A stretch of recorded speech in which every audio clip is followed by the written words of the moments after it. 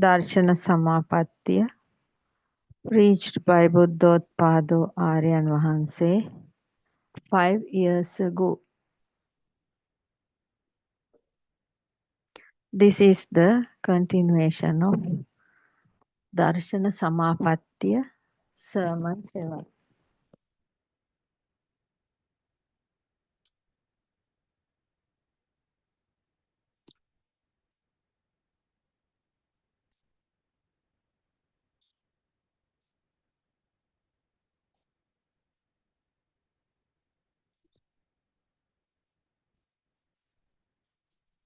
Some are trying to get money from the benefactors and building monastic residences in a big way. Seekers are meditating years and years, but there is nobody achieved Nibbana. There is a big crowd practicing the floating in samatha meditation. All are thinking about a floating level, such as drug addicts wearing white clothes cannot see the difference of bhavatanha, craving for existence, and vibhavatanha, craving for non-existence.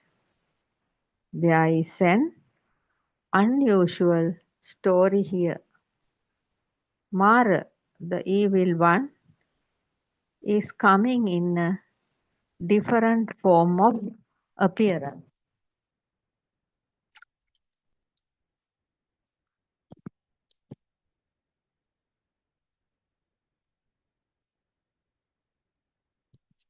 Wearing white clothes and observing moral conduct for 4 full moon days per month.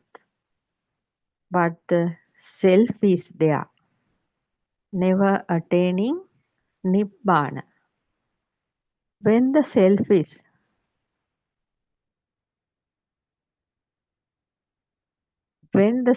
is powerful in the mind, craving for soul is increasing. When the emotional closeness is high, thinking that I am a good guy, the thought density is getting higher. Then the Nibbana is covered automatically, and instead a Nivarana, mental hindrance, is arising.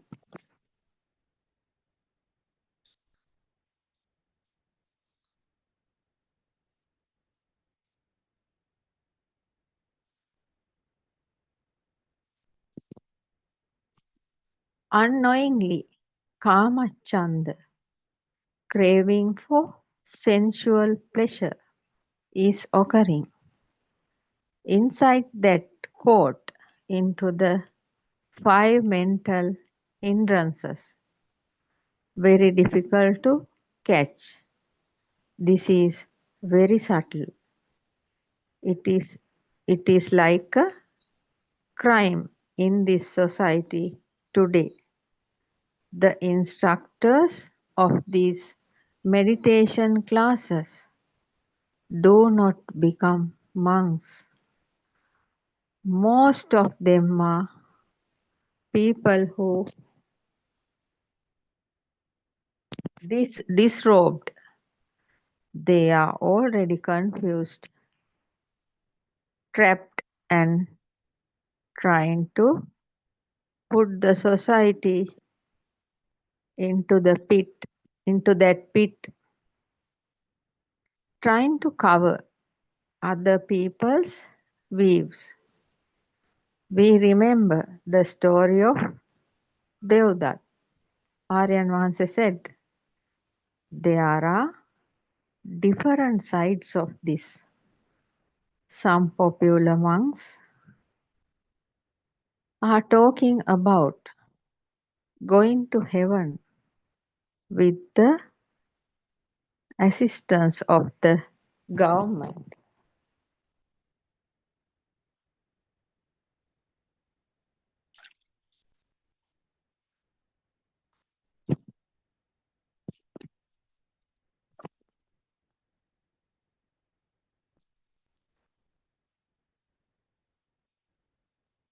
Most of them are ordaining as monks, Sabba Dukkha Nissarana, pretending to redeem all sufferings and put aside, neglecting Nibbana, Nibbana Satcha Karanattaya, realizing Nibbana. Imang kāsāvat gahetva, pabbajjāya anukampang upadaya. The meaning of these words are asking the saffron robe to attain Nibbana.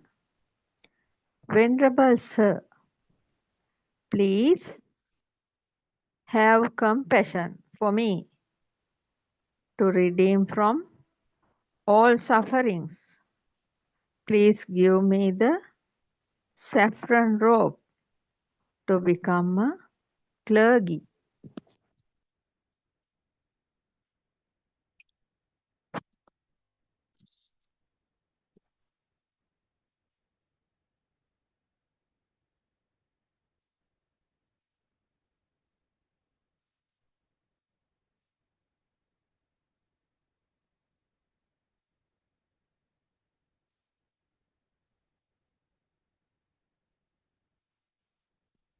Becoming a Buddhist clergy with that intention of attaining Nibbana and then following wrong paths, and if trapped inside the false pit, how to overcome from that. It is trustworthy if you know your path and the address correctly. Therefore, first you must find out the correct path and the address. Thereafter, your path is correct. That means you are reaching the end.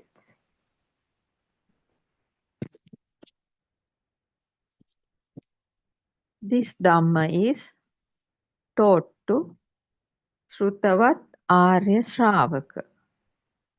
And this Dhamma is completely depending on the Kalyana Mitra, who is a fully enlightened teacher, an Arahant, who is guiding you towards the path to Nibbana.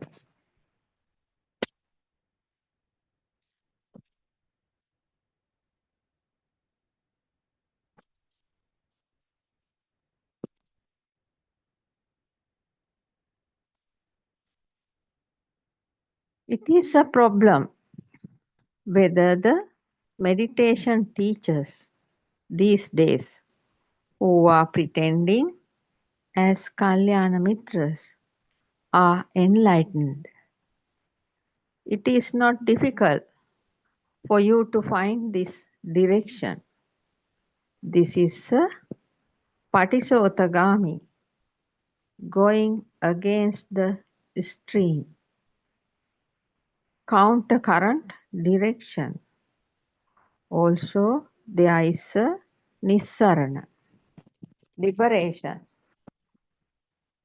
Liberation, wherever you go, there is Nissarana, liberation. You have to give up the knowledge give up the meditation. Lord Buddha says, after crossing the river, do not carry the blow, pahura. Also, Lord Buddha said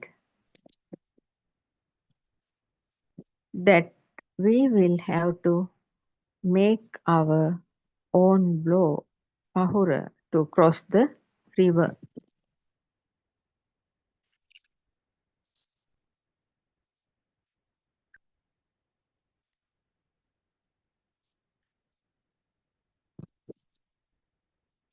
Lord Buddha showed lot of metaphor like examples to clarify what is the stream and how to go against the stream. Counter current, doing things according to the mind. Mara, the evil one, is the stream. Kama Chanda, sensual desire, is always in the mind. We get Nibbana is also through Kamachanda, sensual desire. It is for all. Chandang janeti, vayamati, viryang arahati, chittang pagganyati, pajahati.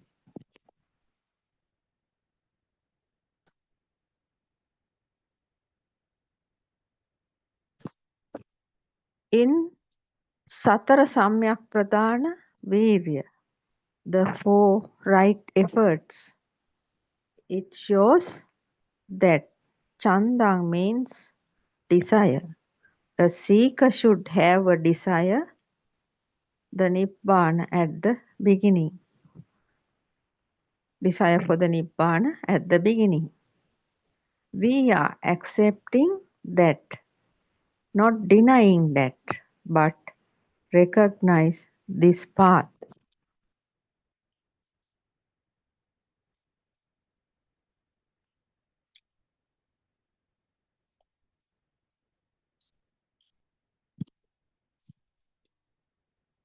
The first thing showed in the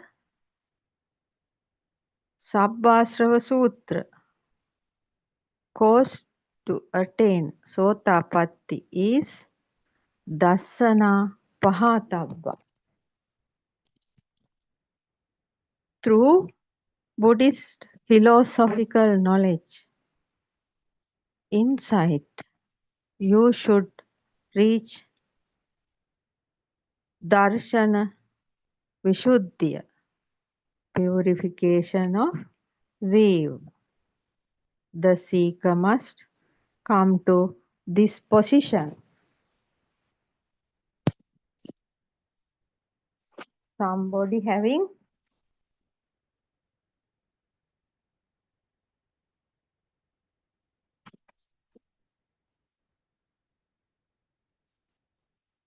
having developed restraint of the senses, grounding oneself in ethical conduct, can come to the purity of view, Ditti Visuddhi. This is the path shown to Nibbana in Dhamma. There is no other way. This is the fundamental way.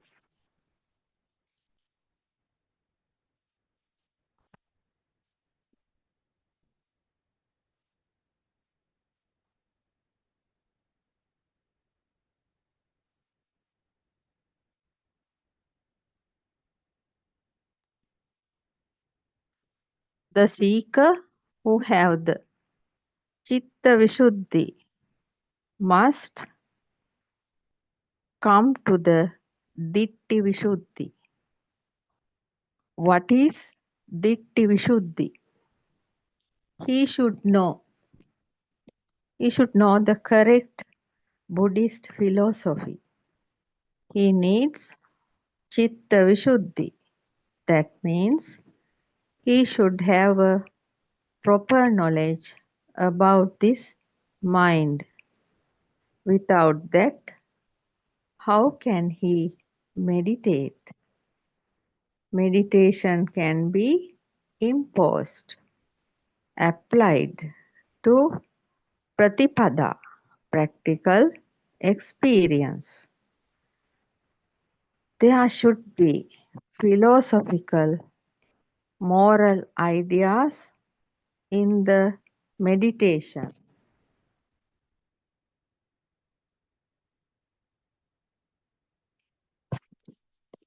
Come to that position, the seeker should have the Satyajnana. Without Satyajnana, how the Krutyajnana can be imposed, applied without a proper knowledge about the mind. How can he meditate? The doctrine is in the meditation.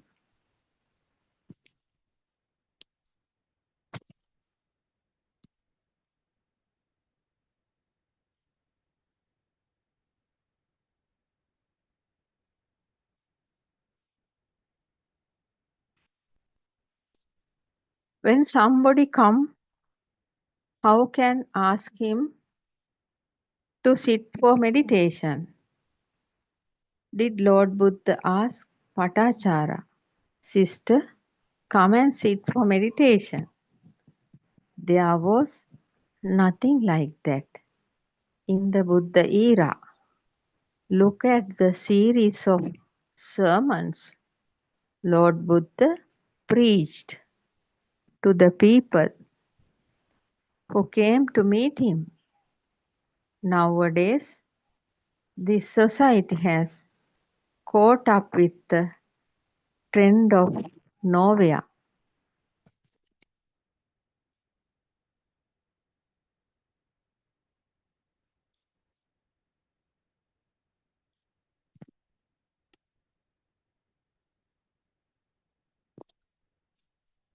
I remember people gone to Dolukand for blessed water.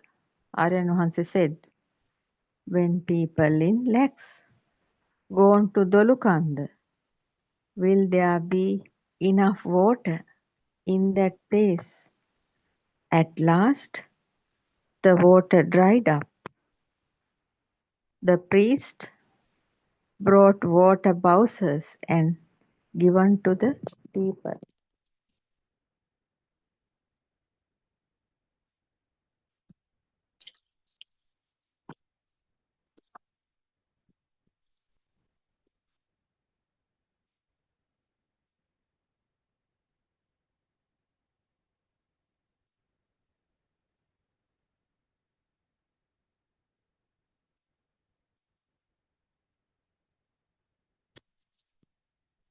Finally, people understood the false story of on Dolukand and started scolding. Now the priest is not to be seen. There are only monkeys in that place. Aryan said, everything was ruined. This is Anusota. What will happen if going behind this kind of waves, going to delusion?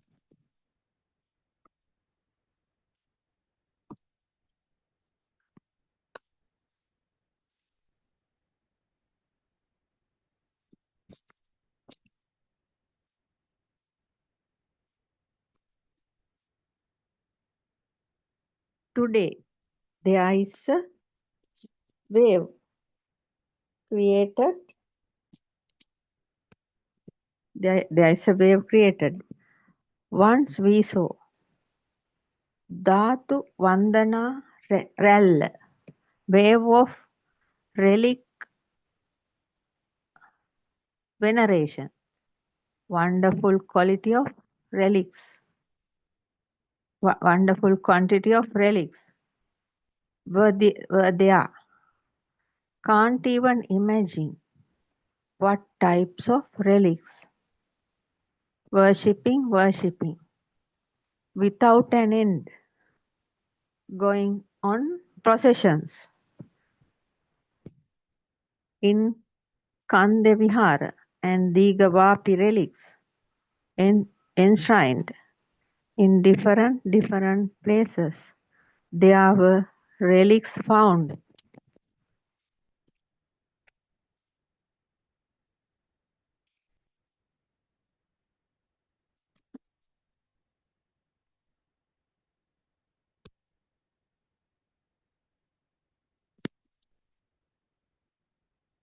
It, it feels surprising.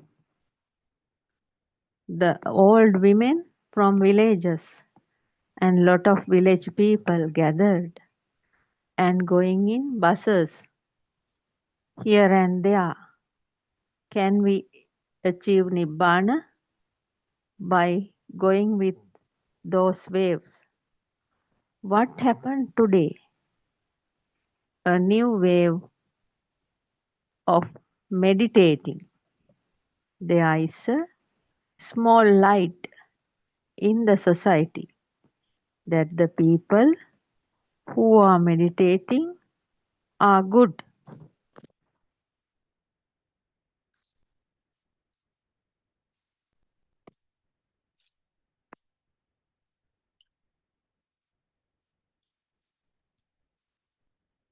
Therefore, all are going for meditation classes. Strange marketing. There is no Nibbana here. Chanting verses for a period of time, like village folks songs. It was there for a certain period of time.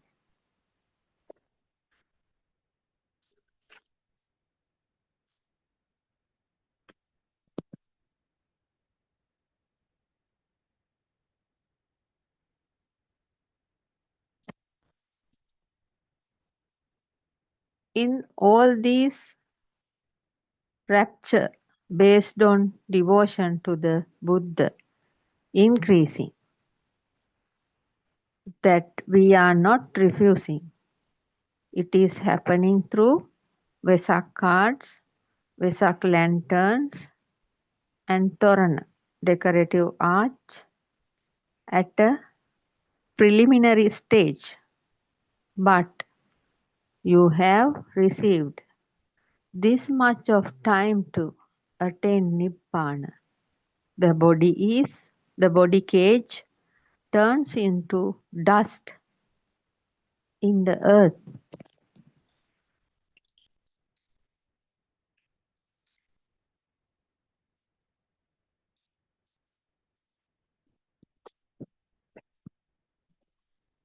Looking for this type of unnecessary things and waiting will never fulfill your life.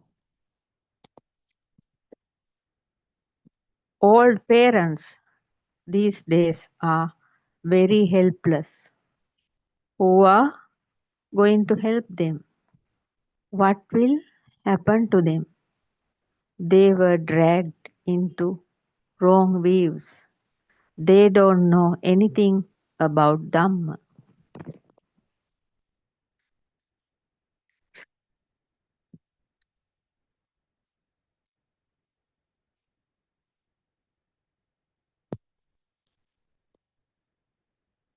I am not opposing to these things, Aryan Vahanse said, but for your path to Nibbana, in vain you are closing your eyes. Unknowingly, we did samatha samadhi for a long period of time. In samatha samadhi, nobody will receive Nibbana. Samatha meditation practitioners will understand they can't reach Nibbana at the end of life. By then, they are very old.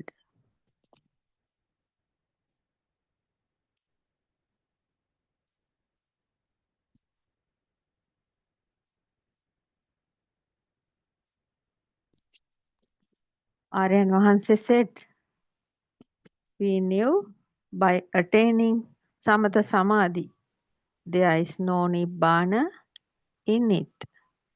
It is a worldly Samadhi arising due to causes, and when the causes are faded, this Samadhi is fading. We know Nibbana is in one side and Samatha Samadhi is in another side. This is the path of Veda towards the Arupa Dhyana, Alara Kalam and Uddakaramaputter's path.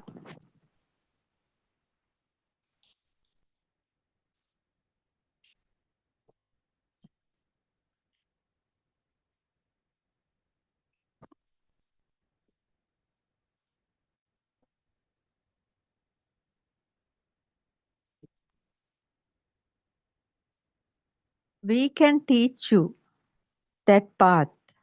We know it very well. Aryan Wahanse said,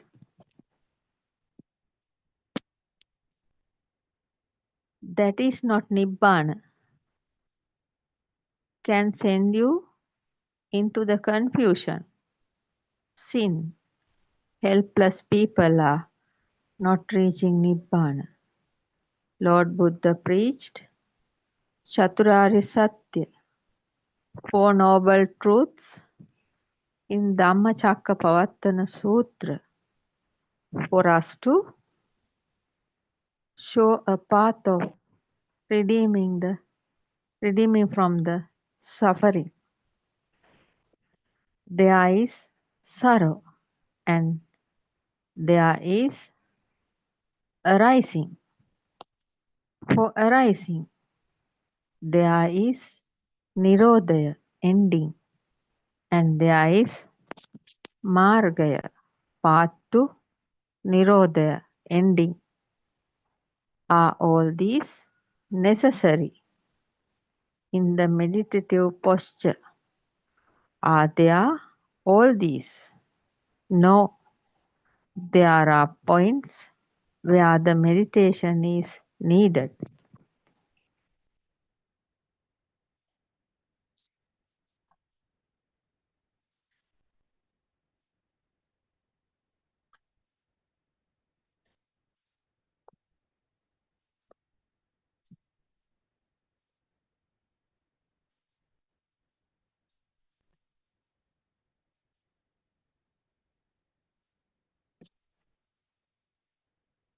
We are applying meditation at the points needed. If you are wearing a dress to go for a journey, at any time you must be able to change it. If you are starting your journey from Colombo and your destination is Nuwara, if so, you will have to wear a warm dress once you are there. Nuwara is cold, Aryan Wahanse said. Your dress will be changing according to the climate of the area you stay. Meditation is also like that. Your journey should be path to Nibbana.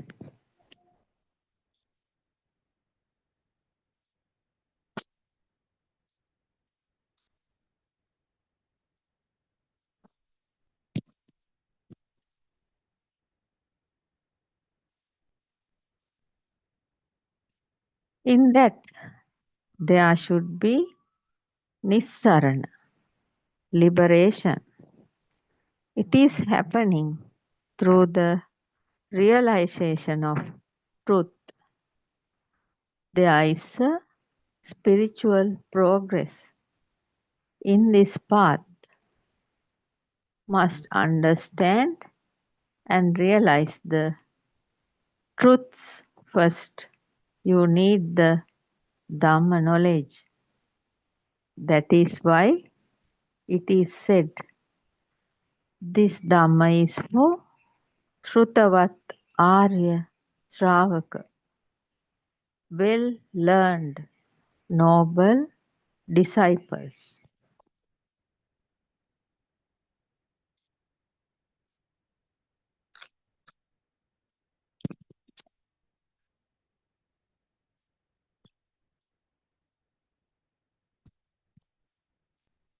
Parato Ghosha is a must.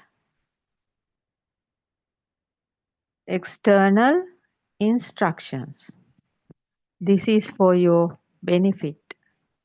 You must listen to the Dhamma.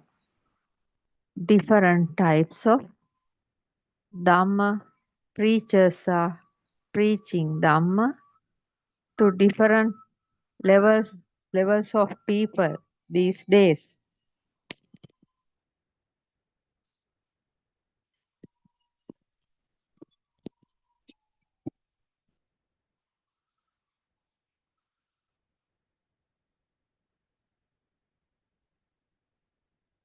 Good. Sutras are also needed. All those are needed. We are not saying no. Aryan Vansi said,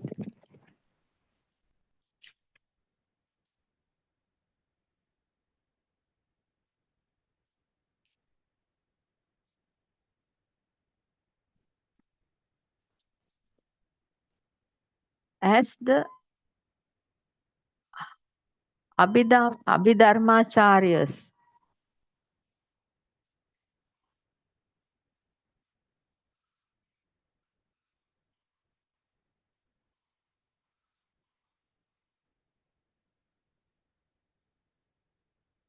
as the Abhidharmacharyas are saying, no need to come to that level. A path is needed to overcome suffering. Chaturarya Satya is for noble truths.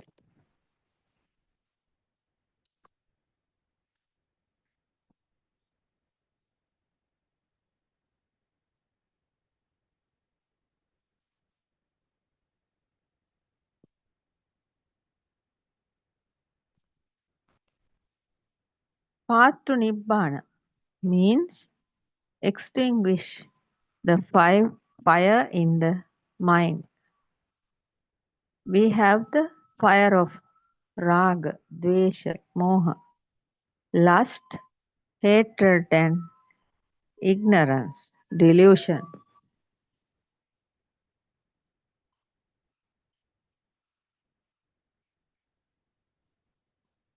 If that burning becomes calm, you will feel it, realize it, come through understanding of the Dhamma.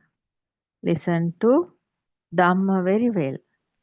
Nothing will go in vain.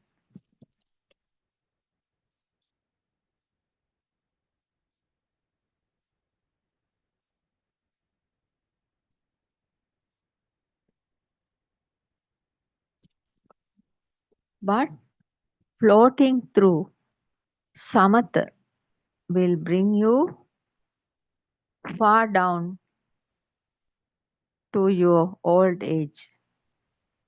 Observing Sil in 4 days, thinking that they are in the path to Nibbana, but they are the ones who could not reach the path to Nibbana.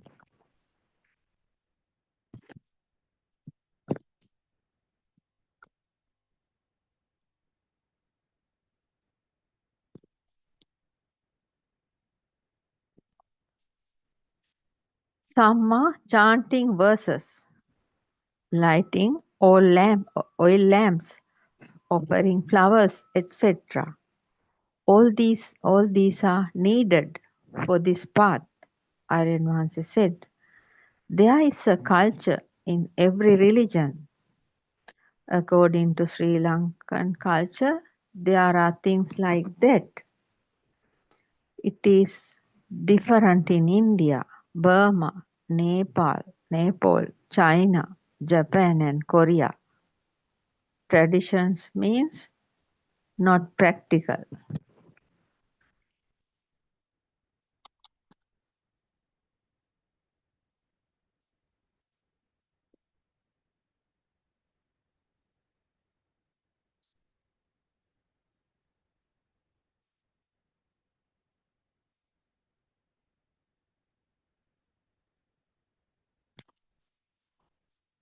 Traditional methods are according to the country, its people, climate.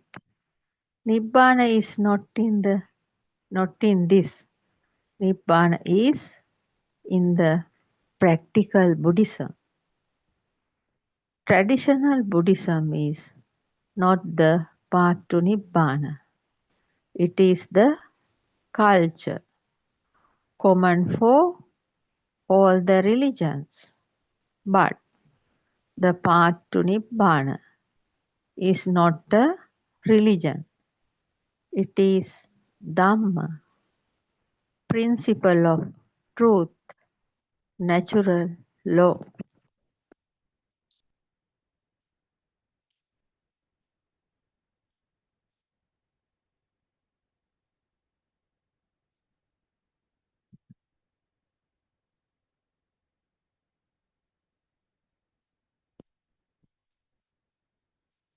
Do not try to make principle of truth to a religion.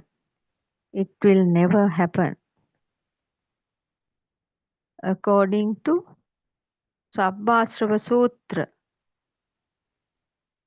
clearly keep in mind eliminating defilements. All the defilements, impurities. This is the only way to become an Shinasrava Rahatan Vahanse, an Arahant, destroyed all the mental defilements, taints.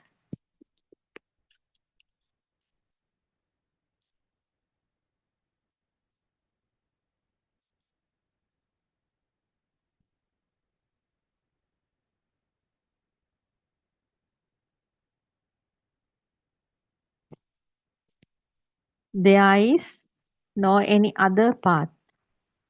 In this path, Dhamma is in the highest top position. Pahatabba, Nibbana means a path where defilements, mental impurities are destroyed, burned.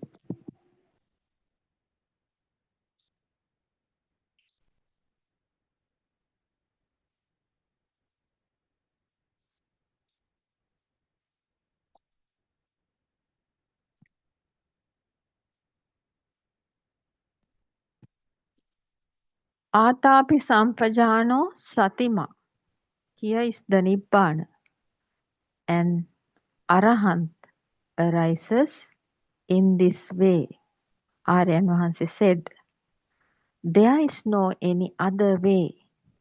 In this way, Darshana Samapatya, true Buddhist philosophy, in is in the top level position.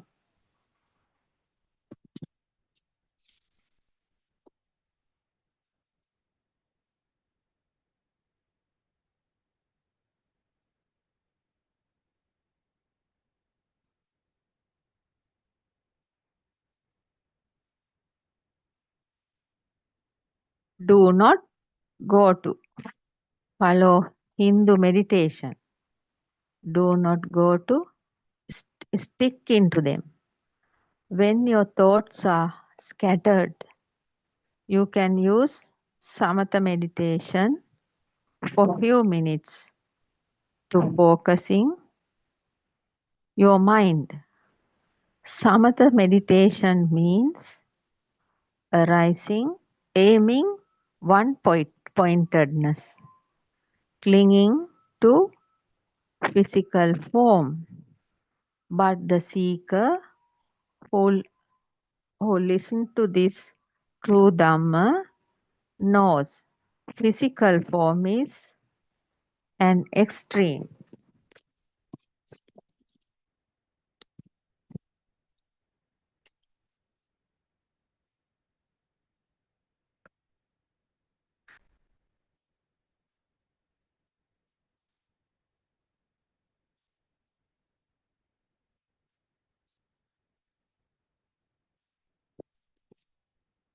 That means it is not Madhyama Pratipada, the middle path, not Buddhism. It is a Mithya Drushti, a wrong view, false understanding, attached to the boundaries of physical form. Be careful. These things are not important for you all. Nowadays, there are only wrong views in the meditation classes everywhere, clinging to boundaries of physical form. You can listen to different Dhamma discussions from different instructors of Dhamma.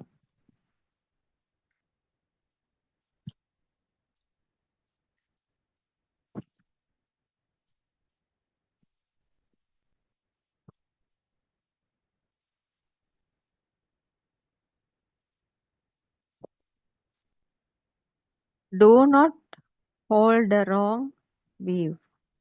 Do not run behind priests with wrong views, false perspective. Open for everybody. Then you will meet the truth. Listening to most of the Dhamma speakers, you will know the path of liberation, way to emancipation.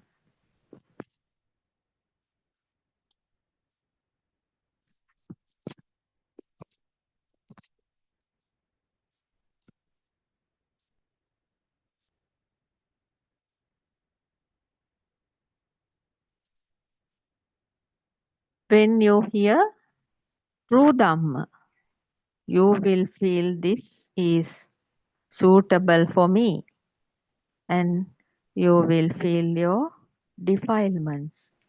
Mind impurities are destroying. Defilements are eradicated by listening to a certain Dhamma sermon, and if somebody feels his raga, desire, dvesha, hatred, moha, delusion, ignorance is increasing, that Dhamma sermon is not according to Dharma and Vinaya, does not conform to Dhamma and discipline, is not harmony with the teachings and rules.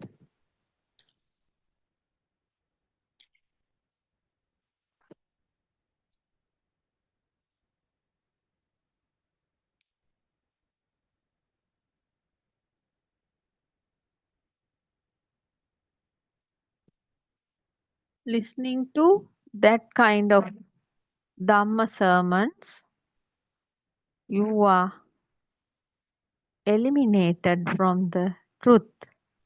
That is not to Dhamma.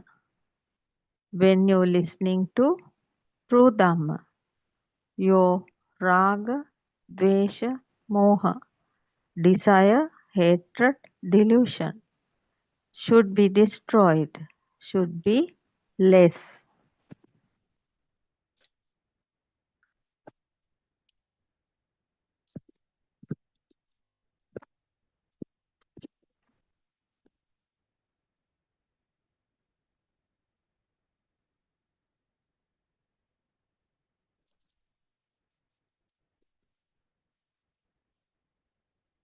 If you listen Kalaha Vivada Sutra, one priest asked Lord Buddha, there are lot of priests preaching Dhamma. How can we find out who is telling the true Dhamma?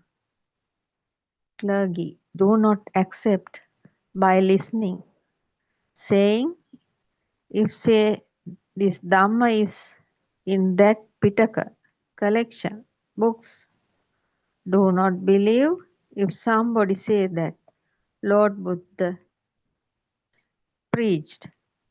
There is only one way you could find this Dhamma is the truth.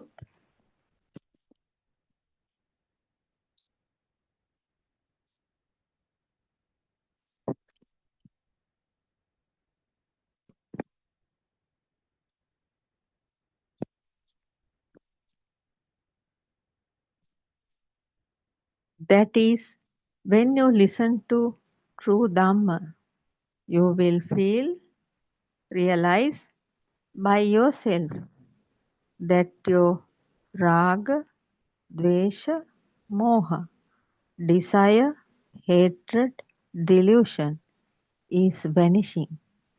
That is the Dhamma conform to Dhamma and discipline. Dhamma means Chaturarya Satya and Paticca Samuppada Dhamma, the Four Noble Truths and dependent origination. What is in Chaturarya Satya?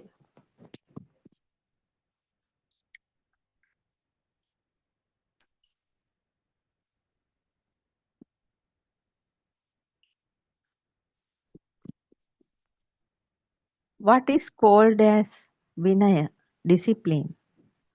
Vinaya means Raga Vinaya, Dvesha Vinaya, Moha Vinaya, discipline from desire, discipline from hatred, discipline from delusion. There is no other discipline. Also, for the bhikkhus,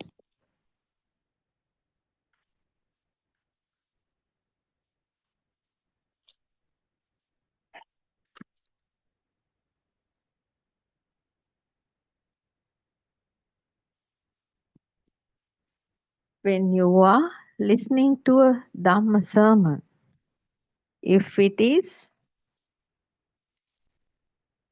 increasing your desire, hatred, and delusion, that sermon is not according to Dhamma or discipline.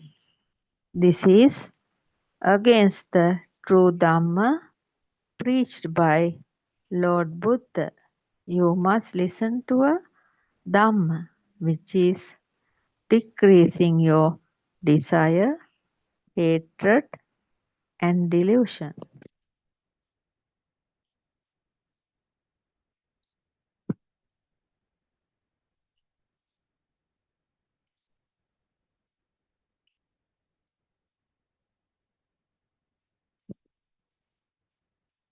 Your careless mind impurities should be decreased when listening to Dhamma. Aryan said, if it is so, how this is in accordance with Dhamma? When somebody is preaching Dhamma, there should be Dukkha Satya, Samudaya Satya included in that Dukkha. Saro, Samudaya, way of attaching, detaching, Marg, path, should be clearly seen in that Dhamma sermon.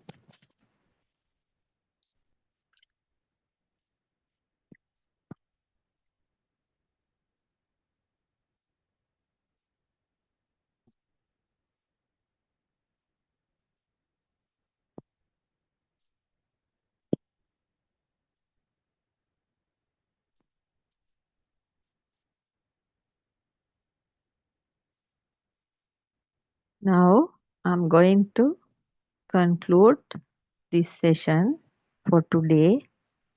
Teruvan Saranai. I worship Triple Gem respectfully.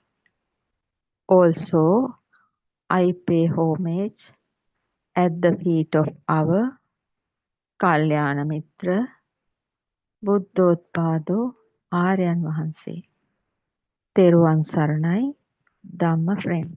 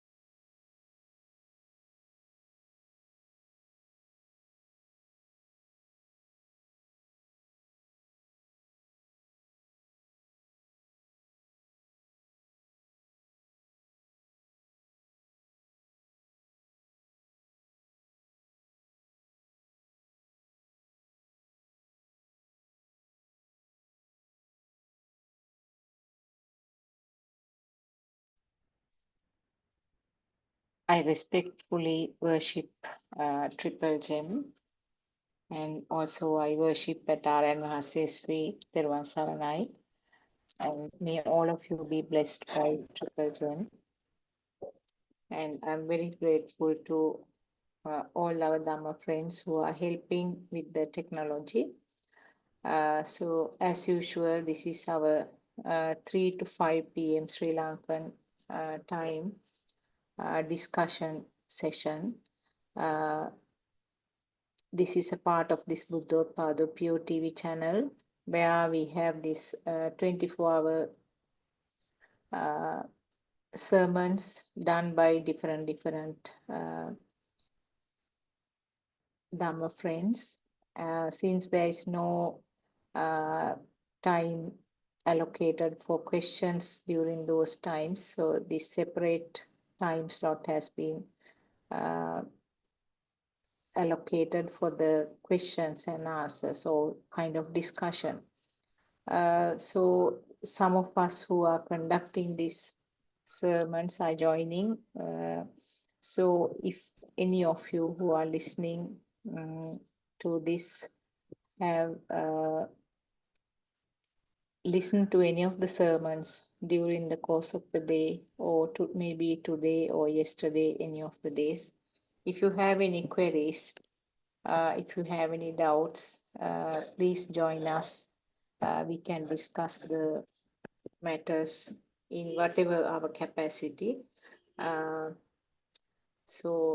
Basically, we know that our noble friend who is guiding R.N. Vahanse has been uh, doing these sermons for the last 5 years, and now more and more they are becoming more deep and finer, because most of the people who have been listening to these sermons for the last 2 years or more have sort of picked up many of the factors, and then there is some degree of understanding about many things that is repeatedly mentioned in these sermons. Actually speaking, even though there are about 12,000 sermons, the spirit of it or the essence of it is simple and a small fact. What we have to understand is that there is no person here, there is no self here. That is the most important part, the golden rule, I would say, in all these teachings. There's no self, and every time we have to look at this in that no self angle. There's a system functioning here, and something happening as a part of that system. So uh, the thoughts that we are getting, the thoughts that are experienced, is also part of this system. So often that is the mind faculty is the one which is difficult to understand. We know very clearly that if the eye is functioning, there'll be non-stop uh, shapes identified. And if the ears are functioning, there'll be non-stop, whether you like or not. You cannot, you have no choice. There's no way of stopping uh, the unpleasant sounds coming from whereas only the pleasant sounds are welcome. There's nothing like that. So all five senses are like that. Uh, the wanted as well as the unwanted things are experienced as stimuli. What we do not sometimes understand is that the mind sensor is also like that. The thoughts uh, are coming, whether they are pleasant or unpleasant, welcoming or unwelcoming. Thoughts are also coming as a process, as a part of this system. So when we do not understand this mechanism, we tend to uh, take it as real, because we do not realize, I mean, when we do not understand the mechanism of thought formation, we tend to take it as real. So that is where the trouble is. Uh, we can start with any particular topics that you want to discuss, Champa or Joel. We can start with any topic that you are keen to start on until our other Dharma friends start join us. Everyone, Doctor, uh, accordingly, there's nothing special. Uh, According to your wish, you can get any topic, Doctor. Okay. Everyone. Uh, yes. Okay. When Kokila also joins, maybe we can add more facts to this one. I thought last night, 7 o'clock discussion, they were talking about this vata or kind of it is working meditation, isn't it? Working meditation and Yes, also about yes. mindfulness also they discussed a little bit. I thought that will be something useful to talk about. Uh, I will just express what in my capacity. When other two friends join, maybe we can expand on that one. Uh, Actually, my mindfulness is something. Now, these are kind of interrelated two words, mindfulness and the working meditation. Vata, I don't know whether Joel may not be familiar with that word. The word vata is used to do to the activities that we generally do in the monasteries and the temples. Things like sweeping and cleaning of the area, those are generally considered as vata.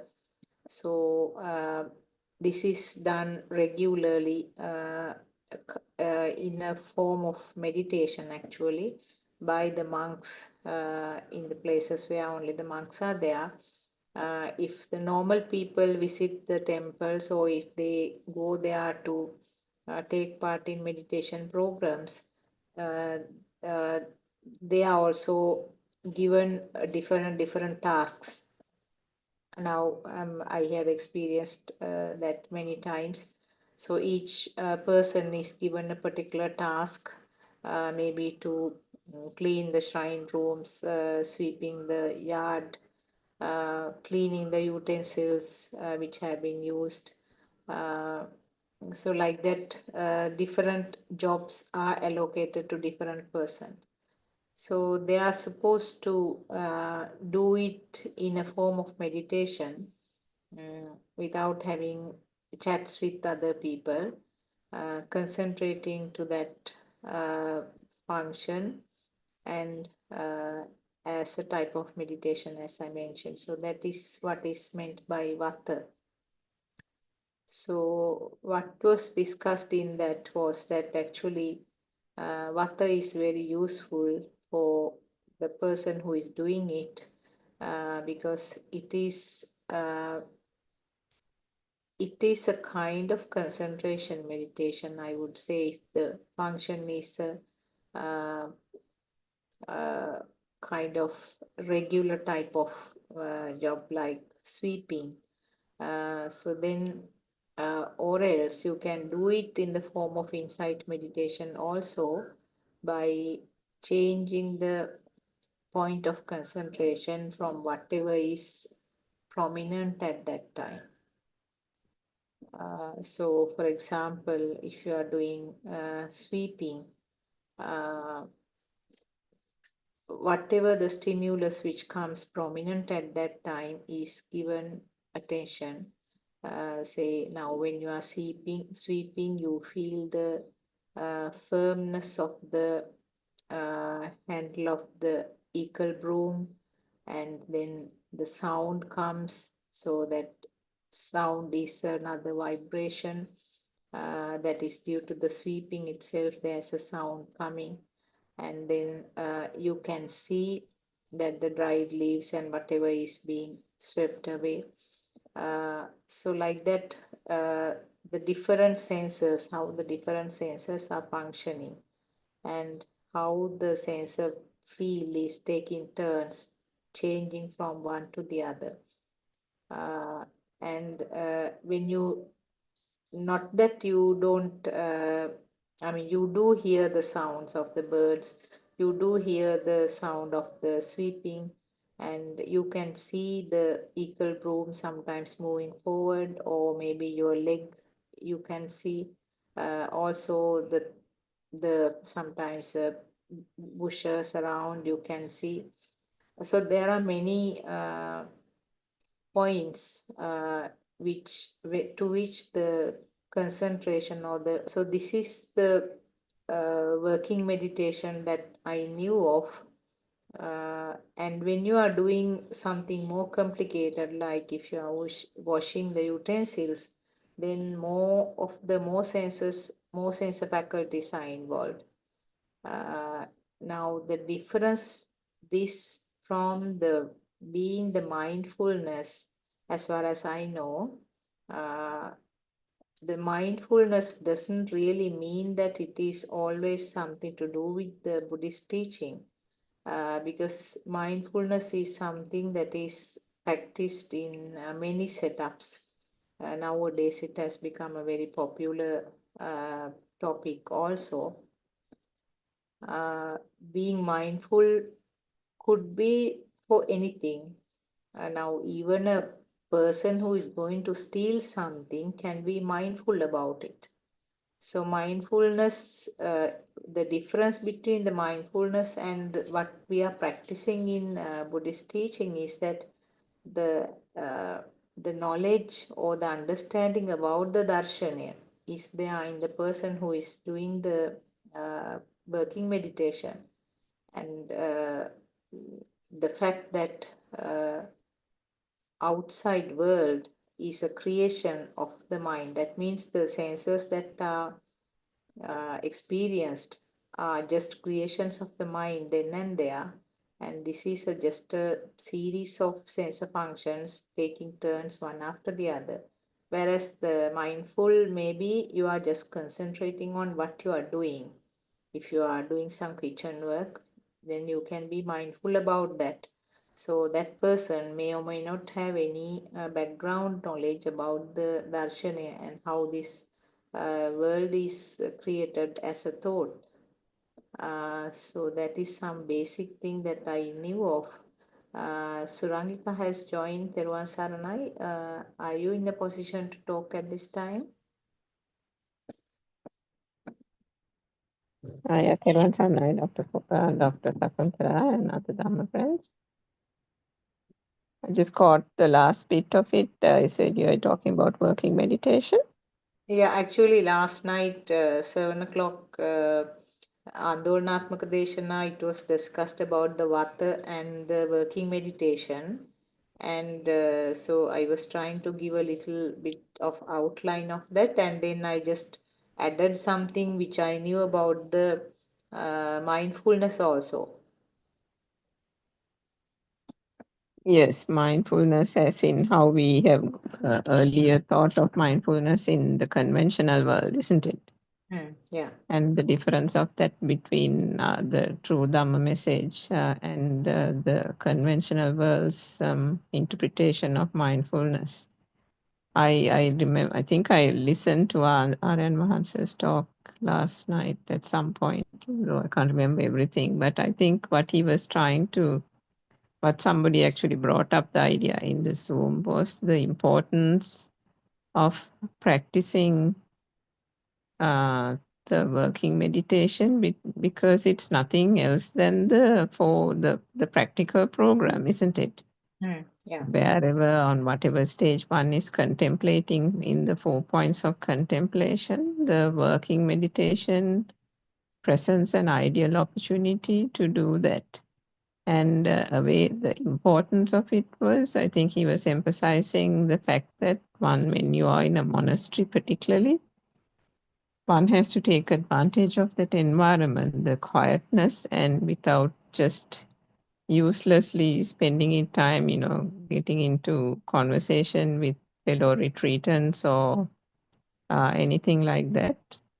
Take the opportunity to observe these senses in the sensor activity, how these perceptions occur, how the mental picture occurs, and then how the mental picture plays out, isn't it? I think the example you gave, Dr. Sakuntala, also the frequently in monasteries, the tasks that are to be performed are like sweeping the garden, sweeping near the bo tree, and then cleaning out carpets, washing bathrooms, washing utensils in the kitchen, things like that. So each time a chore is being done, how does it come about? It's always through a mental picture, isn't it? First, the thought arises that one has to wash the utensils or have the utensils clean for the 10:30 alms offering, something like that. So then the observing of how automatically the body is walking towards the kitchen, or there is a movement towards the kitchen, then something is spotted, and then the identification of it being the tap or the utensils or the saucepans, whatever it is. So that kind of contemplation is appropriate for a person observing the first point of contemplation, that there is nothing outside, that it is only a thought. So it can, in various stages, be practiced through the use of working meditation, whatever chore that is being done. Similarly, in the second point of contemplation, if one is only considering the fact that now the outside world is only a thought has been practiced, and so one then turns to the mind, and then also the same thing arises. It's always coming about through a mental picture, a stimuli, isn't it? The stimuli arises, and then what is the stimuli? That the garden needs to be swept. So then the thought itself, one can realize that it's a thought, and that what is it? Just garden has to be swept. So is there anything in that statement? No, it's just perceptions again, made up of those basic touch, taste, light, sound, and so on. But still the thought is there, and in that mental picture, the garden has to be swept. The activity is still there. The substance of the thought there's nothing. So that is realized, but still then the activity is there, and then the activity automatically happens. The experience is that there is a going out into the garden, there is a taking of the equal broom to the hand, then there is a taking of a bucket, or then there is a proceeding towards the garden. The walking automatically is happening. Nobody is kind of giving a command as such, saying one is walking or one has to walk towards the garden and so on. In that initial mental picture itself, the entire thing has been played out. And then following that also, it's just mental picture after mental picture happening. And that's how the whole thing actually unravels. And the great thing about that point of contemplation is that as one is observing this is playing out from sensor to sensor, then how the eye catches there's a light image, and then it is the mind translating it. Even to that extent, in the third point of contemplation, none of those come, because that, supposing one has gone through the first and second points of contemplation, one doesn't specifically, go into the detail of, oh, this is an image and the mind is saying it's the equal room and so on. All that has been now almost completed. That is all spread out and detailed out only for the purpose of contemplating how these sensors work, and the fact that there is actually no self here. That is why it is broken down. But once it is broken down, and once that realization is there, the third stage itself is the action mind, or the Kriyasita.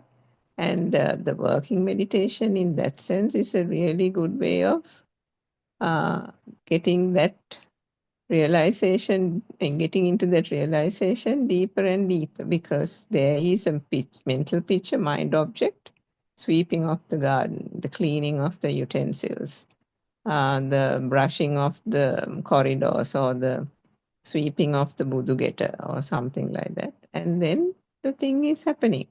In that process, the eye sensor works, the ear sensor works, all those work, but nobody's there. The activity is happening, and when the activity is happening, there is a careful observation occurring. It's not somebody doing, but there is that observer kind of thing. And with that comes the realization that there is actually no person here doing it. The stimuli arises, and then the motion or the activity occurs. The stimuli arises and the activity occurs. So then there is the walking, there is the sweeping of the garden, the cleaning, the opening of the tap, the cleaning of the saucepans, the laying out of the table, the offering of the flowers. And the observation is that this activity is happening without the person, without the I. So the self, the ego has no place in that, because why? The sensors are understood for its basic function, and it is that process, the mechanism that is playing out there, due to the depending on the stimuli that occurs. So it's a really good way of doing contemplating. And with that, I think Aran Vansi also spoke about the internal solitude, abhyantara nihaniyawa.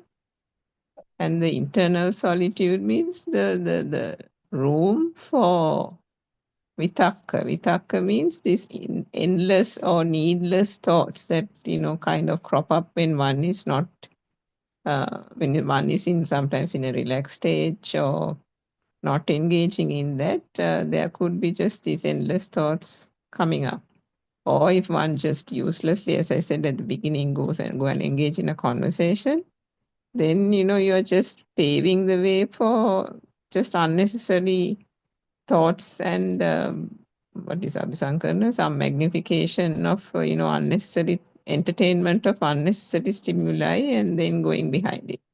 The working meditation is a good opportunity to internalize that internal reflection, to engage in that prajna or penetrative insight, to focus on the senses. The more one understands that this is just a mechanism, the greater the realization of no self, which is the last two stages, and it's very, very important to keep practicing that. The internal silence, the more one is in internal silence, the better actually. And that is very conducive in that working meditation, because anyway in monasteries, people don't generally come to talk. I mean, I don't know about Sri Lanka. I haven't been to monasteries like that for retreats in Sri Lanka, but I suppose those days we had this, maybe we have those 7-day retreats. If it is not a poor day or something, for those 7-day retreats in monasteries, you don't get that many people in the temple. And then those are good days for an opportunity to quietly get about that in quiet solitude. And then people don't generally come and disturb also when they know that you're on a program like that. So it's a good discipline to do. And I think Aran Vasa has said so many times, and how many years he has engaged in, how long he has engaged in one point of contemplation, isn't it? So it's amazing the discipline and you can't say endurance, but the patience and the effort, the right effort that is put towards understanding the senses, nothing else, isn't it? Dr. Sakuntala, Thelwasana, others also can contribute. Yeah, there was a if any other friends, Dr. Kokila also has joined, any other friends who have any experience on this, this word mindfulness is actually, it's a kind of a blanket word, isn't it? I mean, Yeah. Mindfulness can mean like you're identified completely with the stimuli, isn't it? yeah, Because that is what, non-realistic, isn't it? yeah, Yeah. So, any other Dhamma friends who want to make any comments about it? I What don't know. I was can the topic? start. We were talking about what was discussed last night at 7 o'clock by Anand Hanse. We started talking about this vata, which is practiced in the monasteries, and the working meditation. Those are the two things. Working meditation. It is a vata is a working meditation itself, and Yeah, I don't. working meditation can be anything at home as well. Mm. Nothing specific, but the main thing is the Satyajnana. Yeah, So yeah. I mean, this was that's, practiced as mindfulness now because it's a very popular topic, isn't it? Uh, I mean, the word has been taken so strongly. I don't know whether we can even use that. You can say it, mm, but it's all about the truth because uh, if this is like be awakened to the moment, trying to be awakened to the moment. So it's just the truth, importance of the truth. So if the truth is coming at any moment when you're doing the working meditation, that's it. Doesn't matter how you do it or when you do it or where do you do it. The importance is the specific truth level that you have digged into. Kind of because if you haven't explored even by thinking some stuff, even if you experience, it won't be any meaning to you. But then awaken to the moment is something which is very specific, very rare moment. So that's why all this is done. But it never will come without the Satyajnana or the actual truth and trying to feel that is this thing. And it doesn't matter what you do. You may be going in a bus, maybe you're going in a train, maybe you're going in a plane, maybe going in your car, maybe you are in a uh, mm, what is it? Any place, it doesn't matter. But initially, this become something you practice, and later, it doesn't. If someone actually kind of experience and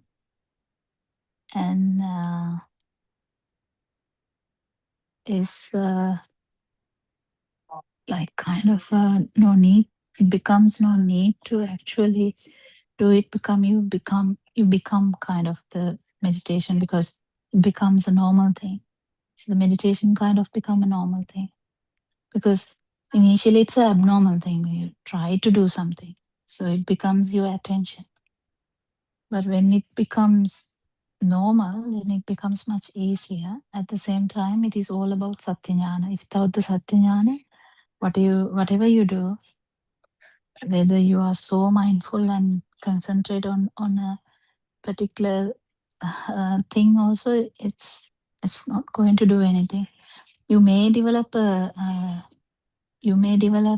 some kind of meditative state, but the importance is really understanding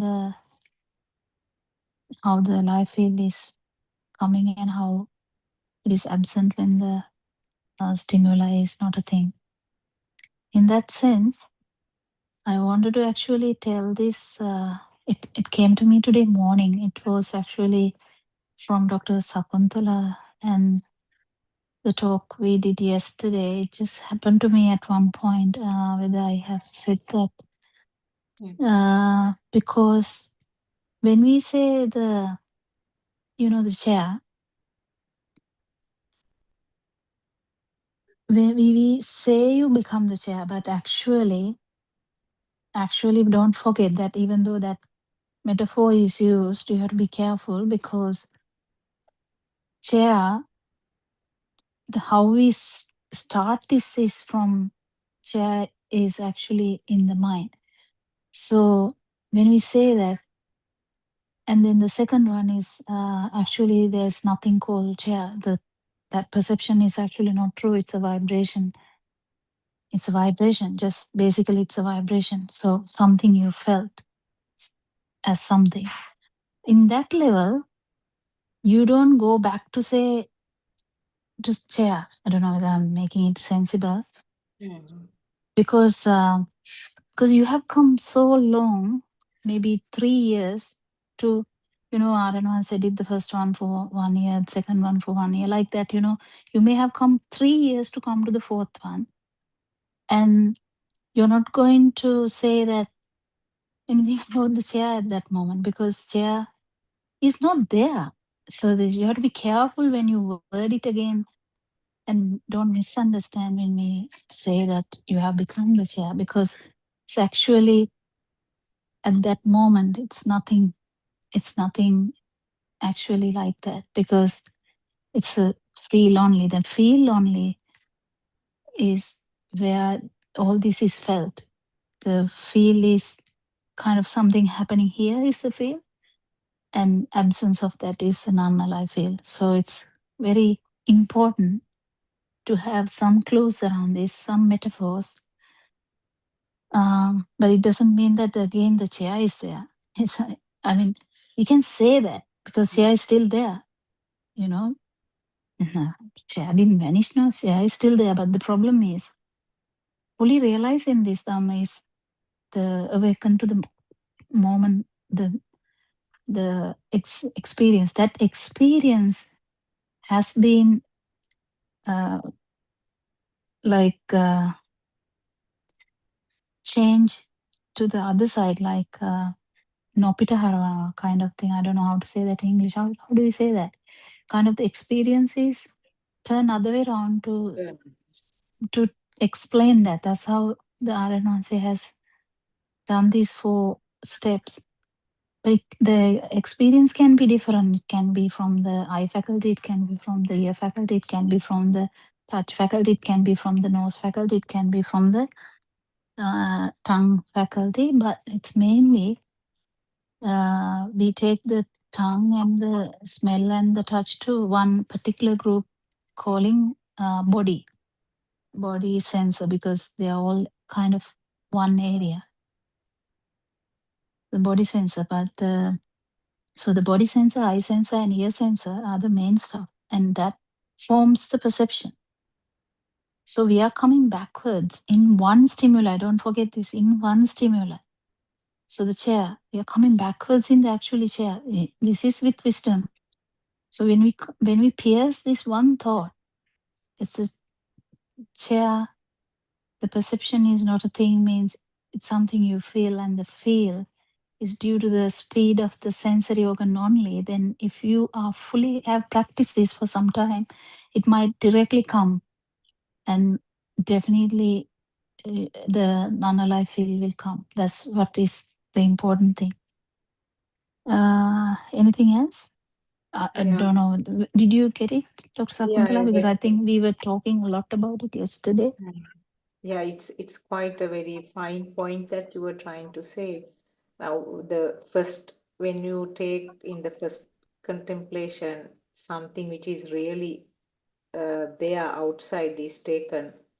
The chair is there, a real chair, story about a real chair. But when you go to this third level of contemplation, what you try to say is that you are not going back to a real chair. It is just a feel. Is that Yeah, the just a feel.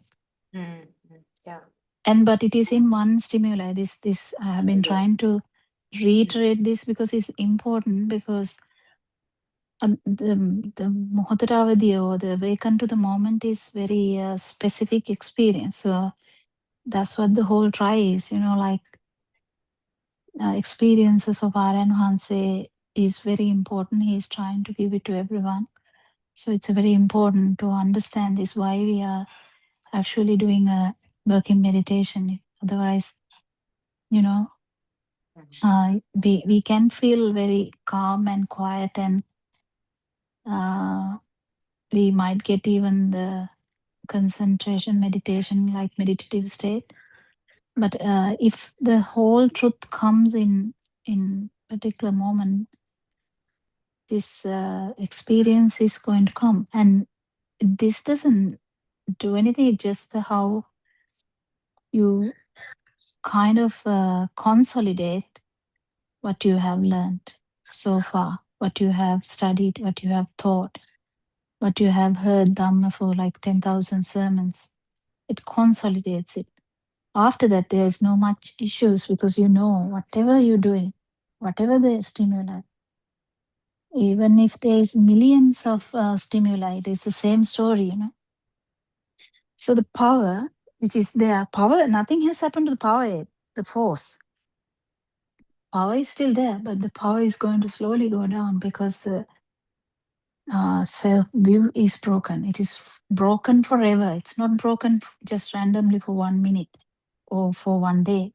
It's broken forever means for samsaric journey, kind of it is broken because of this break. It's like a vehicle braking so fast that it stopped for a minute, but because of the power it had, it's still going forward a bit. That's like how it is after that, isn't it? What do you think? You can add. If I actually give a metaphor, please correct me. If I give a metaphor about this story about the chair, what you first experience is what's called a real, I mean, a photograph of a chair. But when it comes to this third level of contemplation, where you say that becoming the chair, is it something like a negative on that side, not the real photo, but the negative? Is that, I don't know whether it is a suitable metaphor to explain what I feel. No, even becoming part is a bit tricky because becoming part is the fourth one. Mm, mm. Ah, Becoming yes. part is the fourth one because when you lose the feel that you are here, Mm, definitely it is like release, complete release. So it is a metaphor to say that when this side is released, it's only the stimuli there, but it's actually not attached anywhere. So the appatitita vinyana or yeah. the consciousness which is not falling anywhere means actually it's not even fall on the other side. If it is fall on the other side, the story is different. It's not falling anywhere. Just that's what I'm trying to say. Mm, Because if it is falling other side, it is completely. I mean, it that too. contradicts the But thing. It's yeah. not like that. It's not falling anywhere. But for a metaphor, we use like because this side is eliminated, in the Mm, sense this self side is eliminated. mental, It's a yes. feel. Mm. You feel like the because you still hear something or you still see something. Something. That word is important. Instead of the chair, that is what the I word mean, you. this is theoretical when you try to say Yeah, these yeah. things. I know. Yes. Yes. Mm. Okay. It's very theoretical when you try to say this thing. But the experience has no problems like this. Experience is just, it's a very quick experience. So it just as the life feel is not there at that particular moment. That's all. But it happens in such a way. Um, Definitely, it is Satyajnana falling into Krutyajnana. It's just what you know kind of thing is falling into the field Mm. Mm. because there's always bias of these words we use. So don't get complicated by the words. We may use the wrong words. We may use the the wrong metaphors, but it doesn't matter. What is important is having this experience, awaken to the moment. So that is where the alive feel is not there. The release of this side, basically. This side means it's not going anywhere. Because, if you understand the physics, it just, it just, it just, there's no vibration means there's no two ends. So it's there's no power means there's no vibration. There's no two ends. It's vice versa, everything. But if you have them, you have everything. You have the force, you have the whatever the power, the whatever the word you use, you have the vibration, you have the two ends, everything is there. But when it is not there, you don't have the two ends, you don't have the power, you don't have the vibration, nothing. It's just experience because it is not um, it is not not easy. But Lord Buddha also tried hard, didn't he? He tried, and Aranvasi is trying. It's just something that will confirm or consolidate that there is never a self when the stimuli is not a thing. That confirms that the self feeling, the alive feel, was solely due to uh,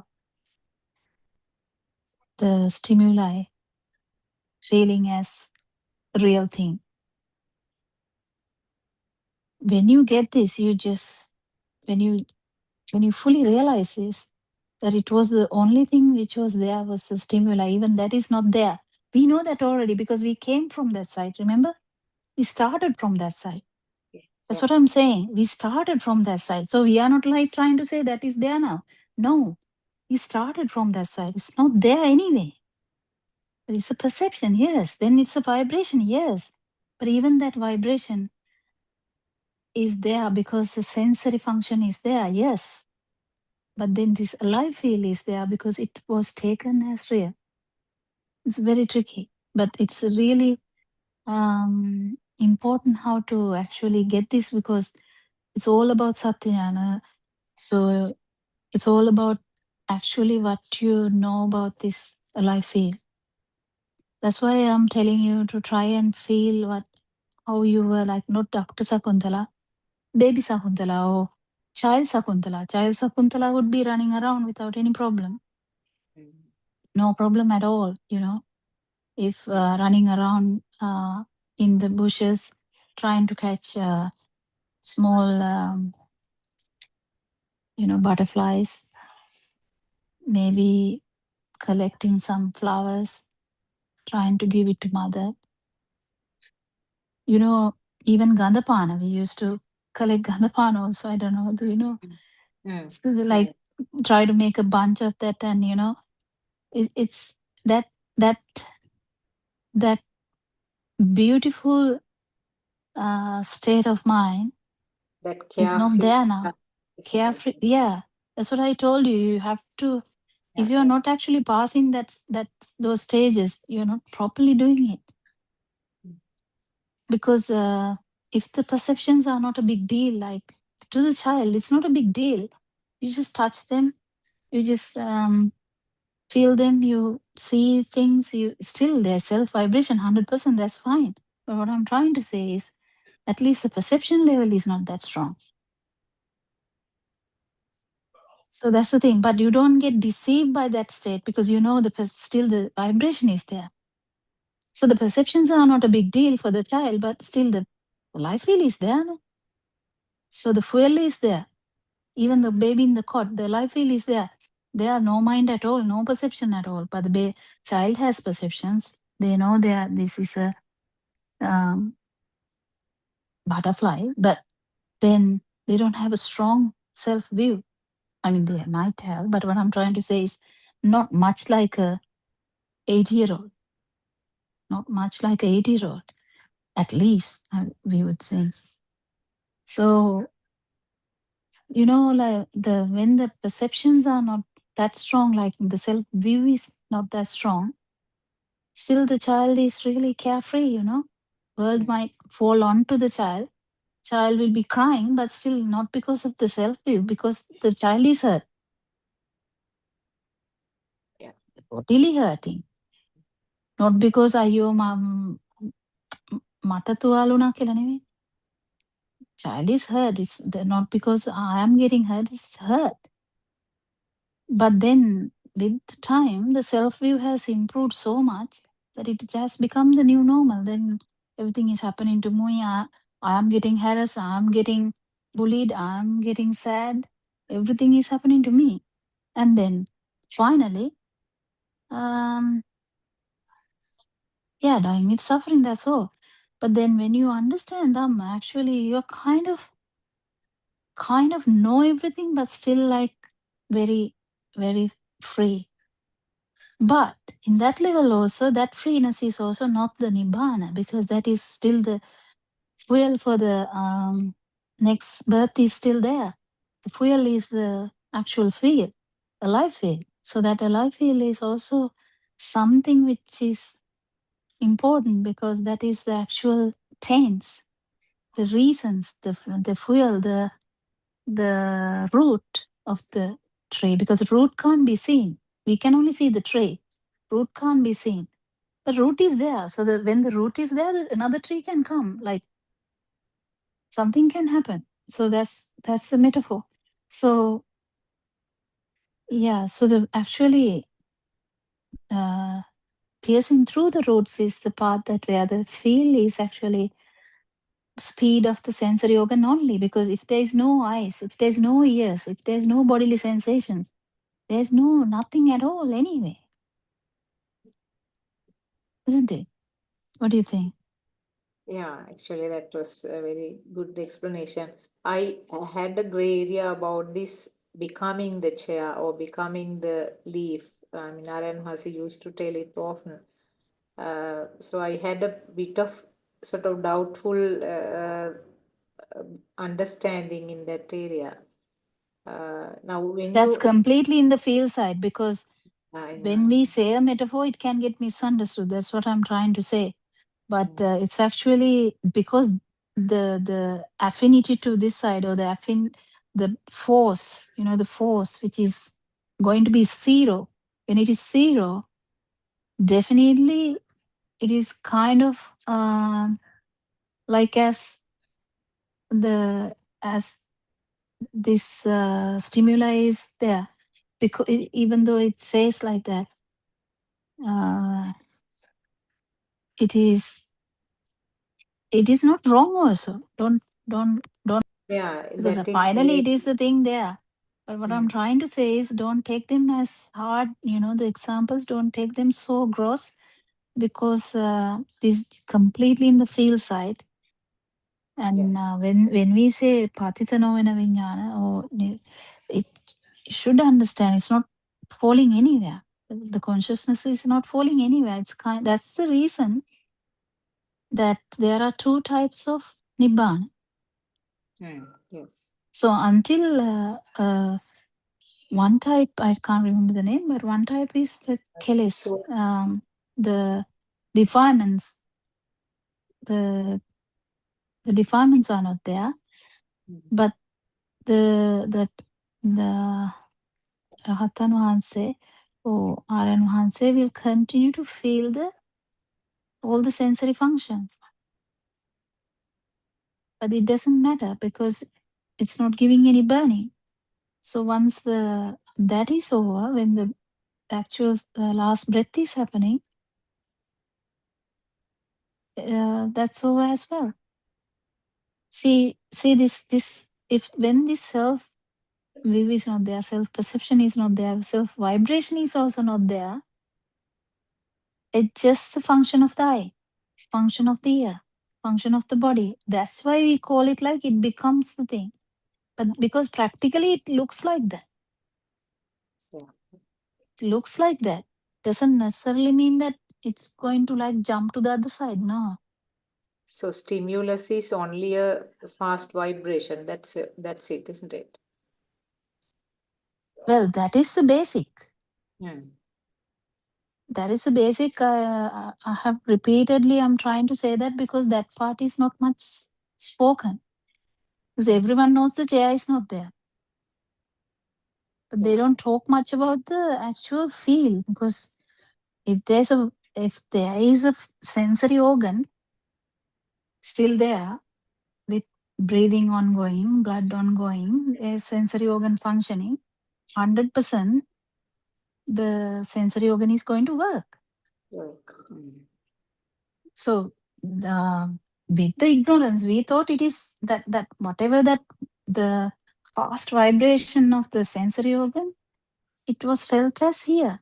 But then When the misunderstanding is gone, actually it might release it for one moment. Just awaken to the moment where it has come there. But that moment, the self feel is not there.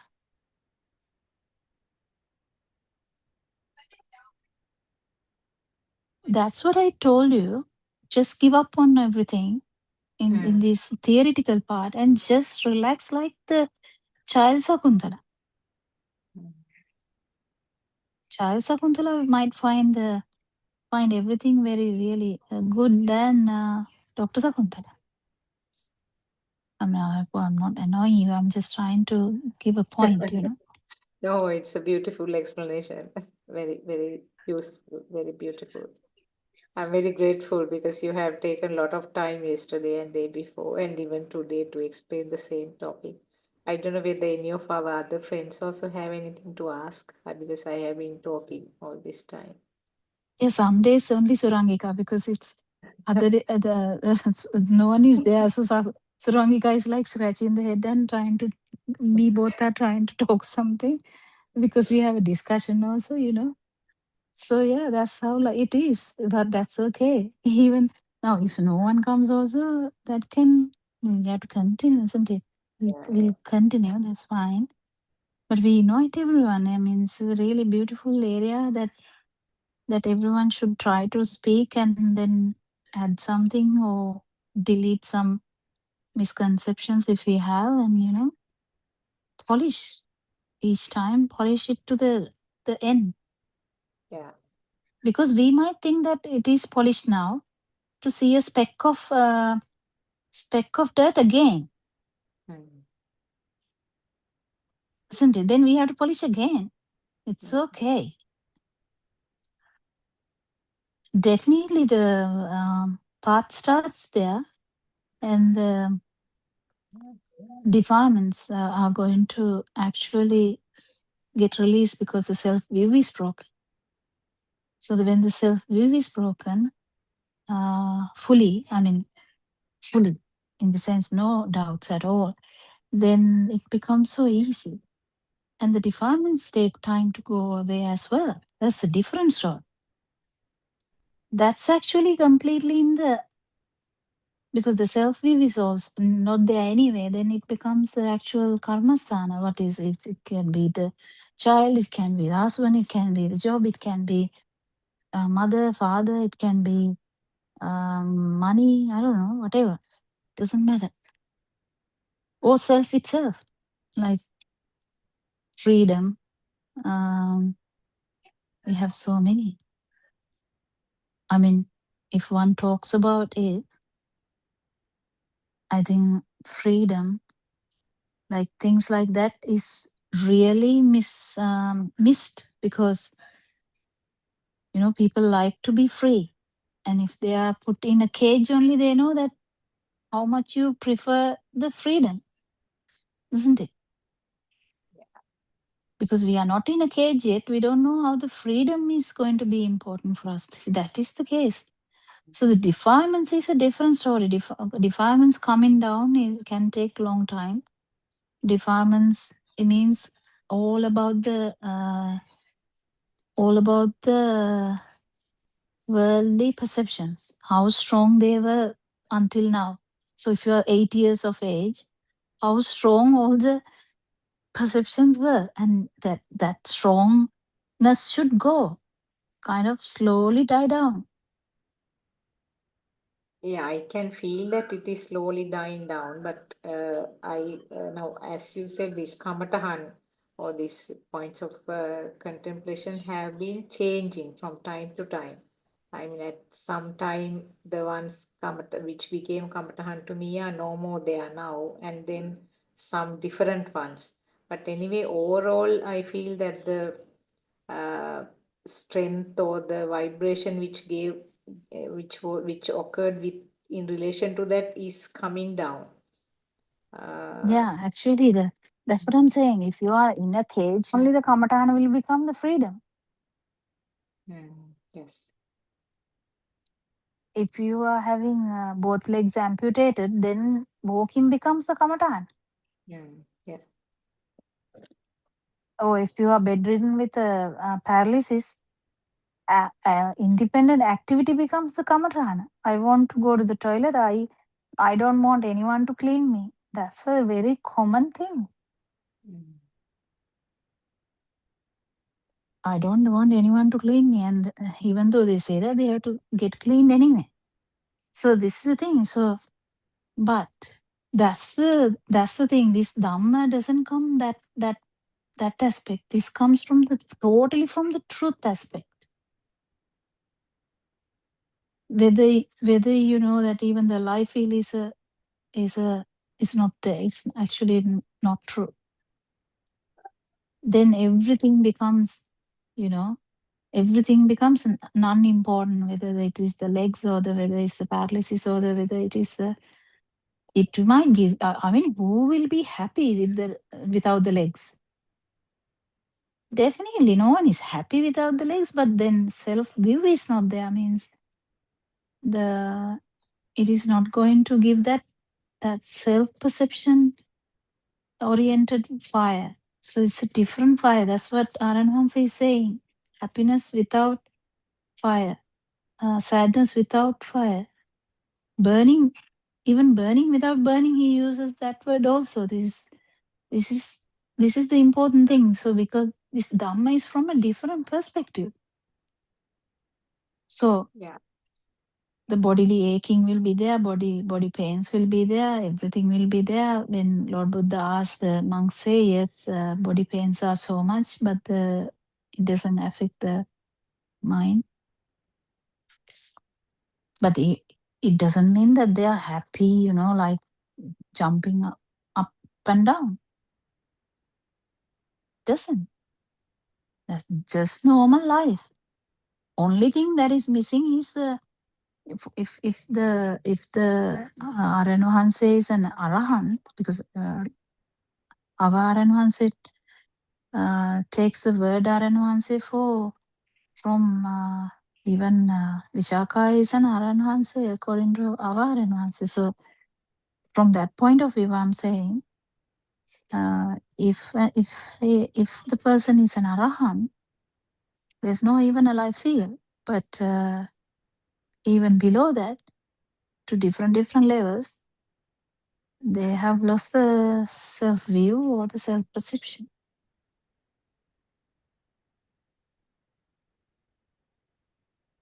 Recently, Aryan Mahase gave a beautiful example. You may have heard it about the funerals.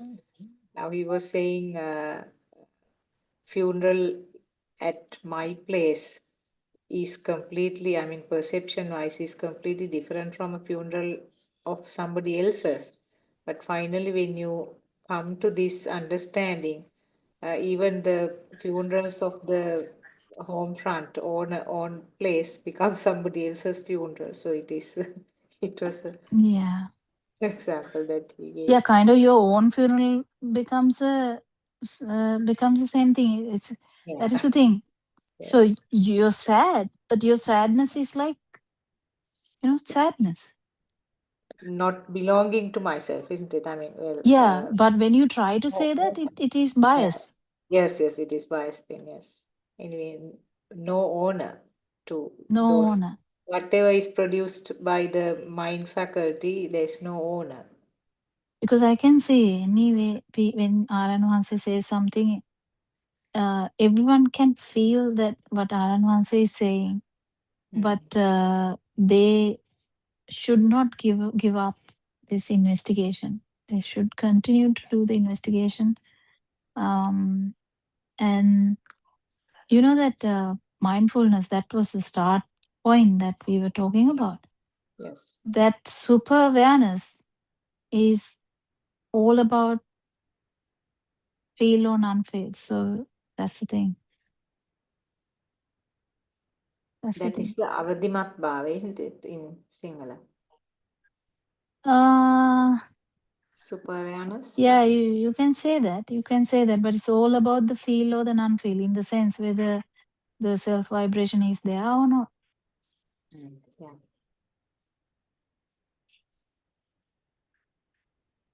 Yes, Surangika. Joel is also here.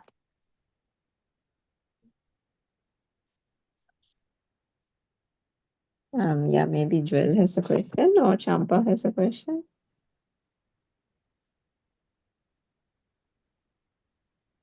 Thiruvan Saranai, all the Dhamma friends.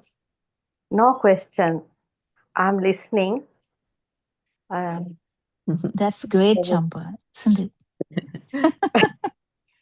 That's- In that case, I just ask, is there a difference between Avadiya and Adhigata Samadhi? I have heard Aryan Master saying Adhigata Samadhi in the true state is the Arahat state, because yeah, that yeah, transcends not yeah. only fading of the defilements, because after the fading of the defilements, um, using that railway track example, he says I that, mean, I can only say, I mean, I can't 100% say it, but I can say that it transcends the Avadiya. So that's all I can say. sorry, transcends, I didn't hear the last bit. Avadiya, in the sense, Avadiya. yeah, What because you what would become it. Avadiya be in English, Dr. Pokra? So we talked about super awakening now. Super awareness, I don't know. Super I don't aware. know. I actually So don't care much about these words, but because when people because ask we have only, to, I I get, suppose, convey it to English speaking listeners. yeah, I think How super would we awareness. differentiate the two stages or two states? Or is there a difference between the two? Yeah, well, that's how I say it. When you become the super awareness, you can't different. I mean, there's nothing to differentiate. So that's what I'm saying. In that, because samadhi, you have become the super awareness, so you have become the there's nothing to even consider there, so that The it's not mm. felt differently. So I think correct me if I'm wrong. I think I've heard Arana saying, and obviously we've experienced the lightness and that the inner transformation occurs as the defilements fade, and that is why he used the railway track example. Those happen in parallel, isn't it? With the fading of the defilements comes the avadya or the like inner tranquility. So the tranquility also rises as the defilements are coming down in equal proportions. But still, even if we come to the end of the defilements, still there can be the vibration, which is that self vibration. And that is the thing that I think who Kemakatero or Rudatero, one of the two, I think Kemakatero, mentioned in terms of the defilements are gone, or the fact that arahathood had not been reached because, and with the metaphor, cloth cloth is washed or something, but the dye or the fragrance in the dye is still present, and that is the metaphor Fragrance he of the soap used. or something, isn't it? Yeah, the fragrance of the soap used to wash it or something is still present. So to that extent, I think he was referring to the self vibration, um, which is, I suppose, ultimately, as you said, the maybe the Adhigata Samadhi is the super awakening, because beyond the super awakening, Renvansi has not mentioned any other word, any other term. So that Yeah. So must the be the how ultimate. Kemaka Thero will know that that is also a bit of if you ask Aranhanse usually explain this nicely. It is also a bit of ignorance, that there is some little bit of ignorance to go. That's why there's this gap, you know. Yeah, yeah. That is why. So what is the ignorance? Is there some uh, anticipation that there will be a change? So I won't go into deep into that, but what I'm trying to say is, yeah, because there's a experience that they know it, or like they already know the nana I feel kind of thing, already have felt it before. So kind of there's ignorance trying to wait for that, you know. So that's the thing. But anyway, we are fully aware about that, not becoming that, not become in the non-alive field because it hasn't happened yet. But it will not happen until this little bit of ignorance is gone. That is the tricky. This path is so tricky. That's why all the time the help of the noble friend is important.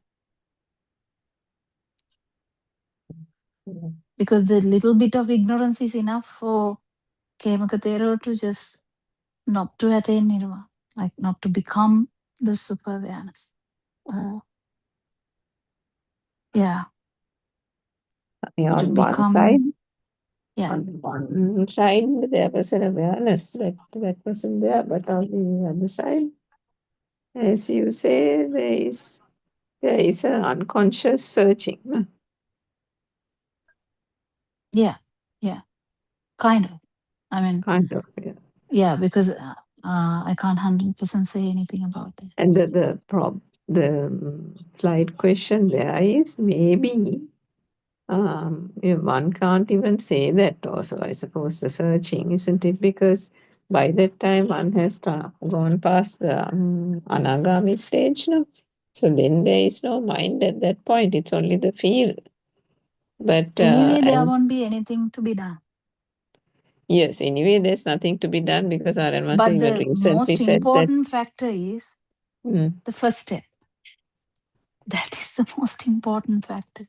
The awaken Yeah. to the moment is the first step, in the sense the awaken to the moment. The moment, Yeah, awaken. that is the important factor. Then everything else is just will happen according to the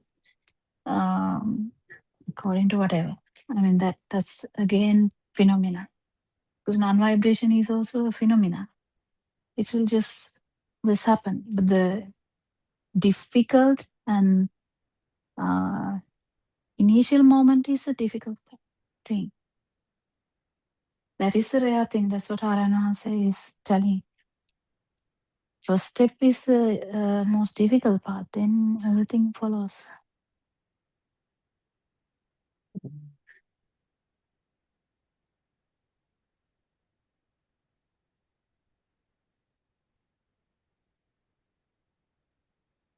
Not to say that even the last bit, the help of the noble friend is important, but that main factor where the self-view is completely broken, or 100% insurance that there will be never a lower vibration, never a lower vibration than the human vibration again, or it is definitely going towards non-vibration. That reassurance is only in the first bit.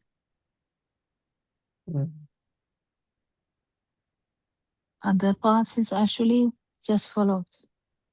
It's like when a child is born, when the mind is formed, everything follows. No one is teaching him that this is. I mean, someone maybe is teaching him, but the self-perception, self-view, no one is actually reminding him, Puta, this is your self, okay? This is yourself. Just look after yourself. I mean, we might say that in English, but um, I mean, no constant reminder about the self-view or the self-perception, but it automatically has developed. When you are like kind of 50, 60, 70, 80, you are like fully in the view that there is chair, there's me, I'm sitting on it.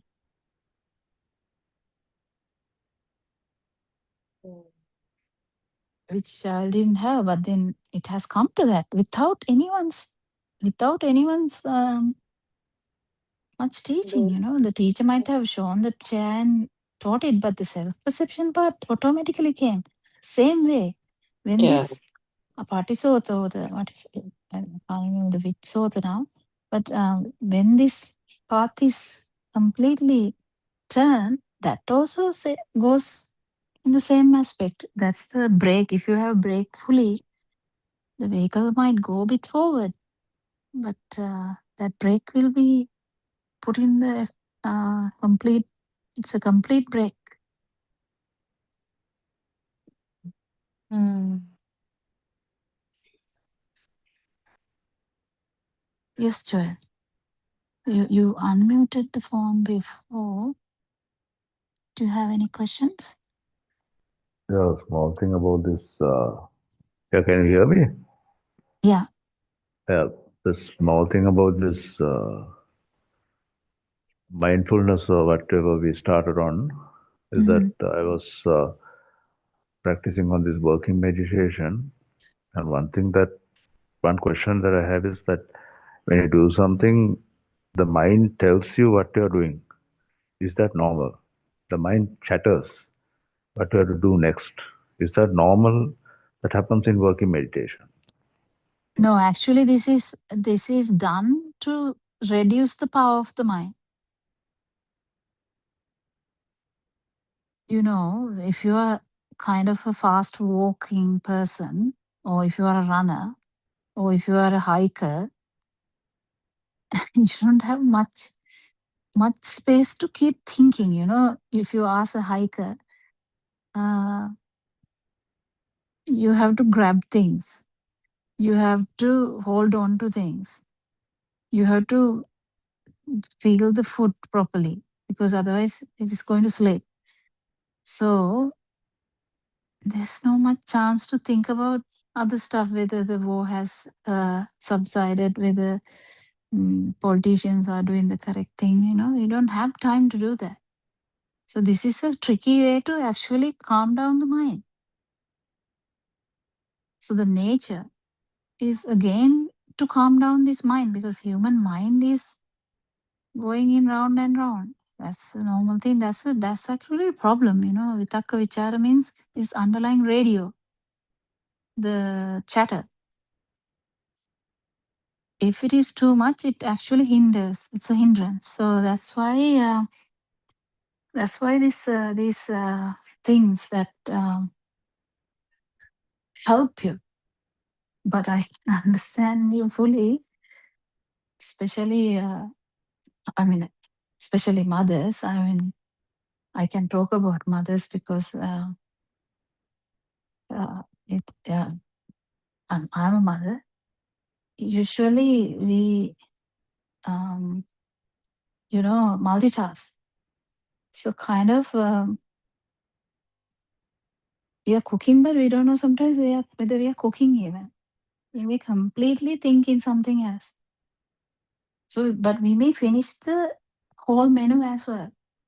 So that is not the proper kind of meditation. It's not the working meditation. This is actually to get this chatter down, the power of the chatter, not forcefully. Because if you try to do something forcefully, then it becomes the focus. Punishing the chatter becomes the focus. That's not the focus here. Not punishing the chatter. It is kind of subsiding the chatter, subsiding the mind, so that the feel is more easier. Do you get it, Chair? Yes, doctor, thank you. Yeah. Actually, not even subsiding. I mean, we can use the word subsiding. Uh, the, the putting the, doing that whole thing that we were talking about, the understanding the mind, the thought occurring in this moment breaks down the importance, the significance of the thought. So what happens that when you do the vidarshana or the deep reflection of the thought, it's not that every thought that comes in this moment you're reflecting. When one No, actually actually, understands the thought, the this significance of the thoughts don't are not great. When no, the I'm not significance, actually talking about the deep reflection here. Deep reflection means you are actually you can think, sit down and do the deep reflection. That's fine. Deep reflection is something else. The giving chance to the awakening to the moment is different, because awakening to the moment is an experience which will come when the thinking is not there, in the kind of when the perceptions are not true. So if you are actually trying to think about Dhamma in that, it doesn't come. Aranansi says, I if didn't say to think about at that time. the What I said was, reflection in the sense, that's what I was trying to say. I mean, my words may be wrong. When you say reflection, I'm trying to say the two different areas. I'm trying to highlight two different areas. So you can do that. So in Joel's experience, I'm trying to say, Joel's experience, he's a beginner. He might do the reflection. He may do the reflection. Sometimes he may not, because I didn't do much reflection when I used to do these things. I did the reflection a lot, in a kind of in a different perspective. But then when I'm going for a walk, I don't do the reflection part. So what I was trying to say is, the reflection part is very important in the beginning. The reflection part in action is this, is the important factor. What Aranos is telling is, this is important for Joel. If you are actually thinking about Dhamma, or reflecting, actively reflecting, or even passive reflection, then the experience can be artificial, in the sense, what do you say? It's not artificial even. It can be just because of that reflection. But if it comes randomly also, without any reflection, if it's coming randomly, it's really good. So that means it's kind of concrete now.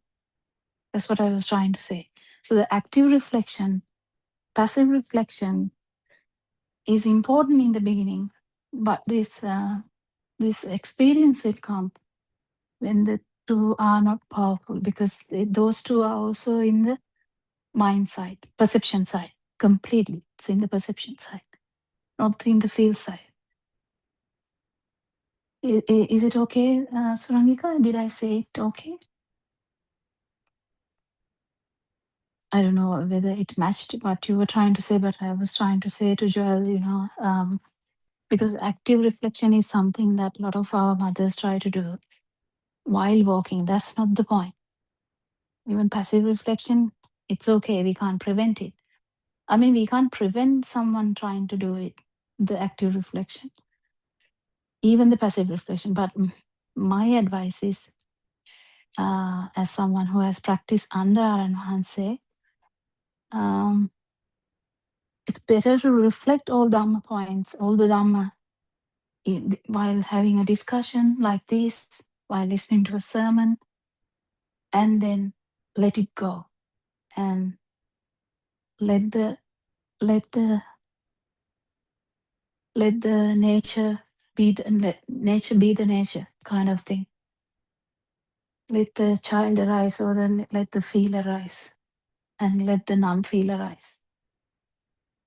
But the problem here is, the tricky part is the very, we have all our samsaric journey, we are very used to do the, the meditative states can come. It's okay. But it's easy to differentiate, because meditative states still has the self perception kind of thing. So it's easy to understand. But this actual experience of awaken to the moment doesn't have the self perception part. What do you think, Sarangika? We can have the. that's actually a good point, Dr. Pokria, because experiences are really valuable, not only for Joel, for everybody listening. So that relaxing, it helps the relaxing part as well, isn't it? The same thing that you say to Dr. Sakuntala and myself. The relaxing part helps if we at least keep the reflection to a particular, either a discussion, or even after listening to, for example, Andolnatmaka, one can spend those 2 hours or even another half an hour reflecting on it, but then leave that aside and then relax. 100%. Would help even in people who are stuck kind of in that kind of mode. But what I mentioned right at the beginning when we were talking about walking meditation was again depending on where the beginner is. So depending on where the beginner is, walking meditation can be used even in the first point of contemplation, which means actually there is a contemplation there. But in this current question, Joel, the one you asked, to stop the chatter, the one can't stop the chatter. There is no No. active stopping. Yeah. If you But try to stop something, yeah, then you are there. and there is no subsiding either, because then it's almost as if you're trying to suppress. So But the when nature is good. I mean, Aran Hanse uses this nature is nature good as a and trick. Nature as a trick. These activities as a trick, because the mind chatter is actually it is kind of because this is important for the not for the defilements. Don't mistaken. This is not for the defilement part. This is for the just for the solely feeling the awaken to the moment part. yes, that's right. Because and R.N. Vasi has also said that being close to nature helps is conducive to that awakening to the moment, to make that arise, because That is nature by because the itself has that feel is high. non-vibration, isn't it? No, feel is high, then the non-feel is easy to come. If Feel the is high. correct, feel is high. That is important, because even the walking or the sound meditation, that's the thing. Feel is high. But With the also the non-vibration, no? Because the tendency for the mind to interfere when one is in nature is low, no, isn't it? when the feel is there, you can't talk about the mind. Ah, okay. You can't talk about the mind. The feel, you're totally in the feel.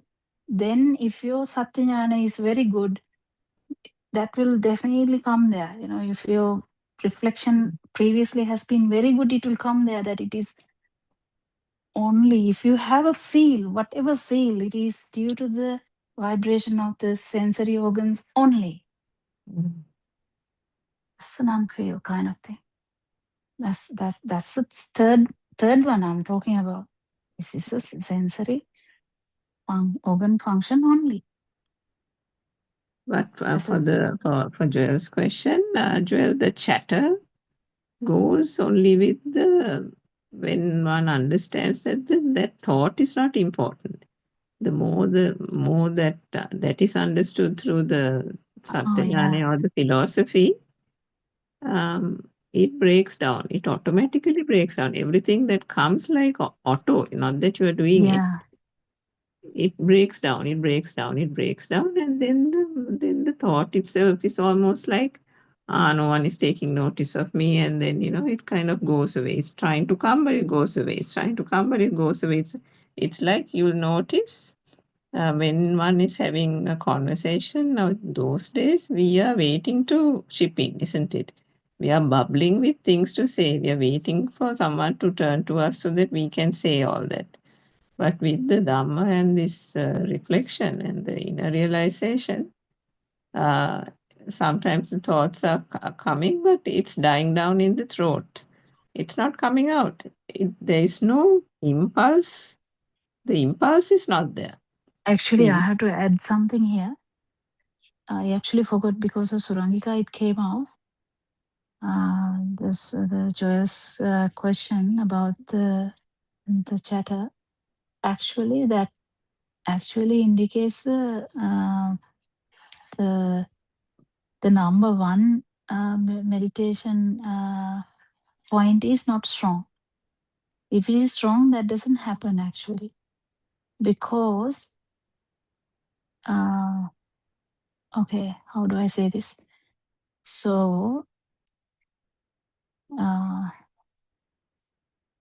just imagine Joel is walking. If Joel is walking now,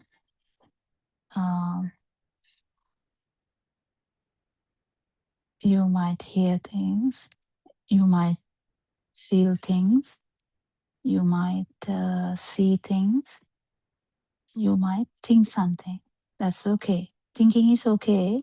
Don't try to suppress it. So thinking If it means if it is randomly happening, that's okay. But just imagine the first point of contemplation is outside is a perception only. So if you see someone opening the door, sorry, not the door, opening a gate and coming out from so the neighbor is coming out from the gate and you are doing the walk and you see the neighbor and you're suddenly thinking about the neighbor. Just imagine you're suddenly thinking this uncle is sick. Why is he going at this moment? Something like that. I'm just making stories, okay? Don't get annoyed. So that kind of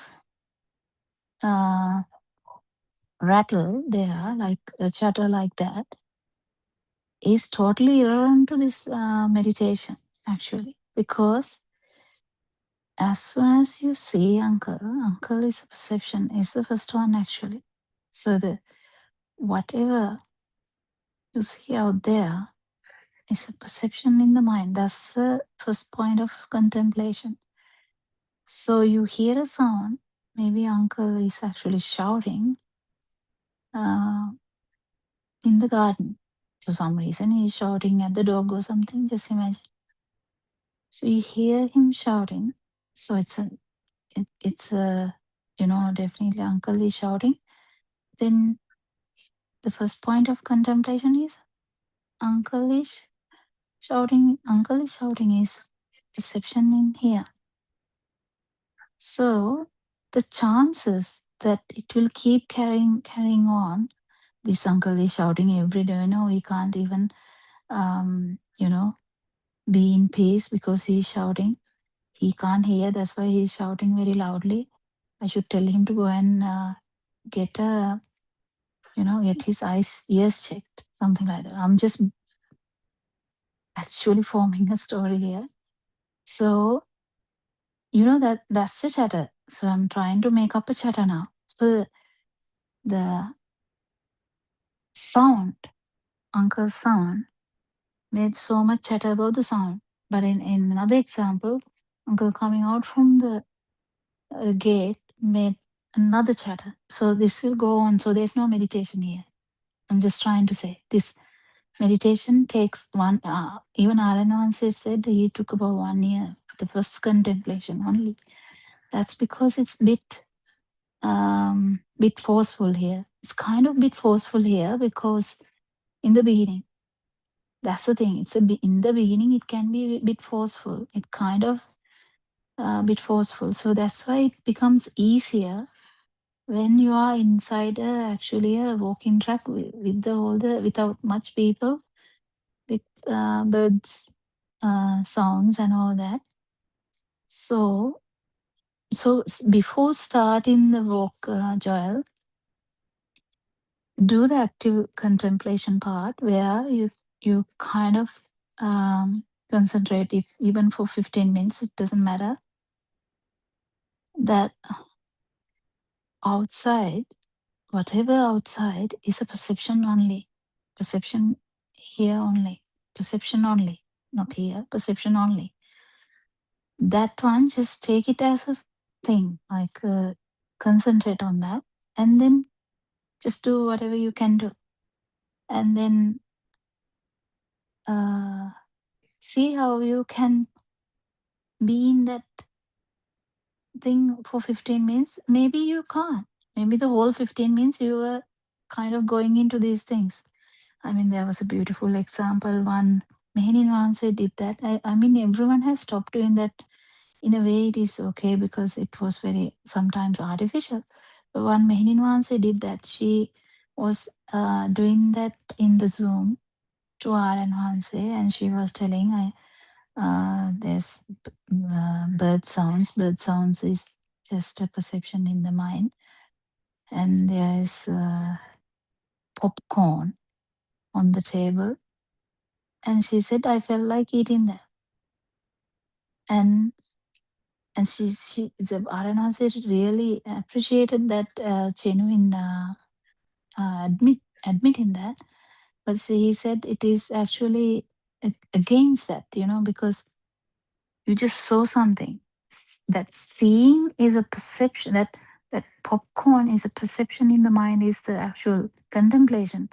But if you're actually going into that, it means that that is broken there. That's just, there is a pitfall there. It's fine.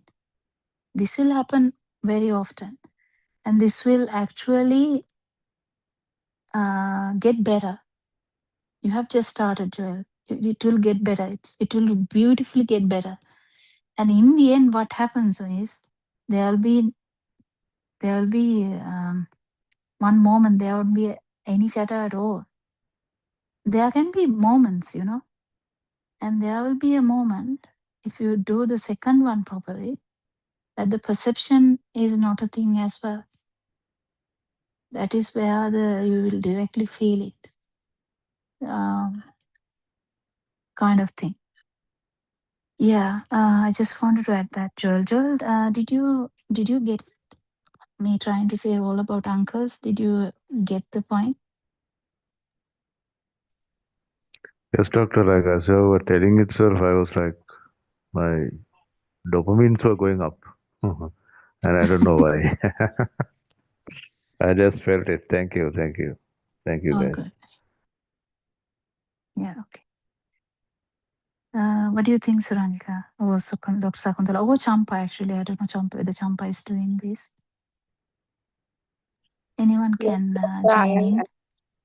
I am actually practicing this every day. That is very important for me also, doctor. Thank you very much for your explanation. All good. Anything else, Dr. Sakuntala? You teach this a lot. Yeah, that reminded me about that incident that I was explaining that day when we were doing the walking meditation, when that strange calling of that bird, the strange sound when it came, suddenly how the attention was taken to that, and some people ran up to the edge to see Oh, which yeah. one close. That's the classic example. Yeah. Yeah, for Joel, you can tell again, actually. Because I don't know whether Joel heard that, because you told that in a Sinhala one, isn't it? Uh, Or did you no, tell that in here? no, No, no, no. I think it's in the English one. Yes. Oh, He okay. told it in the English one. Yeah. Okay. When they were doing the walking meditation, the bird Yeah. was this Yeah. thing. The attention went to the bird, not to the walking. Yeah. Yeah. I mean, people Not to ran. the I mean, actual. just moved away from the track and just ran up to the edge to the area where the sound came from. It is similar to the uncle, no, isn't it? Yeah, it is. Yes, it is similar. Yeah, it is very important, this getting carried away is very typical for us. I mean, it's not a problem. It's just trying to It is not a understand. problem actually. We take it as a problem because we expect that the attention to be to the No, but walking. it's a pitfall. Mm, Understanding that is important, but it's mm, not a problem because we are used to that kind of attitude, isn't it? Very yeah. inquisitive. If there's an accident, we want to know how many has died, how many Mm, has yeah. injured, how many actually survived. Not even keen to help. You just inquisitive. Yeah. Yeah. Yeah, that's the nature. Kind of next one, next one, next one, next one, next one, like that. We are trying to grab everything, every experience. Even in the field, it is the same. Feel, urge to feel, urge to feel, urge to feel. So this Dhamma is also getting very subtle in that those areas. But it's so much beautiful when a beginner is actually asking a question like that,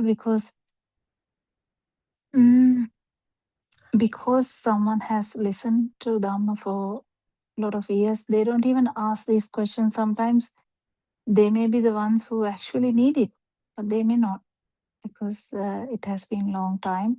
You can't even ask now. So that's the tricky part. So it's a beautiful thing when you try to teach, because Dr. Sakuntala does teaching. It's important to actually highlight these pitfalls, and tell them that's because if you actually do this for 1 year, imagine doing the same one for 1 year. Imagine, just imagine. It's like doing 2 by 2 or 2 into 2, or the timetable of 2 for 1 year. Will someone have even that much discipline? I don't think so. I don't know whether even I mean, I don't think so. No one will have the discipline to do 2 by 2. If someone says do it for 1 year, we will be like, the kung fu teachers, or those what are they? Kung fu. These some movements they practice for long years. Just one Martial movement. arts. Yeah, Martial kind of. arts. Yeah, kind of. So they practice one movement for a long time. Even if you go to a monastery, the Zen stories say, I mean, Narayana says it all the time, but even Zen stories say this. They were asked to do kind of one task. And Narayana once said one was asked to stay in the kitchen for a long time. If you want to be actually attain nirvana, you go to the kitchen. If you want to become the head of this monastery, you go to the other side. And yeah, that's how it is. This is the thing. This path is completely different. So, Joel, it takes time. But I would say take it easy, because I don't want you to become punishing yourself or anything. Take it easy. Really, let go of everything. If you have done a mistake, in the sense, if chatter is too much, just pick up your intuition. Get the intuition. Understand which functions make you more into the feel side without the mind. So which one kind of thing, which activity, whether it's mopping, whether it is the maybe cleaning the car. But remember, you can think about something the whole while. You may have cleaned the car for 1 hour and finished the cleaning the car, but may not remember anything about the cleaning the car. But that's not what we mean. So actually, if you are planning to do this one first point of contemplation, then it's very important that you stick to it. Even for a fraction of a second, if you stick to it, that's so good in the beginning. But it becomes a pattern then. The second one is, I would say, more difficult than the first one, but first one is difficult for people who are used to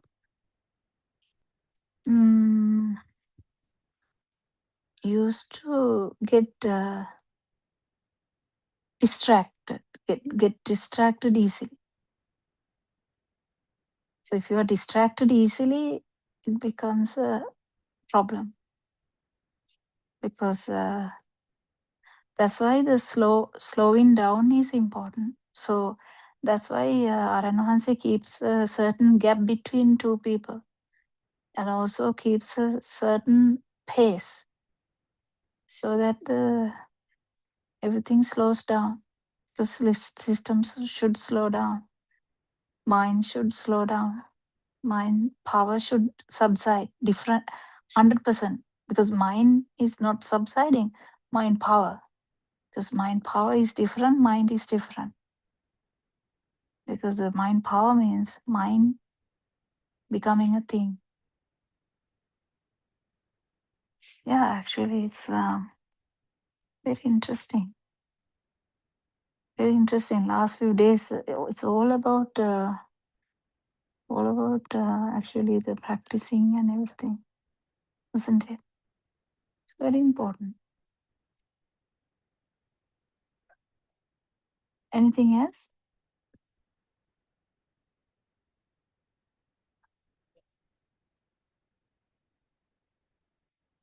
Oh, and I wanted to add this thing. So just imagine the thought came, then there must be a kind of awareness that it's just a thought. Otherwise, you go along the thought. That's another problem. Oh my God, it will keep going, you know. Now you are just walking. The mind will click. I forgot to order food for my son. I'm just giving an example. Okay, they have gone to school. You forgot to order some food from the canteen or something. Just that thought popped up. It's okay. It's okay. If it's just knowing that it's a thought. It's good enough, because in the beginning it will be like that. It's a thought, and thought is also another perception. That's it. Because thought acts as another organ. So don't forget that. Thoughts can pop up, it's fine. So whatever the thought it came, food for son, something like that, it's another perception, that's all. So if you're, then you'll be back into the, otherwise, if like that bird, you might run to the phone and order the food. And that can also happen. But with time, everything improves, and every moment may become a Dhamma thing, like. But this whole trying is actually to Aran says help to feel the at least even while practicing, if you feel it, it may be a bit artificial, but still it's a good one, because it will help you to understand what depth this goes to, because it goes deeper and deeper. When it comes to fourth one, it is the deepest part. So awaken to the moment part, or the non-feel, or the non-vibration, whatever the word. Words actually don't matter there. Yes, can someone add something? I think Dr. Sakuntala has, I believe, isn't it? Yeah, anyone else?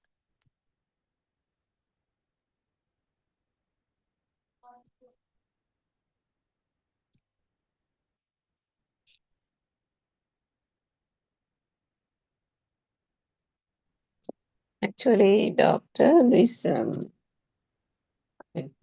last 2 days I was doing a bit of traveling, and actually you can see that, I mean, wasn't walking meditation, but you can see particularly when you have to, say, go on a flight, from the time you get to the airport, you know, the process that you have to follow can be easily seen how, you know, the thought arises that one has to go through the security screening. Then before that, the thought arises that the bags have to be weighed. So then all that is automatically happening. The bag is getting weighed. The spotting of the security screen area, the going towards it, then automatically when one comes closer to that, the opening of the bag, the taking out of the laptop, the removing of the jacket, the putting it into the, you know, the box, the carton like thing, then that going on the conveyor belt, standing under the security thing. Then automatically, you know, the cues of the security personnel are watched. If they say to stop, you stop. If they say to stand, it's okay, then you stand. And then the collection of the bags, then the taking out of the phone, the checking of the gate, which gate one has to get to, the walking towards the gate. If it's an escalator, the taking of the escalator. Every aspect is, one can see that this is just the mental picture forms and the process is happening. So there was quite a bit of opportunity to actually see the whole thing, that the whole thing in motion. There is no Yeah, yeah. actually, it's very important that you mentioned that to Joel because I forgot that part. Because if you're actually doing something, you can get it that way as well, isn't it? Um, uh, Thought came to water the plants. Uh, so when a thought comes to water the plants, automatically next thought would be to find the tap or the find the water bucket or something like that, or the hose, isn't it? So they anyway follow. Like even in the example I said, if I sudden thought comes that I haven't ordered the food for children, then you might take the phone and order the food. That is what is already recorded activity that would follow into that thinking pattern. Not because there is someone. I mean, there no need to be there for someone to be there to do that. It's just how the perceptions are made. So if you see someone falling down in a medical clinic, what is the first instinct? It just go to that person and see how they are. And it depends on the problem. What I'm trying to say is that is what the perception is, next perception is. That's how the normal way. And when you actually practice this, you fully understand that this is how it works. There is no self there. Actually, I can't remember now. Is it the first one or the? It's the first one still. Is it the first one, Spanka? No, I can't remember now. So No, I think it's the third, isn't it? is it the third one? Because one can see the Kriyasita there in motion, because that mental picture is also, there is nowhere.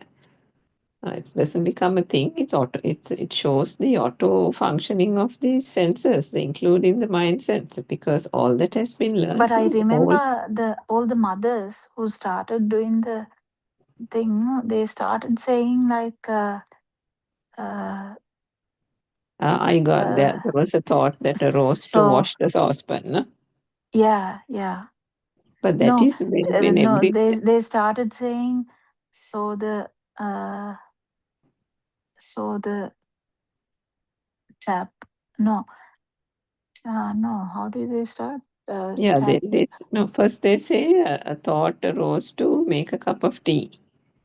Then they Yeah, say image came to the eye and the mind recognized it was the kettle, like that, no? yeah. But But then that is where I every know facet say is contemplated. Everything outside that is coming to the eye as an image, sound to the ear is contemplated, no, in the first round. yeah, So active in that contemplation in also, that one. yeah. That But was in this active particular, contemplation. that's active Mm. contemplation. But in this round, there is no stopping of the mental picture rising, no. Automatically when one is closing nearing the security gate, the thought mental picture comes that one has to go through the security gate. Mm. And then same thing with this your example. Even if it is during the walk, if the thought arises that the food has to be ordered, again the thought can come second thought also can come. It can't wait till he goes and comes back from the walk. Maybe it has to be done in the next 15 minutes. So that also comes automatically as another thought that one has to turn back and go to the house to give the call. Or if the phone is in the hand, to give the call from there. But that doesn't happen like utter nuisance, oh, I can't do the walk or something like that. Doesn't come like the chatterbox, isn't it? It Yeah. just again that next thought is also an auto happening, arising. Yeah. Yeah. Actually, there was when we try to actively or passively contemplate, there's always this thing. But actually, if you can feel this, when you start walking, if you actually feel that everything is a perception in the mind, tap is a perception in the mind. You see something, but it's a perception in the mind that which gives you the idea of a tap. You see something, and perception is the one which says it's a horse, and there would be a thought that it's good to put some water into the flower beds, and then the activity will follow. That's the important aspect is tap is a perception in the mind, not actually out there. You see something, yes, but the tap is from the perception side.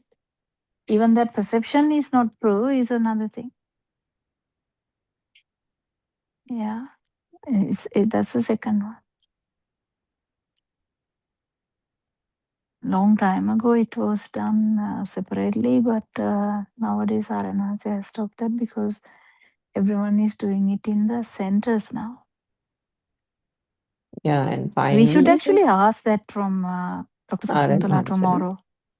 No, yeah, even RNRC, if RNRC comes to the Zoom. Otherwise, actually, we can ask Dr. Sakuntala how they actually do it, because kind of I haven't participated to any of these things, so I don't know how they actually do. Because I happened to listen to this Dhamma when at a era where this hope there was even not told, so he just I incorporated think into the life anyway. what happens is before they start on the first point of contemplation through the walking meditation, there is an explanation of what it is that has to be contemplated, and then they go on the thing for 15 minutes, the walk, and once they come back, they are asked, one or two of them are asked to share their experiences. Because for one person, what can be prominent is maybe the pebbles on the pathway, and that got, the toe hit the pebble, and then there might have been a pain, and then how that arose as a thought, that kind of thing. For somebody else it could be the bird chirping. For somebody else it could be something else, like they some image came to the eye and then they thought it was a beautiful flower. So that type of thing, I think I have heard them saying that one or two mothers are told to share their experience of the walking meditation. So some can say that they did it well. There is no well or not well, but some people might say, rightly or wrongly, that no, I did the whole thing properly. Somebody might say, no, I got distracted and it didn't work out properly, isn't it? Because Yeah, that's reality, the that's the particular in that reality. state. So that's Yeah. what Aranwansi says. Whatever happens, happens. You just Mm. try to do it anyway. Yeah. So the experience doesn't matter, but you don't have to cling on to whatever the experience you get or not get. You just continue to contemplate before you start the walk and continue to do it. But the most best thing is be free. because if you are free, the chances of actually feeling this properly to the end is very high, because usually it doesn't go to the fourth level directly. I mean, if it happens, Mm. it's good, but it's rare. That's why this whole try is, The it might if finish in first one, it might finish in second one, it might finish in third one, it might never come to the fourth one. We never know. So that's the thing. Yeah, the thing to for usual is the problem with these thoughts is there is we are constantly wedded to our thoughts. In the until the Dhamma is realized, the thoughts are it. We tend to really think that these thoughts are, everything that the thought is saying is so true. And I'll give you, I mean, R.N. Mahanse has brought this point up so many times, and this is the thing that we are breaking down when we mentioned earlier about breaking down the importance of thoughts, meaning collapsing the thought. Collapsing the thought also means that making it feel useless, and we don't do it actively by seeing through it through and through, almost to the point of, just kind of, as Dr. Kokra says, piercing the thought to show that there's absolutely nothing to be taken of the thought is the very thing that makes that thought break down. So I'll give you an example. R.N. Mahansi says that, this mind, i.e. the thought occurring in this moment, is the thing that one moment it's thinking something, next moment it's contradicting it. Next moment, again, it's thinking the earlier thing. Then again, it's contradicting it. And you must have come across this yourself. I'll give you a classic example. Some time ago, when the English Zoom discussion was in the afternoon at a different time, it was quite difficult for us from Australia to join. It was around 12:30, 12:45. Even on weekends, like that's the time we are on the road doing chores or something. So I park the car under a tree or somewhere on a road, and I put the shutter down and I'm listening to the Zoom. So this mind sometimes says, oh no, there's enough. Maybe I don't need to join the Zoom today. There might be enough people being a Saturday.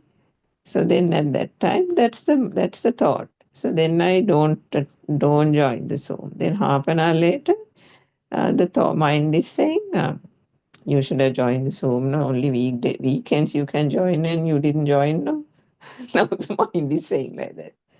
Then next moment say you join, and then say somebody's giving a long explanation, and you haven't got a chance to say something. Then the mind is saying again, maybe you shouldn't have joined. No, there's no opportunity to talk, also, no, maybe this might go on for a long time. So can you see, is there anything of value or significance or anything to take out of the way the thoughts are going? One moment it's saying something, next moment it's saying another, the next moment is saying another thing. Now, if there is an identification of the self with that thought, is there any peace? There isn't absolutely any peace of mind, is it? So that's just an example to tell you, and I'm sure you must have come across this yourself. The thing is, we think this mind is ours. No? This whole concept of mind is mine, it's my mind, my thoughts. And so that is why we want to be free of the thoughts, because my thoughts are giving me suffering. So with this Yeah. Dhamma, that is the beautiful thing about disassociating the thoughts as a thought process only. Isn't it, Dr. Pavila? Yeah. Yes. It's really good. And today's discussion is really good. And in last few days also, we were trying to actually discuss this. I think we should discuss more this. You know, I think Joel might really, because I have actually forgotten some aspects of this meditation practices, but the basic is fully realizing that outside is actually a perception.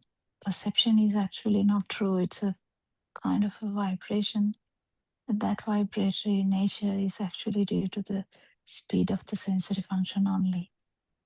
And that bit, if it is fully taken into the system, you might feel it at any time, because this is the truth kind of in any stimuli. It can be a bird's noise, it can be a car horn, it can be tile, the touch of the tile, doesn't matter, whatever. But if your mind is very strong, it might delay that. That's all it can happen. It's just going to delay, that's all.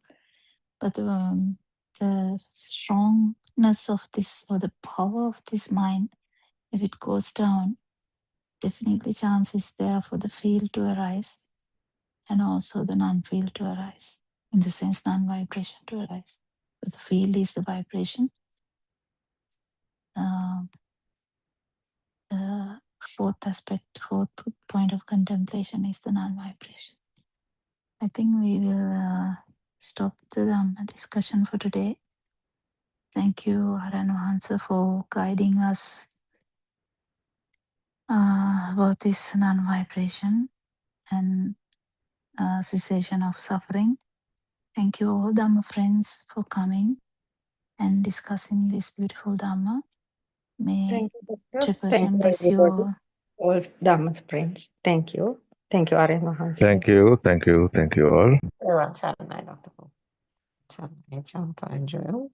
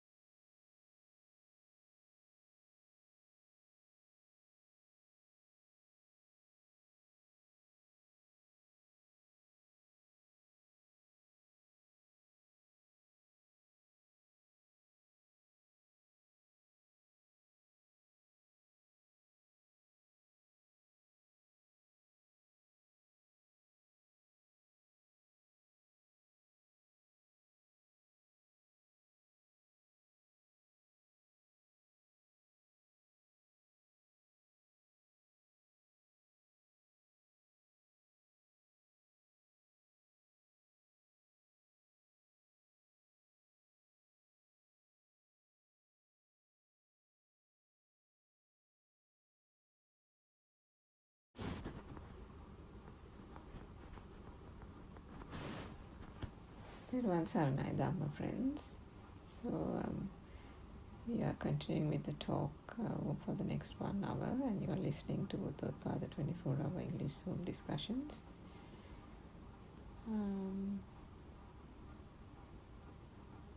Yes, the Buddha's message can be approached in a multitude of different ways, because there are so many aspects that can be explained.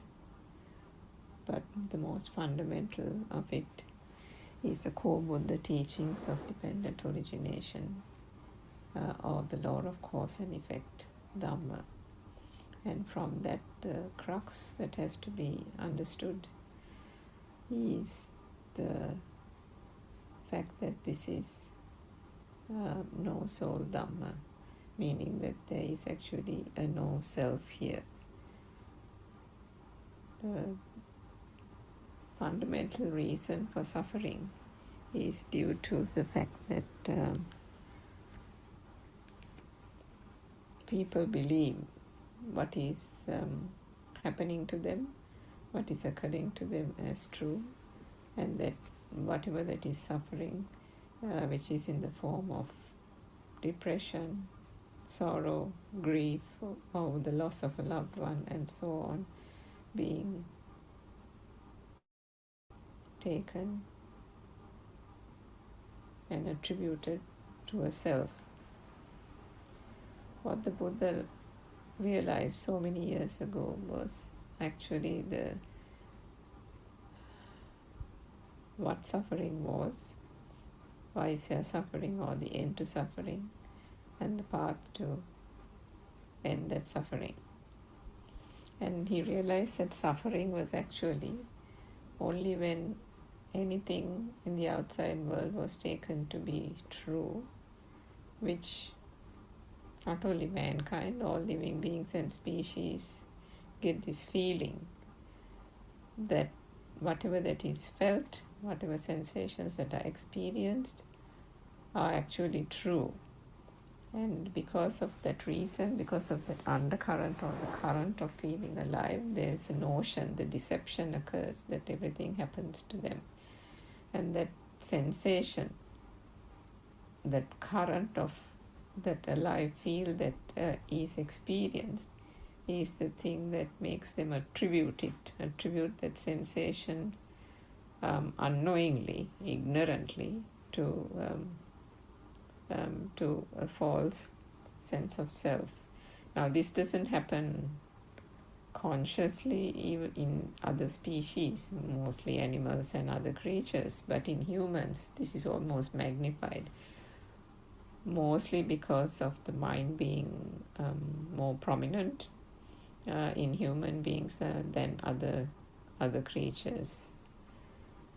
So the Dhamma and the true truth that is expounded by Buddothpada and Mahansa, which is the pure truth uncovered from the quote Dhamma teachings of Lord Buddha so many 1,000 years ago, shines the light on the fact that this is the universal truth, really, the pure truth, as in the case that this is fundamentally the understanding that there is actually no self here, no soul here. This whole concept of I, self, me, my kind of concept has come about through a wrong perception of what is actually happening in this whole system.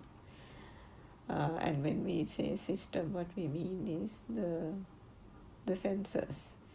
Now, the different animals and or human beings have different senses, depending on whatever physicalities that work for each of those creatures or human beings. In the case of the human body, we know the 5 sensory organs, and then it is the perceptions arising from those sensory organs that are then experienced. But the thing with the mind consciousness, which we call the 6th sensor, is that it takes the basic sensory formations, the sensations that arise from the 5 sensory organs, and it puts a spin on it and interprets it into various forms, names, labels, and so on, to create a world around us filled with objects, persons, people, and so on. But how this whole thing comes about is what the Buddha found out and exposed and taught in the truth, in the core teachings, as the law of cause and effect. If there is a cause, then there is an effect, but if there is no cause, there is no effect. That this world, as we call it, is a construct happening in the mind from moment to moment. If the cause is not there, there is no effect. But as long as there is conditions that are created for the cause to come about, then the constant arising and the ceasing of thoughts would occur, or the vibrations would occur, which then gives rise to sensory perceptions, which then give rise to the mind interpreting it and forming various thoughts, labels, names, labels, and so on, which we then call the world. And then there is an entrapment as to this world and the worldly objects, again through ignorance. People believe that, the things that are around them are there. You and I used to believe, anybody who has no access to the true Dhamma would believe that, we were born into a world that already exists. That it was there on such and such I was born on such and such a day, and my parents are so and so, and then my family is like this is my background, this is my culture, this is my nationality, and so on. But is it actually like that? No, but nobody knows. Everybody is in ignorance, because in society, in the conventional world, the society is such that for purposes of communication, for purposes of just carrying on this conventional world purely due to the ignorance, one believes that whatever that is taken from these senses and then interpreted is something that is actually existing outside, in an outside world, and that I am born into this world, I grow up gradually, I become a kid, and then I become, from an infant I grow into a toddler, and then to a kid who goes to school, and then we learn all these things. But what we are learning all these things of things that are actually existing outside. It's not as if it is being taught in the way that Buddha has actually found out to be the real case here. And what is that? That this is all just a construct in the mind. The mind consciousness, which accesses the sixth senses, is the thing that actually puts names and labels and creates a world basically out of nothing. So when we say nothing, the cause, primary cause, is vibrations happening in the sense faculties. And if not for the vibration happening in the eye, there wouldn't be a manifestation of light. If not for a vibration happening in the eardrum, there wouldn't be a vibration, and as a result of that vibration occurring, similar vibration with the same wave pattern would then telepathize. And it is that telepathization that then manifests in the form of sound. If, for example, the eardrum is not working in any way, or it is faulty, or the person is deaf, for example, then the vibration itself does not occur. So then would there be a sound? Because a vibration has to occur in the eardrum in order for it to telepathize with a vibration of similar frequency outside. It is a telepathization that then results in a manifestation of sound. It's not as if there is a sound that is actually prevalent outside that we are hearing. With any of these senses, whether it is in animals or creatures or any other living being, and including human beings as well, it is impossible for anyone, or anything for that matter, any creature, to ever experience anything outside. All that can be experienced is what is manifested in each of through each of these sense faculties. And in the case of human beings, all that can be experienced is what gets discerned or manifested to these five senses: the eye, the ear, the tongue, the nose, the body, skin sensor, and through those faculties. So if the vibration doesn't occur, none of these sensations actually occur. It is actually the sensation that occurs in these sensory organs that then we give a name to. So if something something vibrates and then the sound emanates, so varying forms of sound, what happens? There is a interpretation given to the sensation. So the sound, there's a sensation that occurs, and for each of those sensations giving rise in the eardrum that we call sound, there is a symbol or a sign given which we call perception. And the continuous happening of that sound, vibration, purely happens because of the speed of vibration, is then interpreted by the mind to be, example, the bird chirping, the baby crying, the vehicle going by, or the sound of a train passing at a distance, and so on.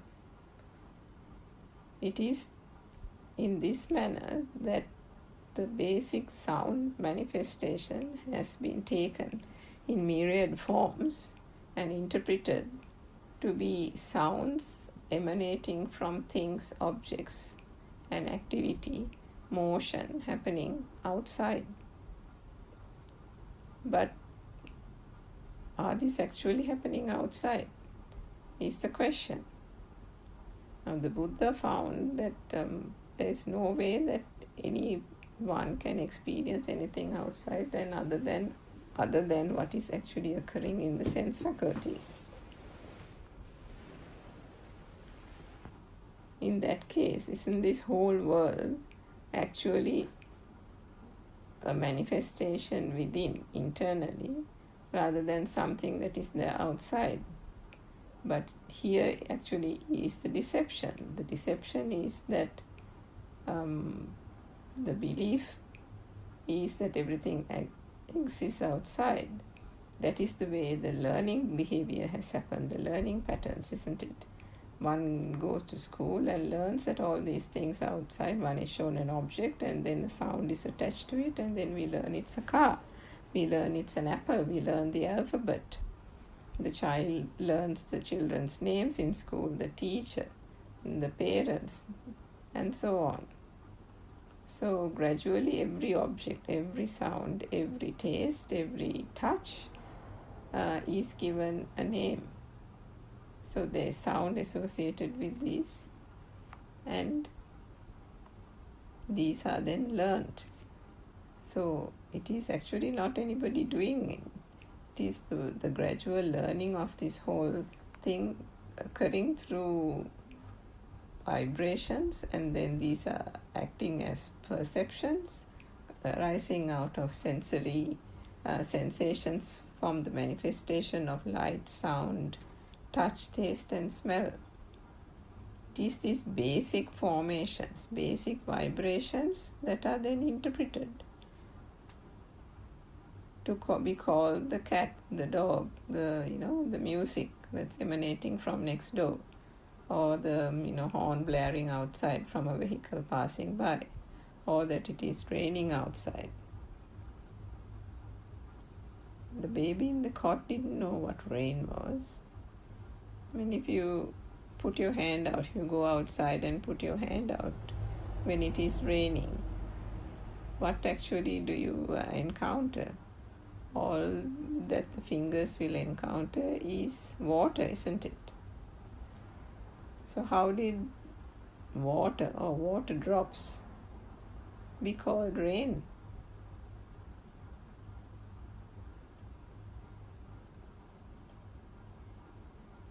And so that constant falling of water from the sky, someone has actually given it a name called rain. The same thing with, and so if it is not happening at speed, if it is not happening in that manner, it wouldn't be called rain, is it? So is there actually anything called rain? because when you put your hand out, all you encounter is water. And again, if you think about water, now what is water? Water is also a learned concept, isn't it? The baby in the cot didn't know what water was, didn't know what rain was, didn't know what a rainbow is, didn't know what the sun is, didn't know what the fact that the sun shines, the sun sets. Do they know anything about it? The baby in the cot. There is absolutely no knowledge whatsoever of any of these concepts, isn't it? And that is exactly what it is. These are all concepts that have been taught and differentiated. Every sensation, every notion, every manifestation that is occurring in these sense faculties, depending on the shape, the sound, if it is a sound, if it is a high frequency, different varieties of sound, low sound, soft sound, musical sound, grunting sound, what else, like shrilly high-pitched voices, soft-spoken, gentle voices, calm voices, kind voices. They would say anything like that, melodious voices. Various things are given names. How do they distinguish between a melodious voice and something that is really, harsh on the ear? Every one of those things have been given some kind of meaning. But for example, if you take two people and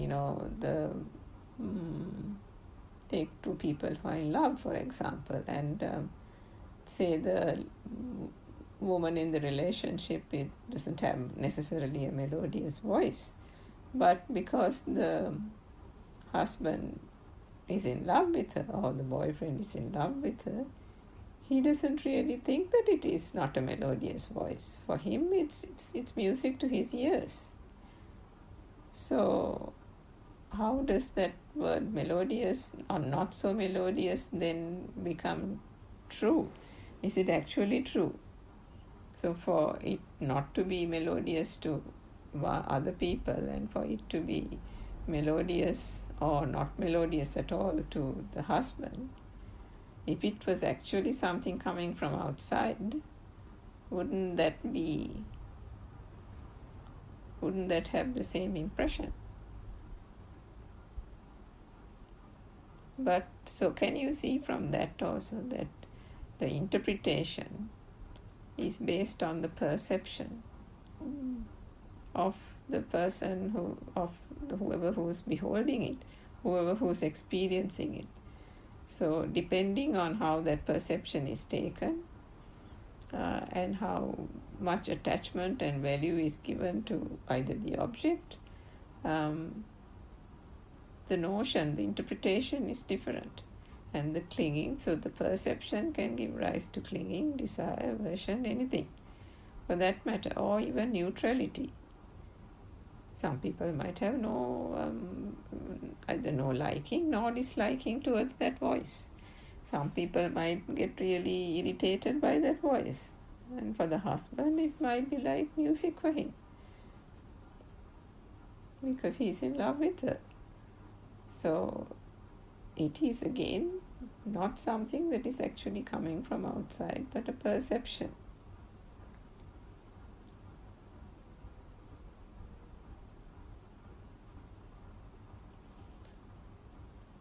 In like manner, in other vibrations as well, it is the same thing that happens. The constant happening at speed of various of vibratory patterns in the form of manifestations occurring through these sense faculties then gives rise to the notion that there is light.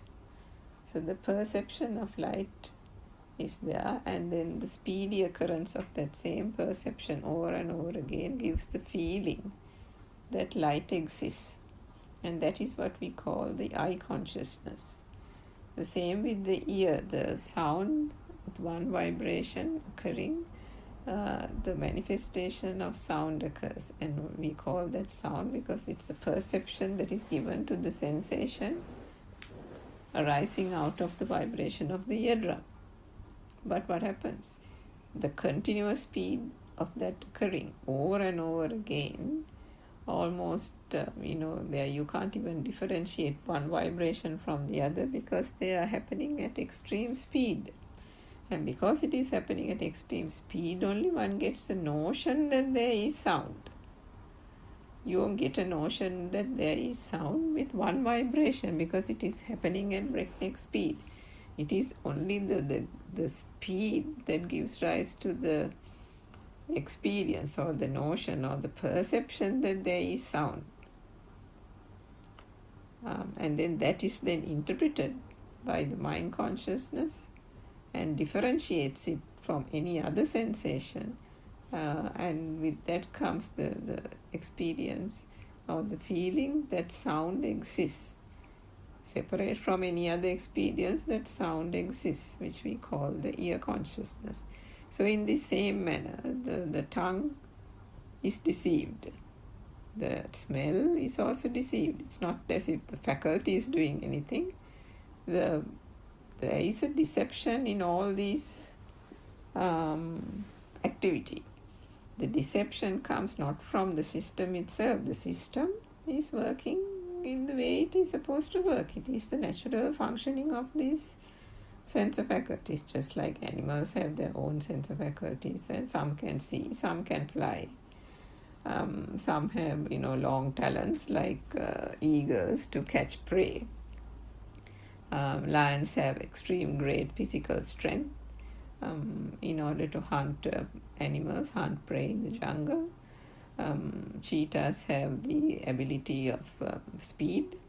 So different animals have different sense of faculties, but all this is just because of the vibration. Those sense of faculties give rise to various manifestations, and the way they see, the way they hear, the way they sense various things will depend on the unique features of those sense of faculties. And which is why the owl can see in the dark very well, right? And then we can't see in the dark as human beings, but the owl can. And then the bat can even fly and travel around in the night using radar-like vision. So can we say, for example, that the bat's world is the same as human beings? No, we can't. So it is whatever that is getting manifested to the respective sense faculties or sensory organs that each creature has. One can't even say creature or human being ultimately, but whatever they, for the sake of the conversation, let's say each creature has, and in the case of human beings, because of the sensory organs that the human being possesses, these are the things that get manifested.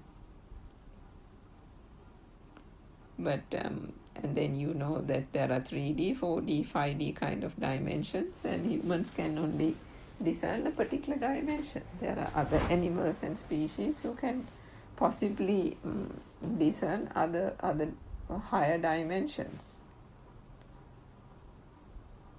And then if we take even, for example, the 8 patterns of vibration, the Shuddhashtaka as they call it, the solidity, liquidity, air and water kind of thing, and then even those 8 patterns of vibration are only whatever that can be discerned through these sense of faculties, nothing else, because irrespective of what is there outside, if all that can be discerned is whatever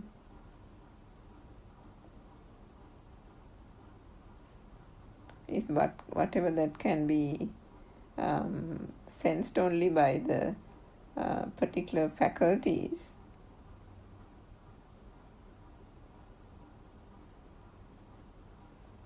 then all that is all that can be discerned, isn't it?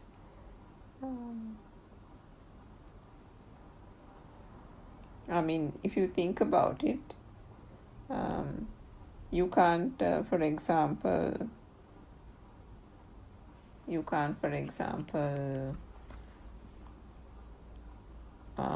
experience anything that is not, that you can't get a sensation about, isn't it?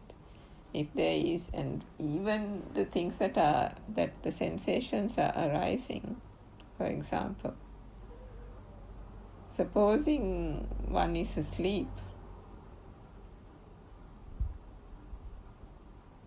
and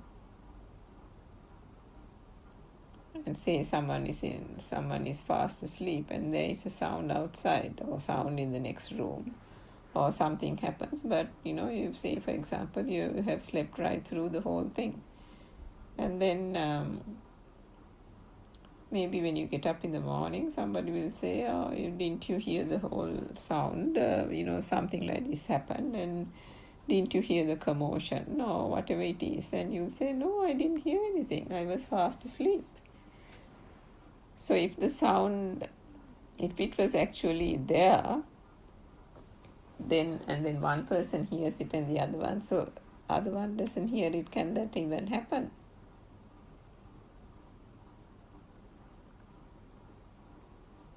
If the sound was outside.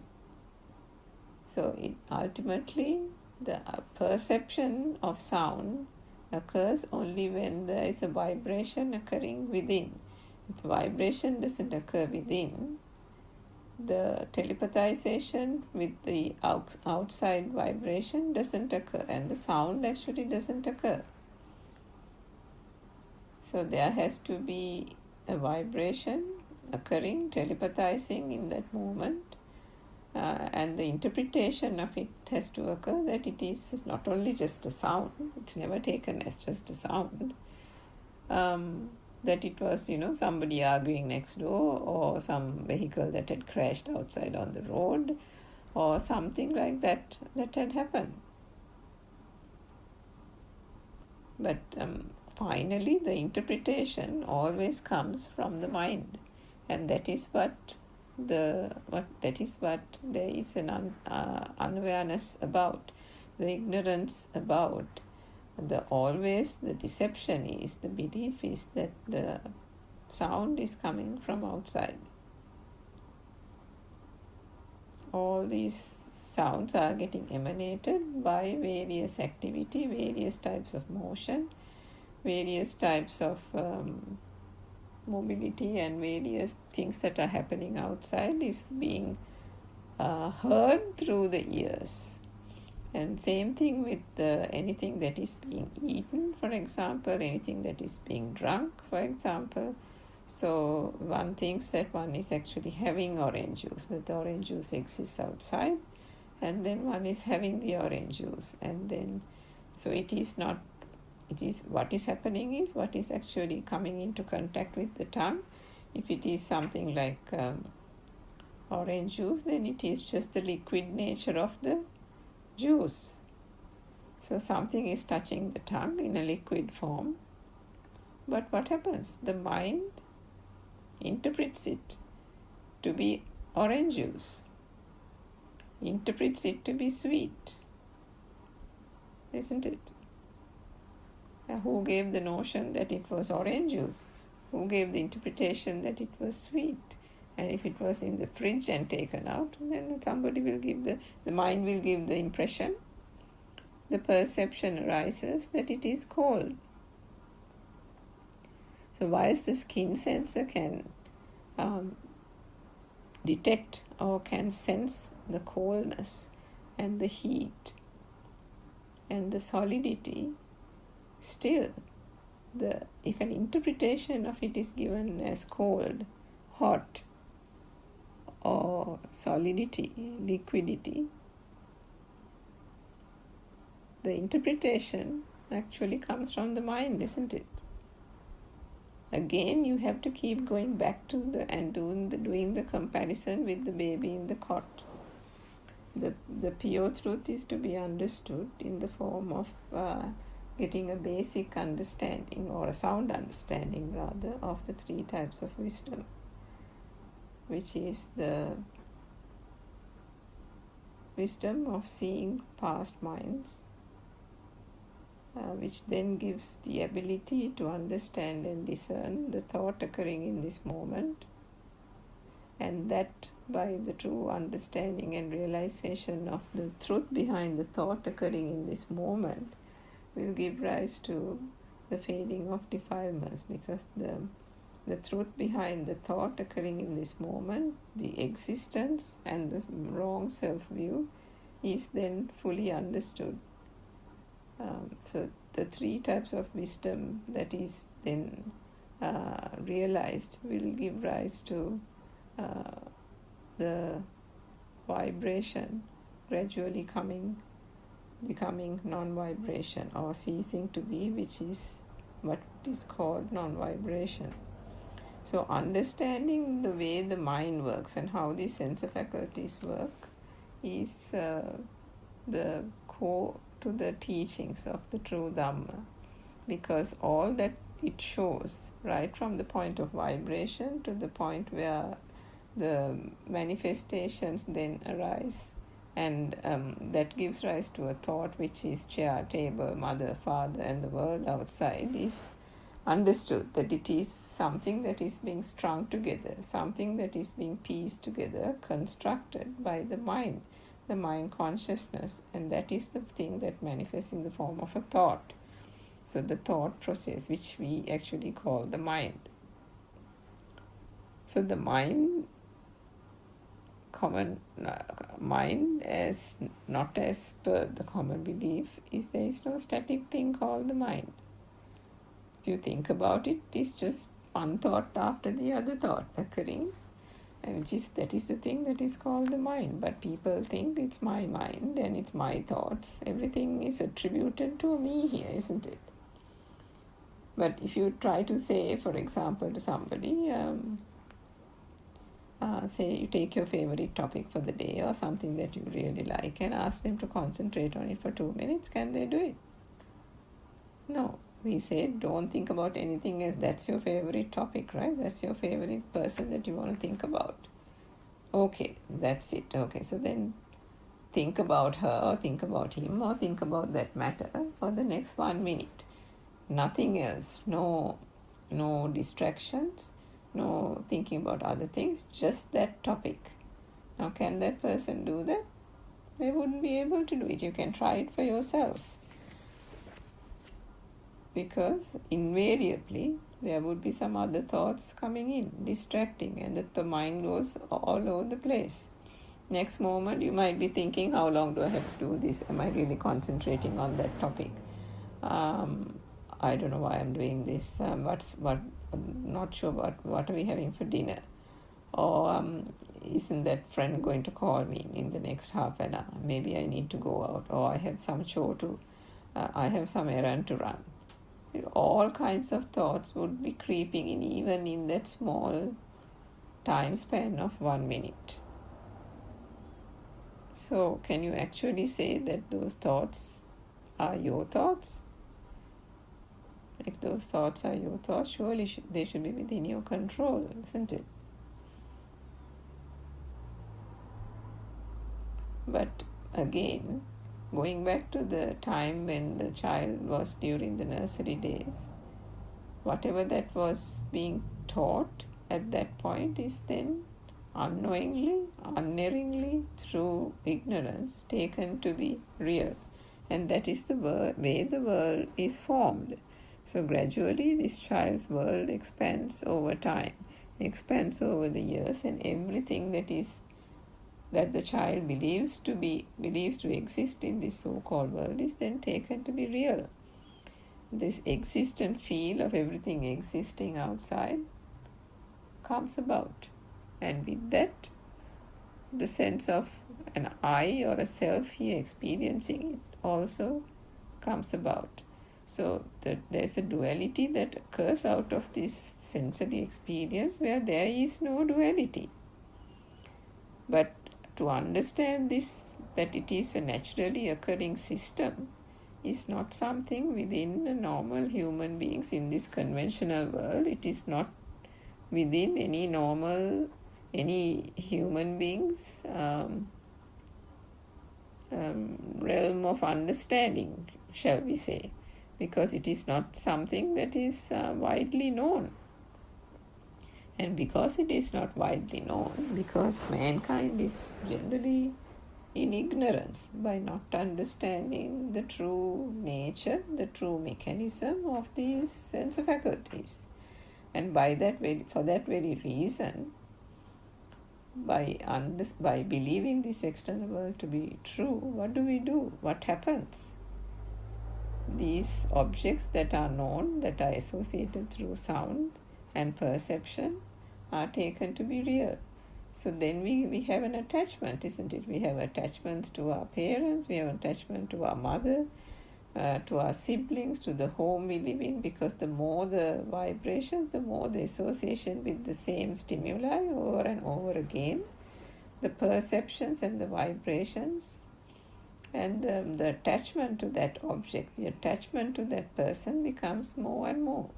Now when we say attachment, the attachment can come in the form of both a sense of clinging or desire, but also in the form of maybe not liking something, maybe having an aversion to it as well. So we can, for example, say that, you might from your childhood days develop a dislike for, what shall I say, bananas. So for some reason, you don't like it. I mean, how much your parents say bananas are good for you and that you have to eat it, it's like good potassium and this and that. No, for some reason, there is an aversion. So it can be like that as well. But so either way, through that, or example, if there's something that is, if you have had a bad experience with something in school, for example, some event or some person, then that can also, through that sensory perceptions, give rise to a feeling of sorrow or give rise to a feeling of anger. And if that is being really hardened through perception after perception, the stimuli coming over and over again, then that can be a long-standing issue that can develop or come up again when one is even an adult. We have had so many instances, or we hear so many instances out in society of people either coming from broken homes, people who are coming from families where there have been domestic violence, and children who are innocent bystanders who have been either victims themselves of such violence or where they have been innocent bystanders but witnessing such atrocities happening maybe to their mother, and then they develop a hatred, isn't it? Sometimes either a hatred towards their father or a hatred towards men in general or a hatred towards something, or sometimes even it is more internalized. Sometimes we hear of cases where they feel helpless, that they couldn't help at that time because either they were too small or they've been locked in a room or something. And then that feeling of helplessness, of not being able to go to the help of, example, their mother, can then give rise to various other types of issues, emotional issues, depression and things that can occur over and over again, even once they grow up, even once they are out of the house now, grown adults who are independent and having their own jobs and income, and sometimes even their own families. Just a thought triggering in that moment, say something they see outside or something they hear, or picture of a photo of their mother or something, can trigger those past perceptions, and they occur in this moment. There's no such thing as memory that comes about, but it is that triggering of something that is coming by way of a sound, that is coming by looking at an old photograph, would then give rise to all those old perceptions. And what happens in that flash of the mind, in that flash, the entire experience, that entire memory of that childhood trauma occurring in, say, the child's home, the cries of the mother, or the fact that she was locked in a room, or the fact that how nobody came, neighbors didn't come to help, or the fact that she doesn't like her father, or the fact that she can't find her mother, the mother ran away from home and has not made contact with the children. Whatever it is, in any of those forms, all that trauma can come back in a flash of a moment by just either hearing the sound of something that would remind her of her mother, or seeing an old photograph, or something or the other, or it can just occur in the mind consciousness itself.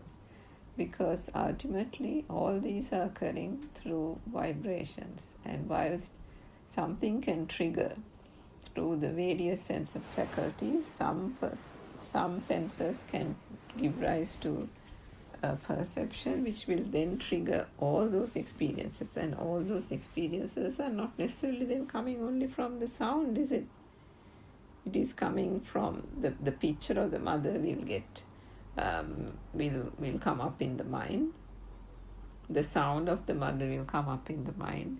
That whole house, the neighborhood, the fact that the room that she was locked in, the stern voice of perhaps the father, various things. There could have been a police intervention, so maybe those things, all that will come to mind, isn't it? The name, the police, the father, the face of the father, the face of the mother, the sound of the mother, her maybe the sound of her own cries.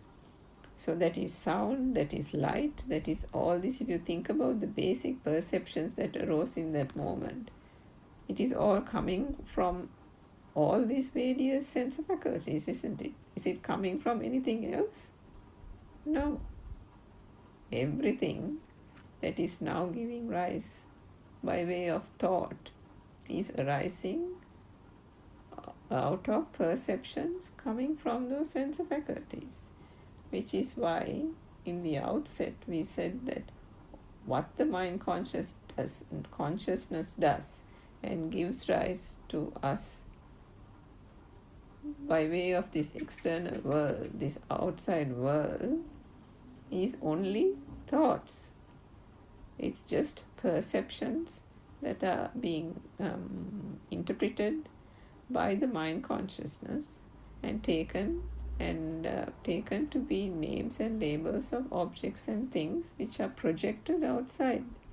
But unfortunately, without understanding fully, without access to this true Dhamma, and without understanding fully how this mechanism works, the conventional world and humanity is deceived to believing that there is this world and this is happening to me.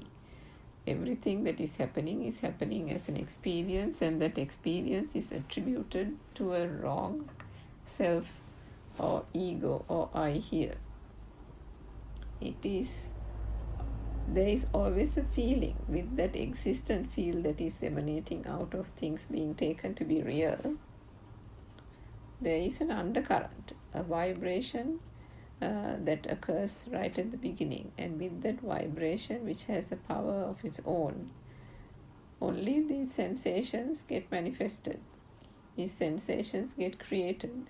So from these sensations only that it is that the thought arises, because they combine themselves to form the thought of mother, form the thought of father, form the thought of me being locked in a room, and so on. But if you can realize that this is the way the mind consciousness works, that the mind is nothing but an interpreter. The mind is nothing but a construct. The mind is basically always stringing these various sensory perceptions together and forming names, forming labels, giving names to feelings, giving names called depression, giving names called sorrow. I like that, I don't like this, or I want that, or I can't stand this, and so on. Everything is attributed, is always in relation to a me here, isn't it? So with that existent feel of something occurring, something being there, for whom is that something there? For whom is it getting experienced? So invariably there is an extension coming out of this whole mind interpretation, and the feeling that arises from that is whether the perception or the experience is a good one or a bad one. Nevertheless, it is always attributed to a me, to an I, and that is where the suffering occurs, moment, the stimuli or the thought, because it is nothing else. It is only in the thought that this perception occurs. The perception of an object, person, being real is only occurring in a thought. Thought is what we call the mind consciousness, the stimuli, the mind object, or the mental picture. All that is the same. You call it whatever you want. There is a mental picture to every asset, every facet, every aspect that is learned in this world, so-called world, as we call it. And every one of those is only getting perceived, only getting manifested through these basic sensory perceptions of light, sound, touch, taste, and smell. It is those five that gets combined and interpreted all over again, giving rise to another vibration called a thought, called the mother, the father, the police, the little child being locked in a room, and so on. If not for the thought, there is no you. The thought has an object in it, has a focus, isn't it? Whatever that comes to mind in that thought, when you say comes to mind, it's a figure of speech. Whatever that is in focus now is the thought that is occurring now, because one has a thought only in this moment. A thought arises only in this moment. Whether one thinks about the future, isn't one then thinking about the future in this moment? If you're planning for something to do next week, like go on a trip or something, isn't that thought occurring only in this moment? If you're thinking about something that happened last week, something that was not done right, something that should have been corrected, and so on, isn't that thought also occurring only in this moment? So whatever that happens is happening only in this moment, in the thought, the entire perception, whether it is a happening thing or a not happening thing or whatever it is. The notion that it is happening and not happening is also within a thought. It's only a perception. Everything that is occurring is only perceptions. Because if you take that earlier example, the picture of the mother flashing before the eyes, like coming up in the mind, the name of the remembrance of the police, the remembrance of the father's face, the stern voice, the shouting, the mother crying. Now you can swear, you say that you heard your mother cry, you can hear the cries, but can you actually hear the cries? Was there actually a sound emanating? No, wasn't it? Did you actually see your father's face? Was there a face to be seen? Was there a sound to be heard as like the mother's cry? No, it's all like a perception, isn't it? Just occurring in this moment. So that is why the Buddha said, and that is why a noble spiritual teacher tells us over and over again as he guides us through our understanding of this true Dhamma. that these perceptions have no substance. It is only a sign, a symbol of a sensation that even doesn't arise. Only in the belief that it is there that it becomes real to you. If that belief that it is there isn't, turns into an understanding, turns into a realization that actually what was thought to be there is not true, isn't it? Because there is an incapacity to actually experience anything outside, and that therefore whatever that is being discerned and experienced is something that we think we are experiencing only, something that is perceived as being experienced only. So is there any truth in the perception? Is there any truth, or is there any sound in that perception? One can think that there is a sound, but is there a sound? Was there actually the mother's cry in that sound? No. Did the sound actually emanate like out loud? No, it didn't, isn't it? Did you actually see the father's face? No. But they all occurred in that moment, in that trigger, by seeing an old photograph or hearing something like your mother's voice. That thing triggered that whole barrage of emotions. And so when we take emotions even, emotions is also just like light is a natural manifestation of the eye faculty. The sound is a natural manifestation due to the vibration occurring of the ear faculty. And the same for the taste, which is the function of the tongue, smell, which is the function of the nose, all manifestations. And heat, cold, and solidity are manifestations from the body sensor. The mind function, which is very challenging to understand, also has its own features or functionalities, and as part of that, because it's always in the mind sensor a combination of everything else. So in the mind sensor itself, the feeling of happiness, the feeling of sorrow, the feeling of just contentment, that kind of thing are also natural emotions that occur when a thought occurs based on perceptions that have occurred in the so-called system. These emotions, for example, seeing a friend after a long time, will give rise to a bit of happiness, isn't it? Because you're not going to be frowning at the person who was, some friend of yours who you see after a long time. You're not going to frown at the person. You'll be happy to see the person. So even the Buddha, when he saw somebody that he has known before, he used to greet the person and get them to come and sit in the monastery inside, and then exchange some pleasantries. All that was done.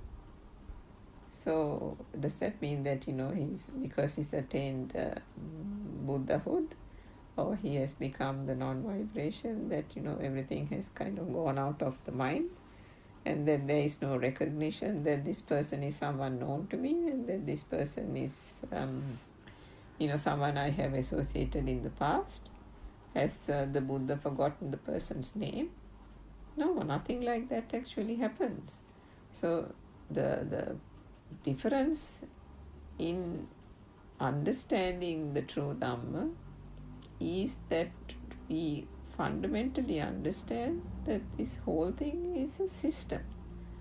Just like the trees are growing, the plants are growing, and the flowers are blooming in nature,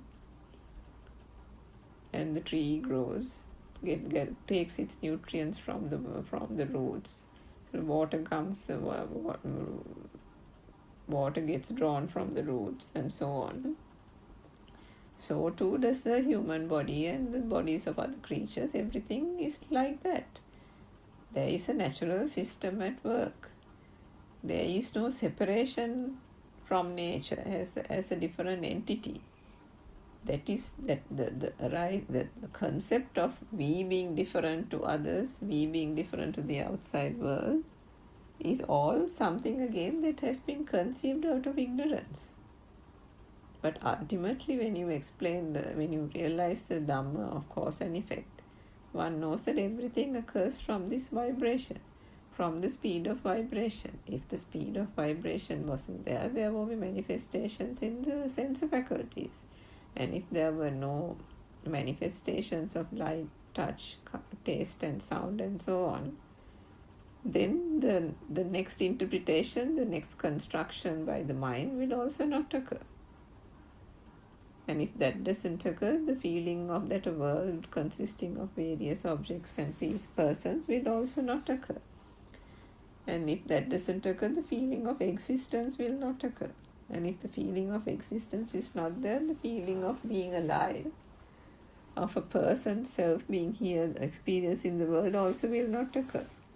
So can you see that everything is arising as a cause and effect, cause and effect. If the cause is not there, the effect is also not there.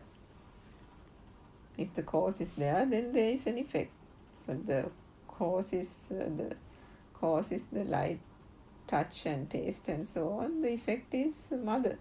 The effect is father. The effect of is me, experiencing something in childhood, coming up now as a thought. And in that thought is all the emotion, the baggage, the depression, the sorrow, the grief, all that. But why? Why was that? Because all that was taken to be real, isn't it? If one understands that that is merely arising, as it is the case of the function of the mind, that these things trigger automatically without anybody's doing, and in that thought all perceptions come about as new perceptions. It is only just a thought arising and ceasing in this moment. And that in this moment, in this thought that is arising, if there is the truth that is understood, that it is only made up of color and sound and touch and taste and smell and so on, that even those, that there is no substance in it, that it is all arising out of a vibration and a vibration speed, and that actually there is nothing there but a construct, then the value that is attached to the thought is no longer considered as the mother that you left behind, or the mother that ran away from home, or the father that locked you in a room. It is understood as a mere thought. All those objects, people, the person you call father, you will understand was a perception, nothing but a perception. The mother was nothing but a perception. And the concept of I, the most important of all, the most important deception to realize, to penetrate through Vidarshana, through these true teachings, is that all these things that was attributed to I, me, myself, was also a big lie, a big deception, isn't it? Because if by extension, if there was nothing at the beginning, can there be anything at the end? If there was nothing of substance at the beginning, if light, sound, touch, taste and smell was also really arising out of nothing due to some speed of vibration, and it is the speed that was giving rise to a manifestation only, nothing that was real there, can the extension of it and the extension of it finally arising to the alive feel and a self-perception, could that be true? No, it's only a perception. There was never a self here. And that is where the whole deception has been, which the true Dhamma is shedding light on. Understanding that this whole thing is a mechanism, that there was no self here, removing all doubt about this self-view concept, understanding that it was a misnomer, a misconception, and by shining the light of Dhamma on that, the suffering that comes about by taking the object or the mind object, the thought to be true, starts dissipating, starts dissolving. And with that, one is truly able to continue to practice understanding the true Dhamma, and with that bring about the end to the vibration, the self vibration, which then ultimately culminates in non-vibration or nothingness, shunyatava as we call it. So we invite Dhamma friends or anyone out there who are interested in understanding these concepts further to come and listen to these talks, and at least try to join us in our 3 to 5 p.m. Sri Lanka time Dhamma discussions as well,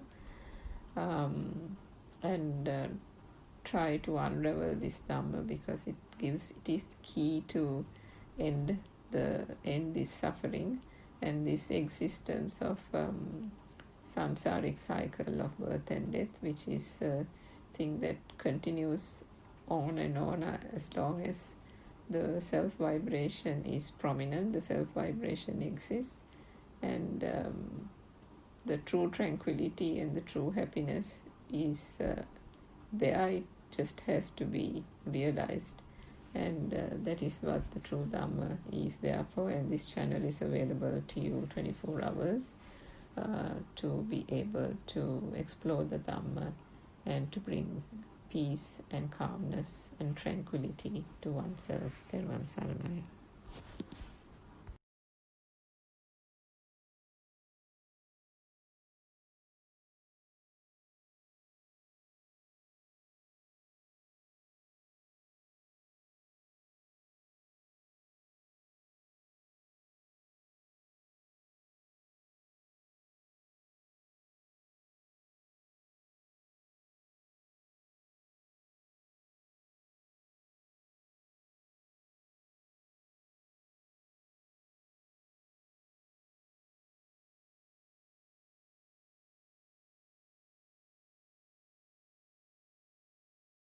තෙරුවන් සරණයි ආර්යයන් වහන්සේ.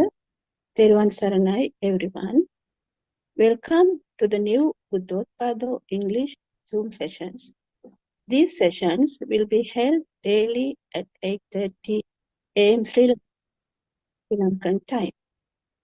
Those who listen to Buddothpado sermons are truly fortunate, because Buddothpado sermons presents a very rare Dhamma discourses never heard before. We want to share Buddothpado Dhamma discourses to the world, so every human being can be free from suffering, live in peace and eternal bliss. Buddothpado Dhamma discourses reveals the true essence of Lord Buddha's doctrine, which was hidden under the dunes of time.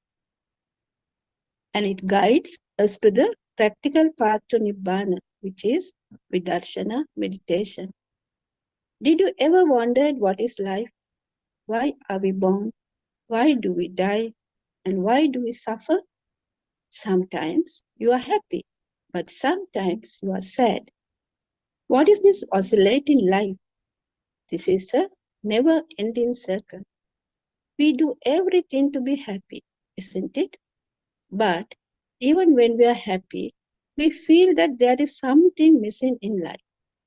Though we try to cover up suffering in various ways by offering pujas and doing various rituals, the death is inevitable, isn't it?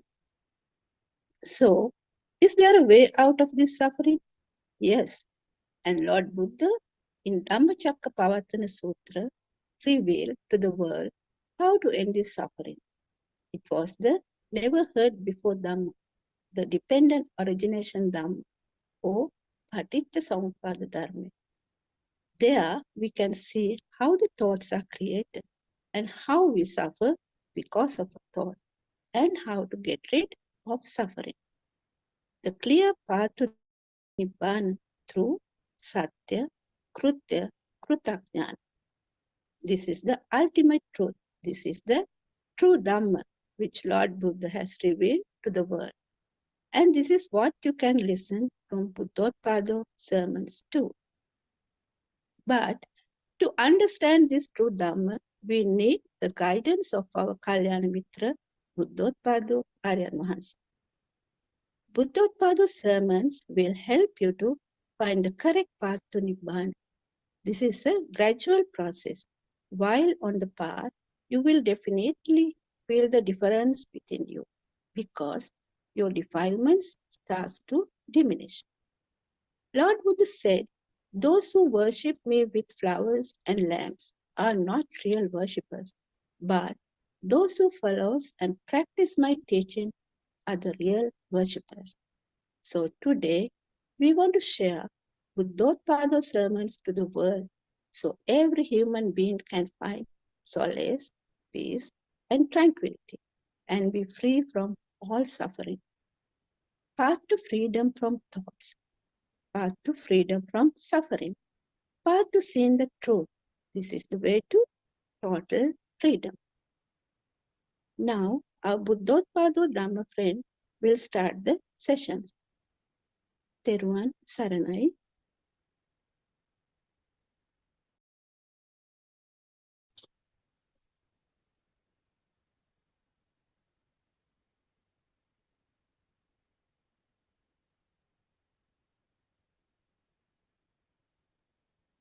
Well, may the Nobel Triple Gem bless you all. First of all, we humbly pay our homage to the perfect one, the fully awakened one, the Supreme Buddha. And I hope everyone is well and happy today. As we are in an individual journey of understanding the world and the self,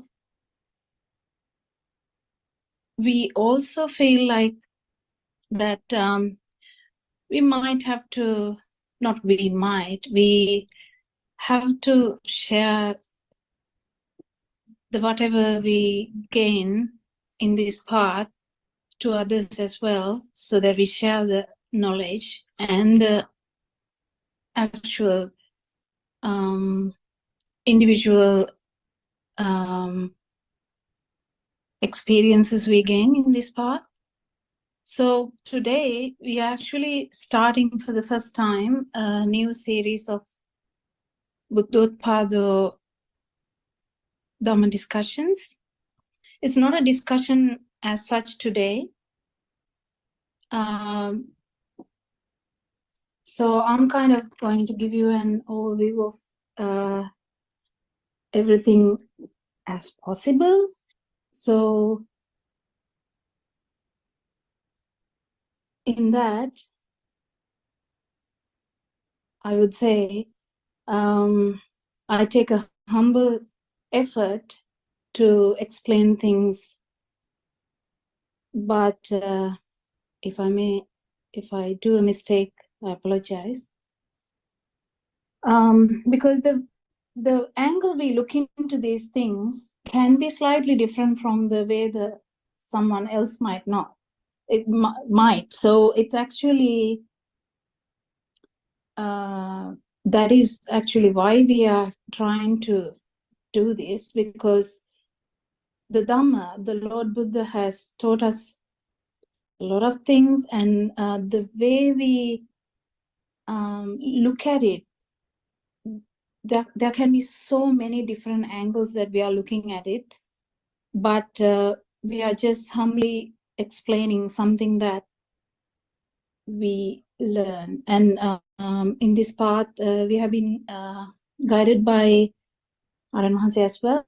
So Aran Hanse has been teaching us for a long time, and I would say I'll start talking about, so the dependent origination is the topic we have chosen for the first time. And why we have chosen dependent origination is actually, Lord Buddha has explained, if you know dependent origination, you know Dhamma, and if you know Dhamma, you know Buddha.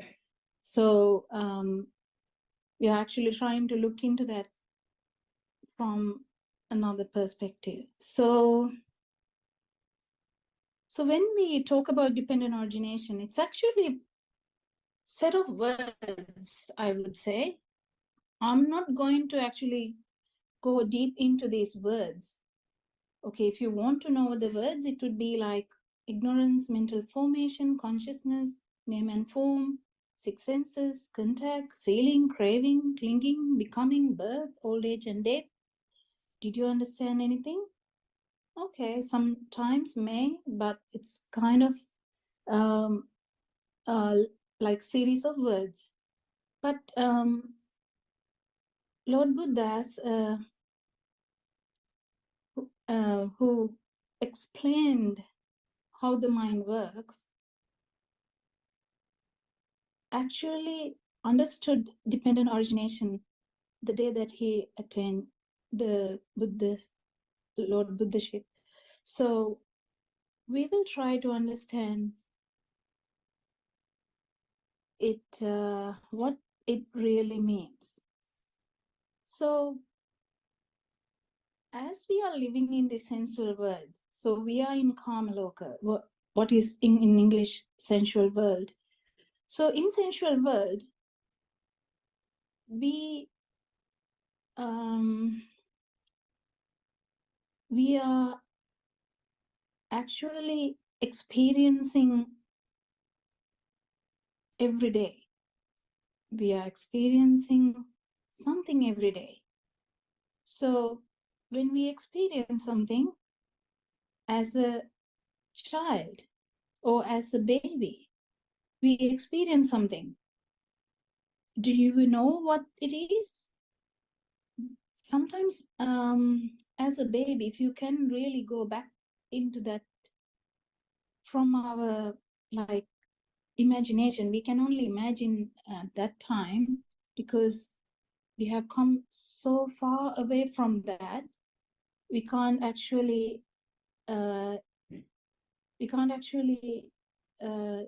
go back to that immediately. We just have to imagine how we actually got these impurities into this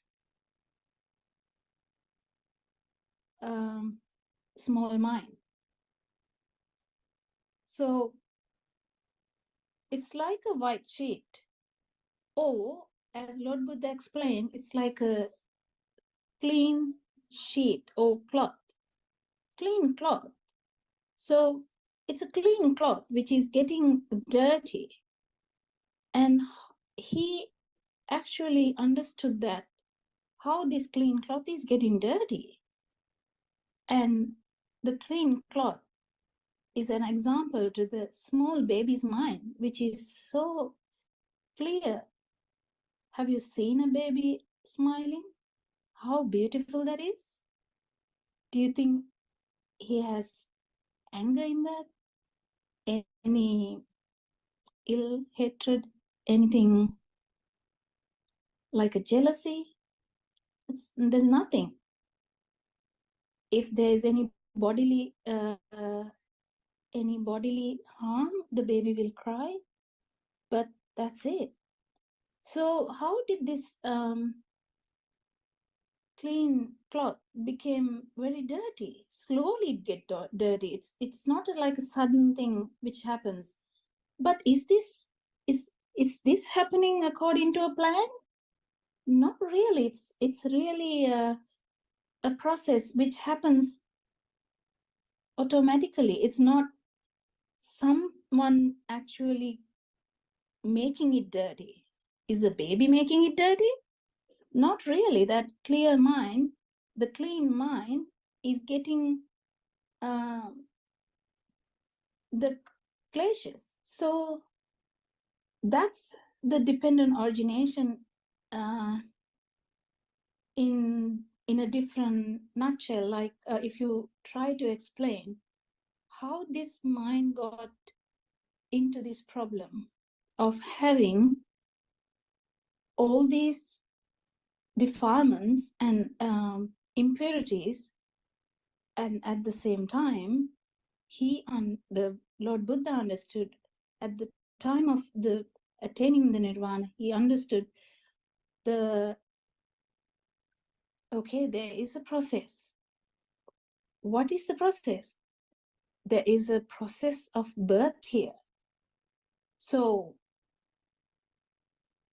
I'm not talking about the birth of the body. I'm actually talking about the birth of the this self, the feeling of existence. Did the feeling of existence, it can actually be, I'm talking actually about the sensual world, so don't take me wrong.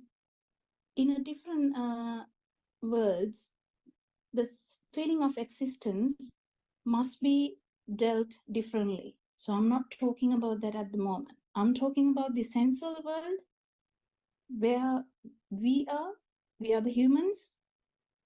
We have like a human, like a body where we have 5 senses, and with the 5 senses, we have another sense which is the mind, and it became 6 senses. So that is where we are describing this, is because we can't describe it apart from our senses. We have to describe it according to what we know. So the dependent origination, what is it all about?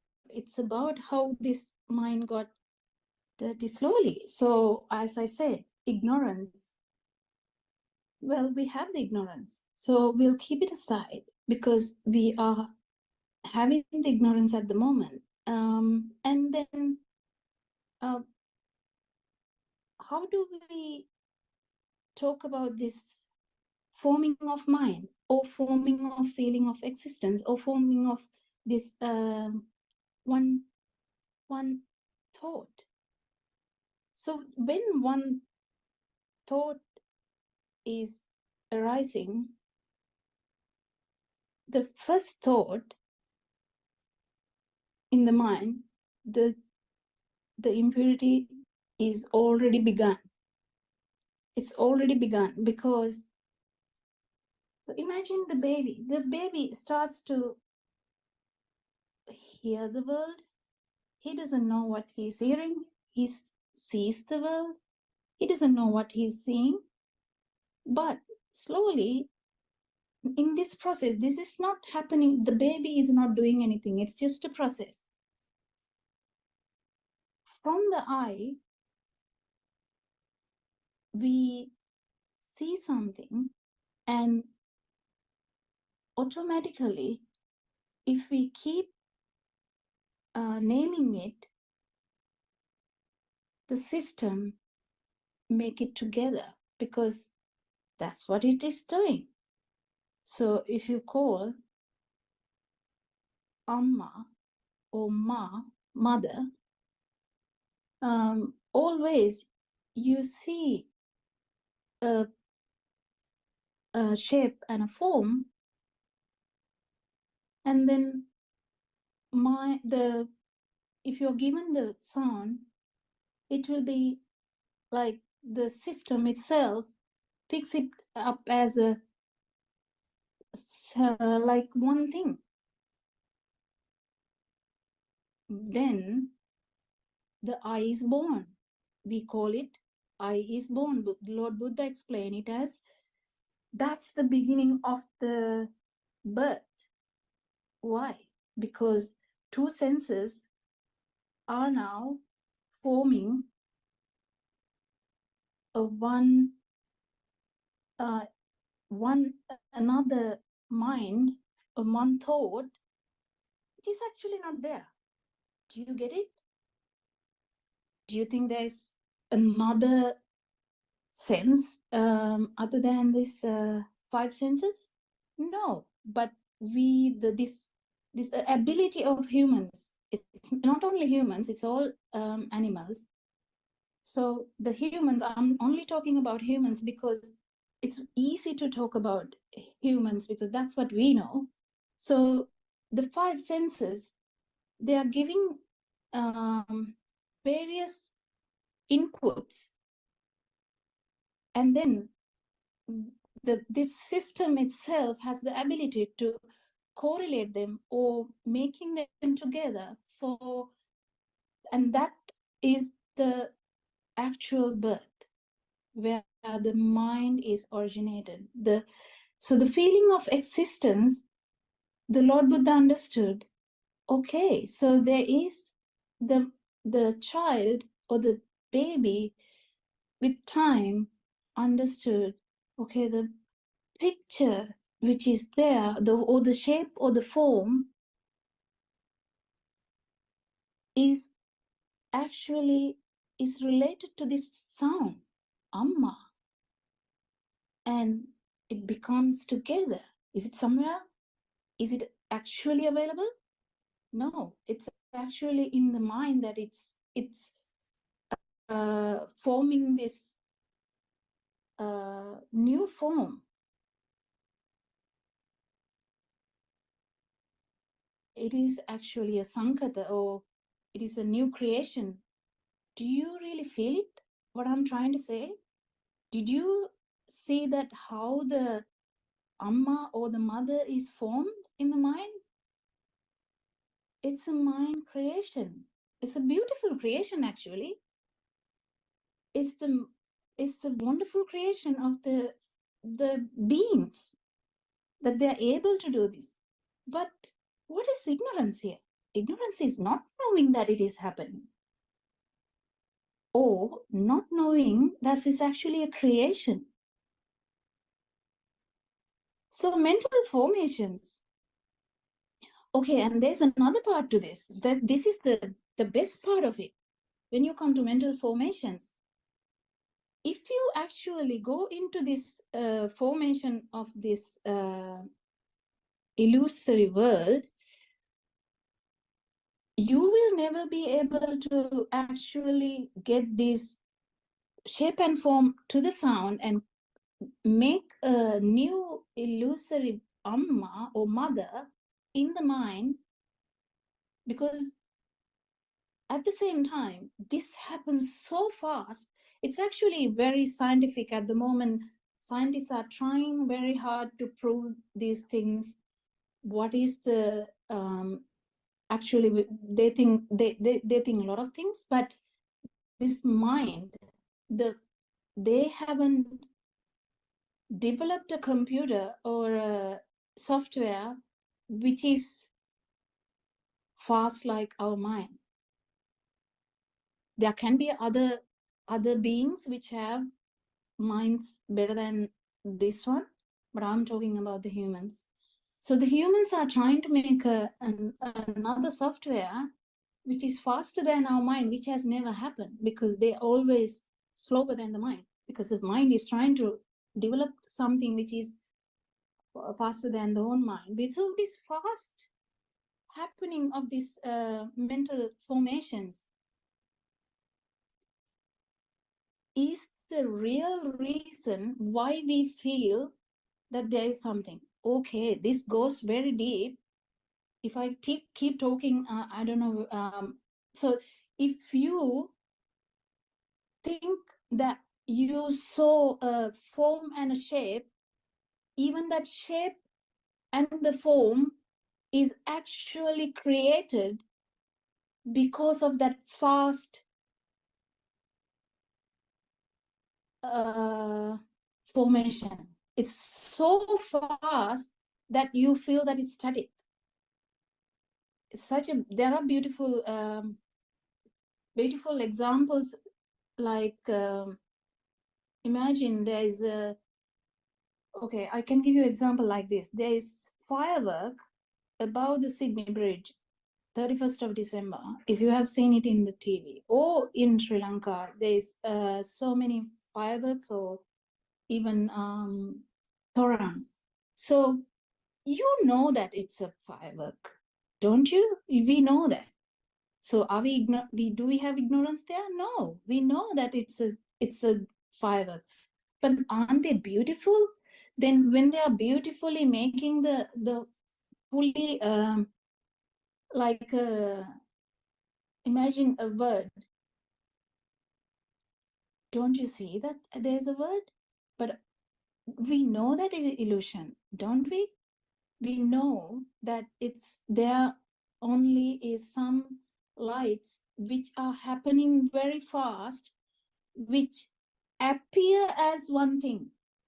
Do you get the point? It appears as one thing. It's the same thing which happens in the eye, that this creation is so beautiful. I mean, I'm calling it beautiful because this is really interesting. not that actually the creation is beautiful, but actually the way of creating this illusion is so fantastic that we forget that it's the illusion. So the eye, even the shape and form that we see is in itself is for the creation. So if someone asks, so have we seen an actual shape and form? We don't know, because it's only, we can appreciate only what we can appreciate. We have to come to that's a full understanding. Humans can appreciate only what human senses are able to appreciate. But in future, if someone developed another new sense and attach it to the humans, they may be able to appreciate another level of creation. But at the moment, it's only 5 senses, and the mother or the amma, even the shape and the form, it's created in the eye. It's created in this system. So Lord Buddha says, the feeling of, actually Lord Buddha was trying to understand from very beginning, how am I feeling I'm existing? What is this? What is the meaning of this feeling of existence? And why we are afraid to die? Why we are feeling that we are actually going to old age? Why are we feeling that this feeling? And that's what he was experimenting on. He's the most the highest person with wisdom. So he was his the whole idea was trying to find out how on earth this happened. So ignorance and mental formation, which happens with this fast formation of mind, bring about the consciousness. That's just this process, because this is happening so fast. You feel something is there static, you feel the difference. As I told, we can appreciate only what we have in these our senses. So because it's happening so fast, we feel something. We can't really avoid this. That is how it is. So we feel the consciousness. Well, for instance, just imagine the world is slowing down. Our chitta, this formation of mind, slows down. We won't be able to actually do this mental formation like this. We will never know what we will be actually forming, because the slowing of this actually will hinder what we form, because it's just a formation. And do you understand even the word? It's a mental formation. It's beautifully worded here, mental formation. It's not out there, but because of our senses, the eye, the ear, and our bodily, the feelings, the touch, the taste, the smell, they all come together, and a mental formation occurs. And that mental formation, is it there actually? Well, we never know, because that's a mental formation. We are actually forming it according to our senses. And that's where the consciousness occurs. This is a natural phenomena, and this is a natural process. No one is doing it. And it's a beautifully led by Lord Buddha. It's so beautifully led by Lord Buddha. And in this process, the problem is when these forms and the sound and everything, the feeling and the actual, the form and the shape we saw, everything get together, name and form, we already have formed the 6 senses. It's not only 5 senses now. Why? Because there's another sense. Is it somewhere actually located in the brain? No, it's a sense which is originated in this combination of 5 senses. It's a natural phenomena that this combination happens, and that's where the contact happens. When this new sense is originated, when the 6 senses are formed, the contact happens. You can't avoid it because it's happening, because you take that new sense or the mind formation so seriously, and the contact is unavoidable. And the feeling is unavoidable. If the contact happens, you have to have a feeling, because there is a feel that there is something. In sensual world, this would be actually a mother. So you feel it. Have you ever felt it? Have you ever thought about it? So it's actually not the actual form, shape and the form I'm talking about. I'm talking about the new feeling you got because of this mental formation. Did you feel it? And if you feel it, can you avoid craving? No, you can't. It's not someone craving about it. It's actually this process makes it like an attachment, because there's a new feeling here. So the craving occurs.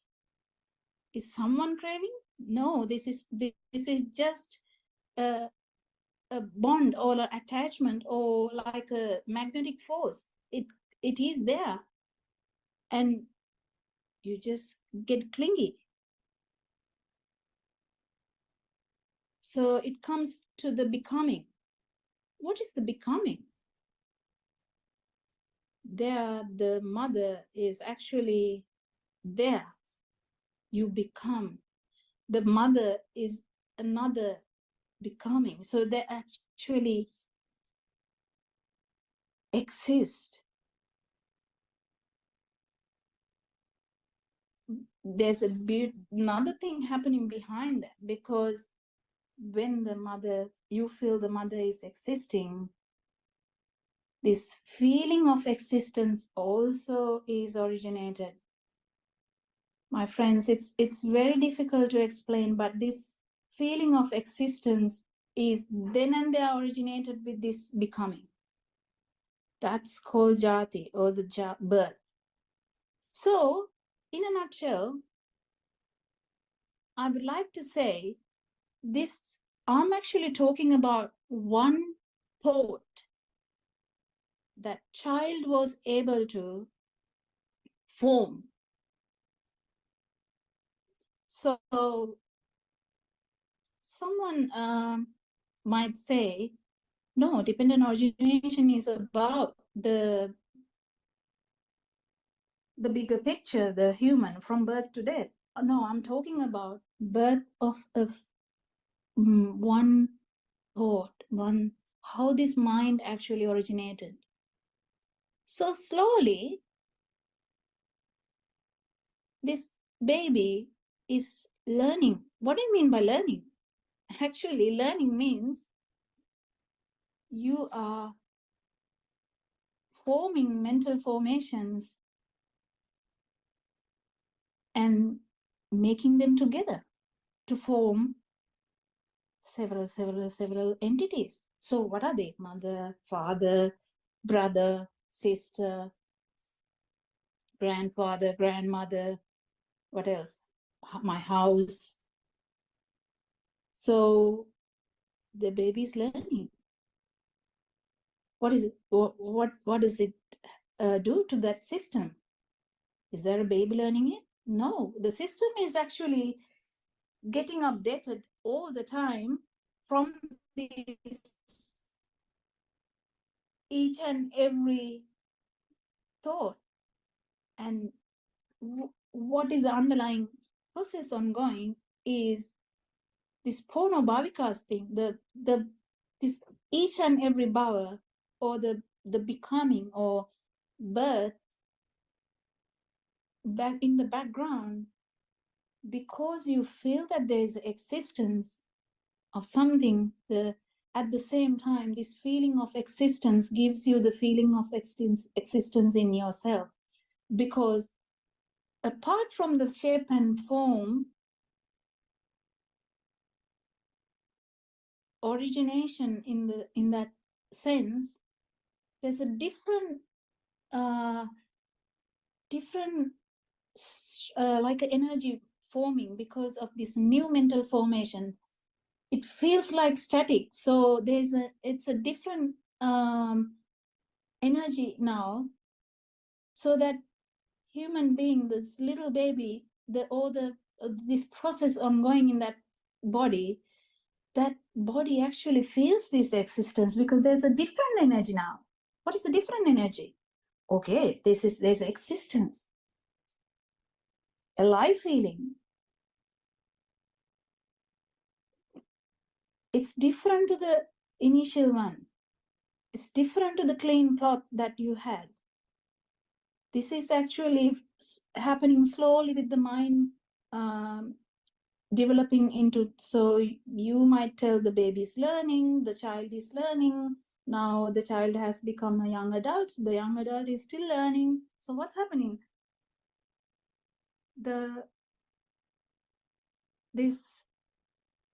There's so much mind originating, the feeling of existence getting stronger and stronger.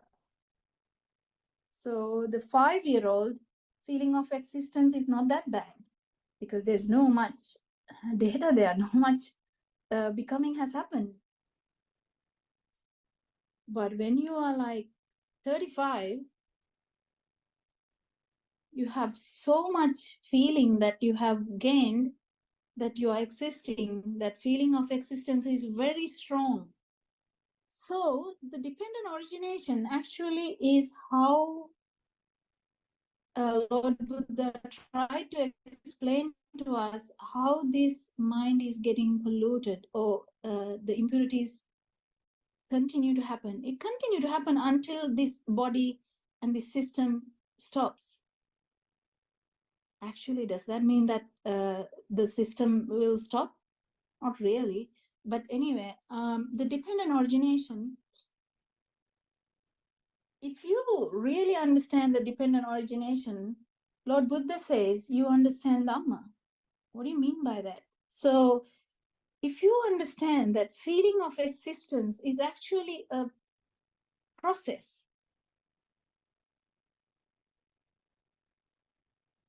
like it's a fundamental process, it's nothing to do with actually this person. Or from that example, it's not the baby doing that, it's not the young adult doing it, it's not the adult doing it, it's not the elderly person doing it. It's actually happening. No one can actually stop it. Even if it's a baby in the jungle, no human being to tell that this is the mother. You don't need someone to tell that it's the mother.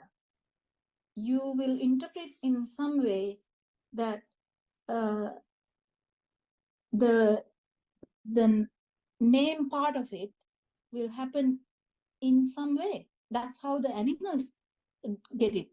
Do animals call by Amma, Tata, Malli, Ayya, and nothing like that? But don't they have a own way of communication? So they are naming in their own way. Do we know that? No, we don't, unless we go into that mindset. But from the human perspective, we are actually getting this creation. It's I think the basic creation, but it's the most complicated creation in the world. That's why no one has even been able to beat that creation yet. I don't know whether it will happen in the future, but no one has been able to beat that creation yet. It's such a natural phenomena happening.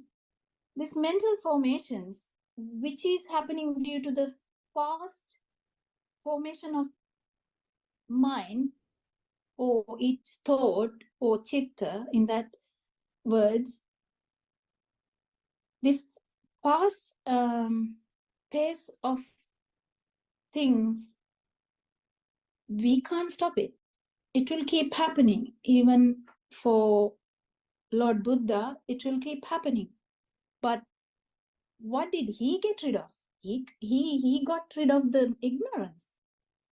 He knows, okay, mental formations do happen. Consciousness do arise. Is there a problem? No. Name and forms, they arise. Is that a problem? No. But what is the problem?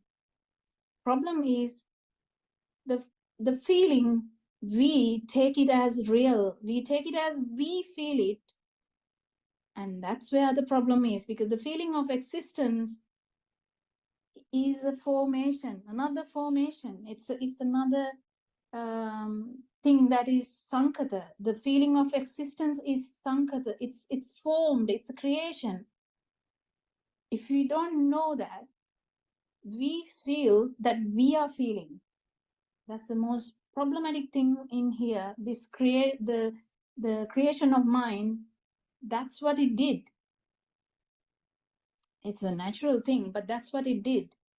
So this cycle of samsara keep happening because there's no end. This feeling of existence is given a value. So there's someone to die. Actually, it's so so good that Lord Buddha understood this and explained to other humans, come and understand how this existence or the birth happens. Birth happens in the eye. How? Because if it's in the sensual world, birth happens when the mother or the chair or the apple arises, because it's a formation of 6 senses together, and you feel that it's real. At that, when you feel that it's real, that's where the becoming happens. That's where, friends, that I want to emphasize, that becoming happens when you feel that this formation is real. If you know that it's a illusion, no one actually gets into this trouble. But if you don't know that it's that's this Dhamma, you actually feel that the whatever that is formed, Amma, Tata, or mother, father, apple, chair, school, house, world, sun, whatever, named, having a form, when they come together and we feel it's real. And when we feel it real, the feeling of existence originates. That's where the birth happens. That's in sensual world. But even in the other worlds, even when there is a feeling, even by the light, still that happens, because the light is also originated in the organ, in the senses. So finally, nothing is actually there. It's originated. That's the cause and effect, the origination. So this, what is it? Dependent origination. It depends on all these mental formations. If this happens, this happens. You can't really avoid anything. You can't really stop it. if this happens, this happens. You can't really do anything about it, but you have to just know it. The ignorance is the basic part that we have to fight. And so the dependent origination is like a set of words that Lord Buddha told us so that we could understand as actually a process. Because in human mindset, we like to actually word it down, because we are full of words, full of protocols, full of maybe equations. We like things in order. So the perfect one, the Lord Buddha actually explained it in such a way that the humans can get it, because otherwise no one will understand that. So they are being organized into a pattern: ignorance, mental formation, consciousness, name and form. But friends, this, because of the fast formation of chitta, if someone is going to take, I'm going to get the craving out from here, I'm going to take the contact out of here, it's not going to happen. Why? It's so fast. You can ask this from a neuroscientist. If this is such a fast formation, no one can actually take it away from that. That's not what we are going to try and do. We are going to actually, because the humans are having another way of understanding these things, because they have like a different level of understanding, they can actually understand that there is a process. Even though it's such a fast process, still we can understand that it's a process, so that we actually the craving, the clinging, the becoming, the birth slowly reduce, because we keep understanding that it's a formation, it's a creation. If you have a sensory organ, there is always going to be a creation. You can't avoid that. Even if it's an animal with 2 sensory organs, that even that animal, even with one, they are going to create this own world. That's what Lord Buddha called the Salayatan Loko. The organs are going to create that world for that being, for that animal or the human or whatever the being. The world is originated. You can't really avoid it, because it's a creation of the nature. As I told you before, it's a beautiful creation, but the problem is we haven't understood this before, and we actually start living in that. Imagine I'm going to a simulation. Simulation is where the people act in a like a thing.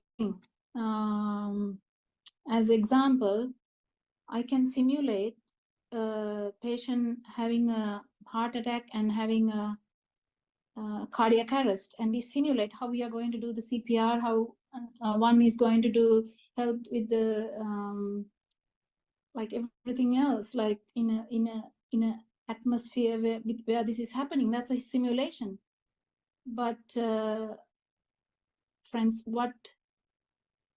the problem with this Salayatan Loko is this simulation is so nicely done, we can't even understand that it's a simulation. That's such a good mind that if you really understanding that it's a simulation, it's really difficult, because it's such nicely done. That's why Lord Buddha told this Vijnana can play like a magician who is doing the beautiful magic in a junction where there's a lot of roads. Still, that magician is doing that beautifully, so that the who are actually seeing it will not understand that it's a magic. It's unless we really understand that it's a magic, we will never be able to wake from that. If we are to wake from this simulation, we just have to understand that it's a simulation, it's a process, it's nothing to do with us. It's just that feeling of existence is actually a creation as well.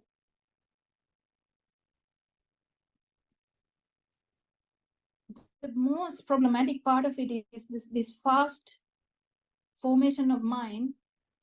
Is such a fast thing, not even fraction of seconds, it's even smaller than that. Such a software where it functions so good that all seems static and existing. So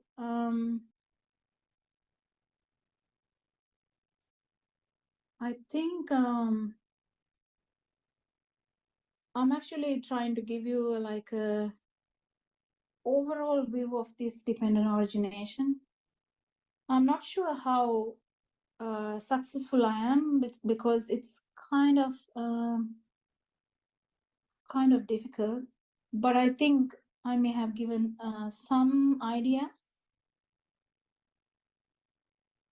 because the feeling of existence is not actually real. But are we not feeling it? We are.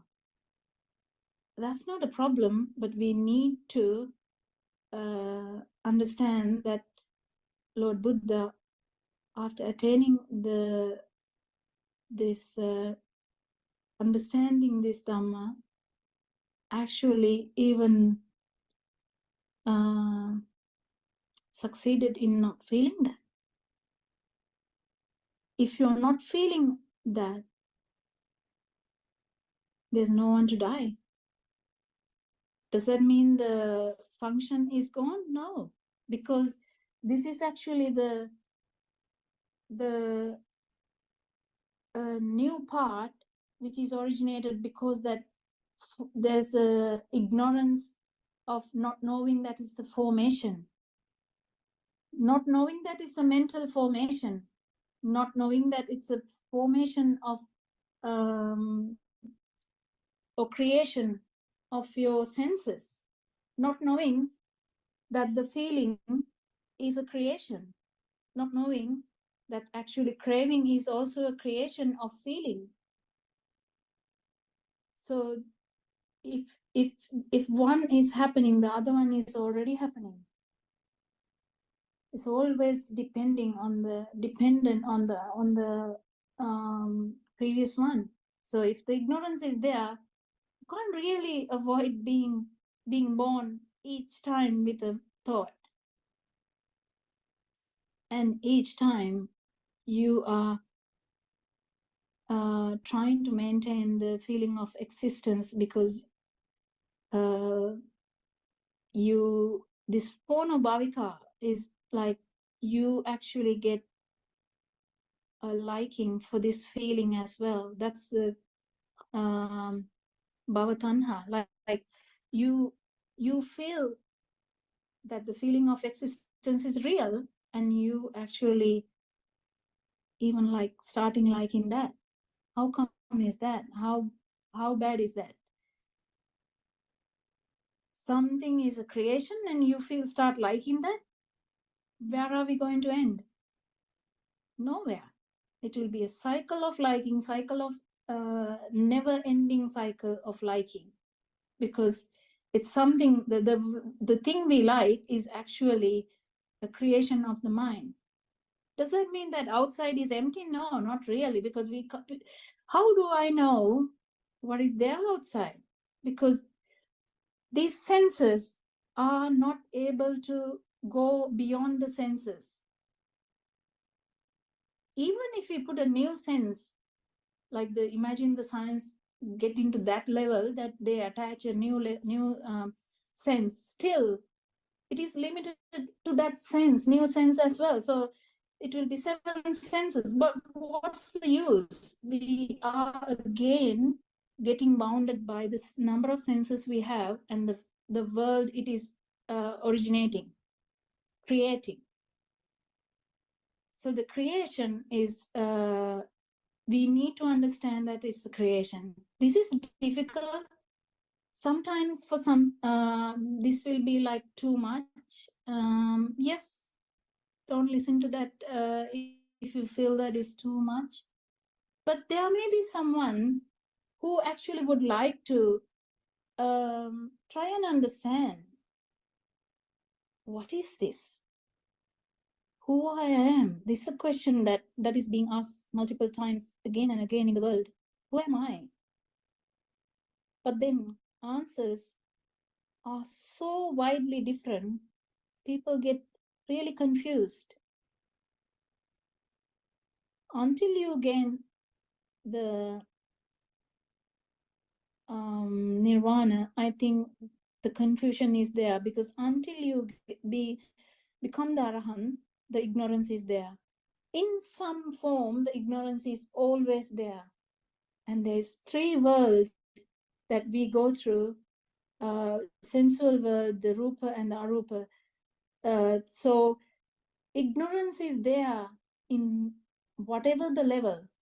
So in this talk, I have been talking about the sensual world mainly, because we are trying to understand, why did this clean cloth become so dirty? How did it become dirty? How did this beautiful small baby, without any defilements, without any impurities, became a young adult or a child full of hatred, full of jealousy? How did that happen?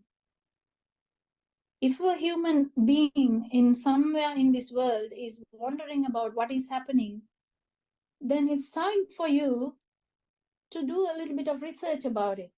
Why don't you? Lord Buddha has explained such beautifully how these mental formations are occurring. And what's the importance of knowing that? Well, if you want to beat death,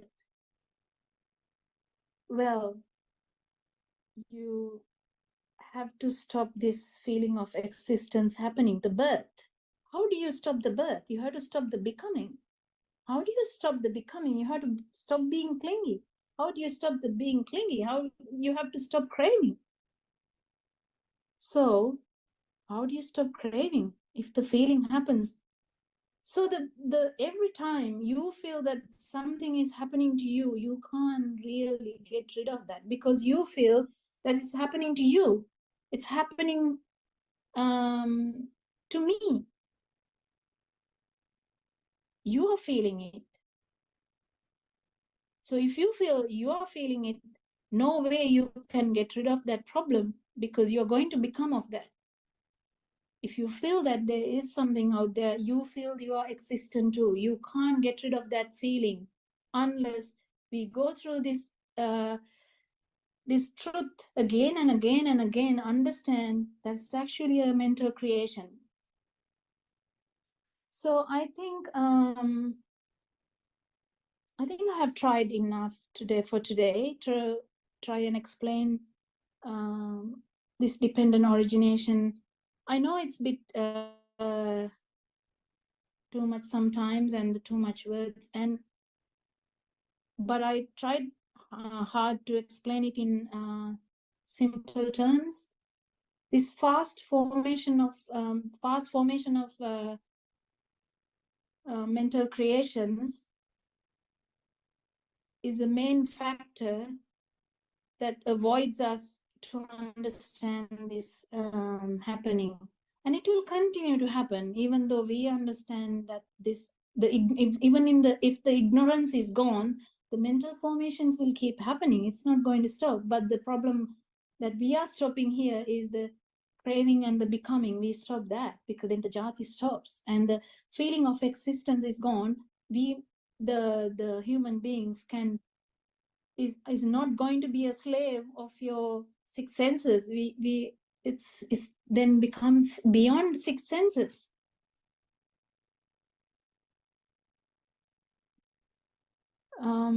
So friends, it's all about the talk today.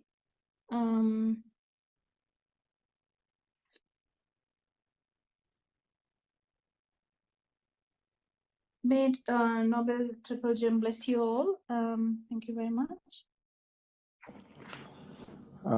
Yeah, Teran Saranai. Teran Saranai, everybody. That's explain. Yeah, Teran Saranai. Thanks for that. That explaining. Not easy. Yeah. This real dependent origination today, the whole world have question.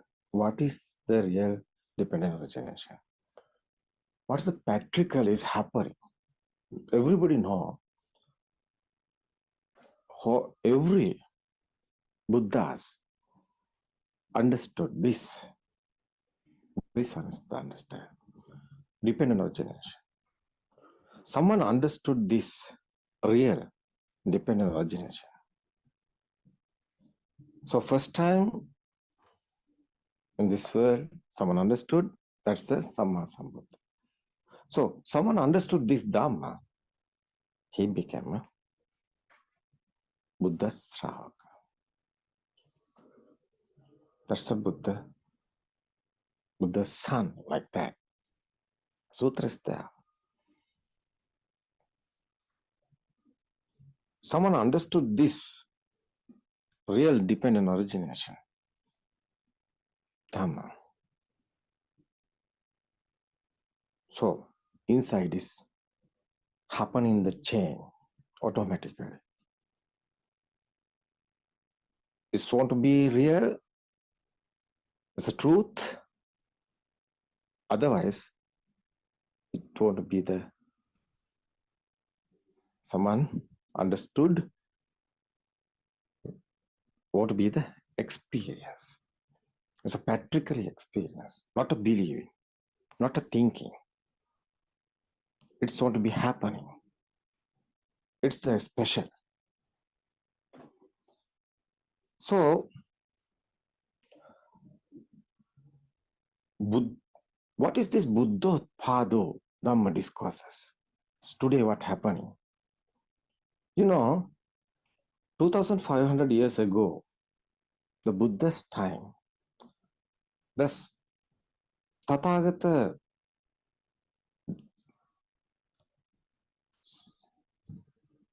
Thero, so Buddha, Tathagata Samma Sambuddha, we are talking.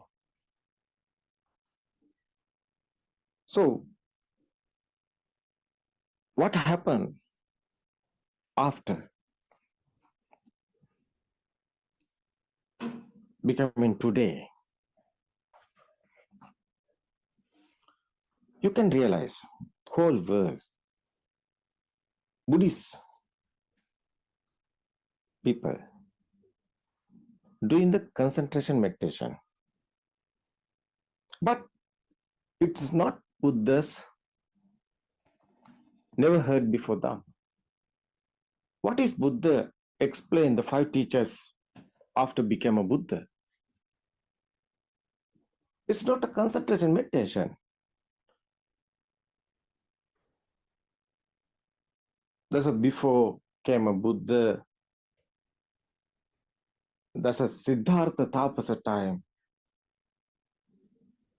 It's doing that. Buddha did that.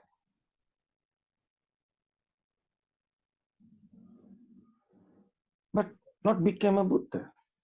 That the Siddhartha Tapasa and 5 teachers together, they are finding the truth. They are doing that concentration meditation, but not became a Buddha. That is why Siddhartha Tapasa left that teachers, 5 teachers, and going alone. This concentration meditation is not a Buddha's path. Why Buddha left that 5 teachers, and why finding the truth left the concentration meditation? That one is not the Buddha's explanation. After became a Buddha, what is Buddha's word?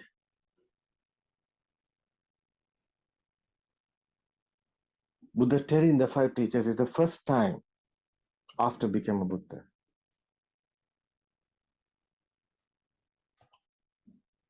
I'm telling you, never heard before. This Dhamma is the rare. That's the never heard before Dhamma we are talking. That one is the dependent origination. That one is understanding one.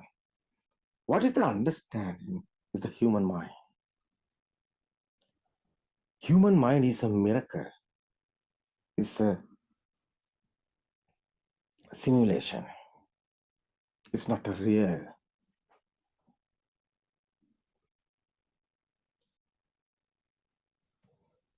It is true. No being, no living being, nothing existent. That is the Buddha's teaching.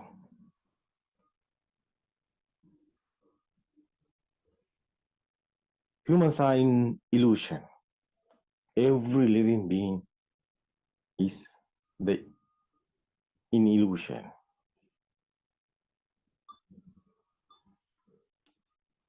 So,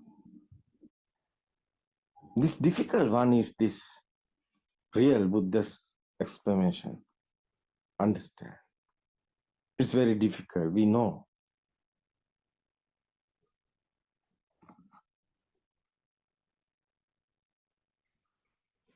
This Buddothpada Dhamma discourses, we are doing Sinhala language because we are Sri Lankans.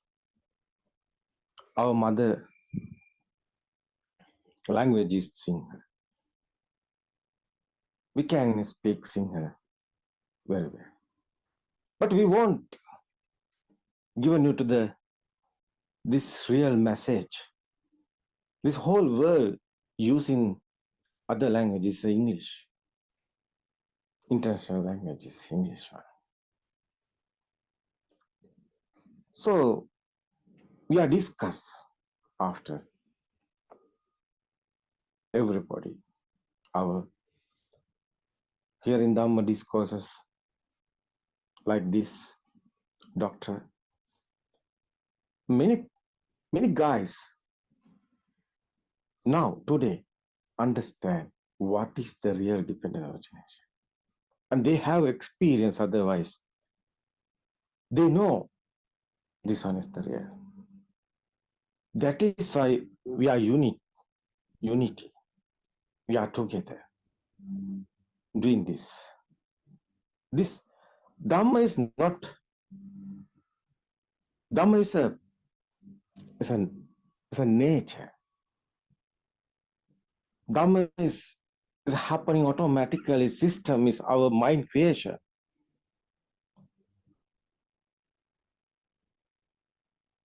This one, someone understood what is the real.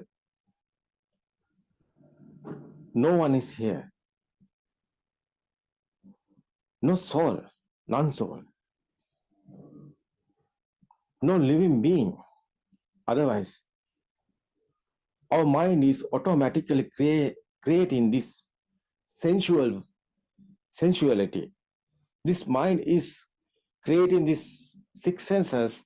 This world is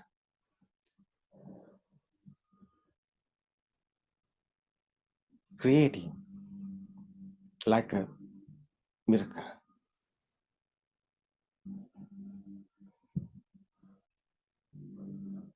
It's not real. It's illusion. We are in simulation type of world. We have death. We are thinking we have death. We are thinking we are born. But these are thoughts.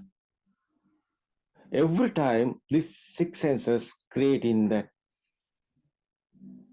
thoughts are coming, thoughts are creating. Every time is happening this. These senses are creating, is automatically is happening. No one is doing. Nobody is doing. You are also not doing. You are also the thoughts only. So you can realize. Future is you are remembering something fast. This present moment is only the thought. You are think something future. This present moment only the thoughts. Only the thought. This present moment thought is otherwise not real. That is the nothingness. This one not easy to understand. How is coming today? Your thoughts, chair, table, mother, father, sun, moon. How is coming this?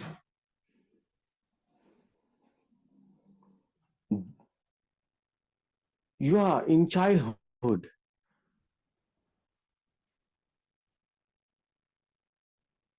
That's a baby. Before kindergarten, baby. Don't know anything. That's the radiant mind. How is this craving? Defilements are coming. These are only the mind creation, not anywhere. This is the case of human mind, every living mind. So we are trying to explain this whole world, what is the truth is here. It's okay today explaining this very well, I think. Thanks for our doctor. It's okay. That's today, tomorrow we can join another discussion. This real dependent origination Dhamma. We won't find it. You can realize, you can find that what is the real one. What is the, you can experience, it's okay. Practically you have experience, it's okay. That's the dependent origination real. It's okay not to believe in, not to trust. Okay, everybody. Teruvan Saranai. Teruvan Saranai, everybody. Teruvan Saranai, Zoom discussions as who's that? Madam is okay. Teruvan Saranai. තෙරුවන් සරණයි. තෙරුවන් සරණයි ආරයන් වහන්සේ.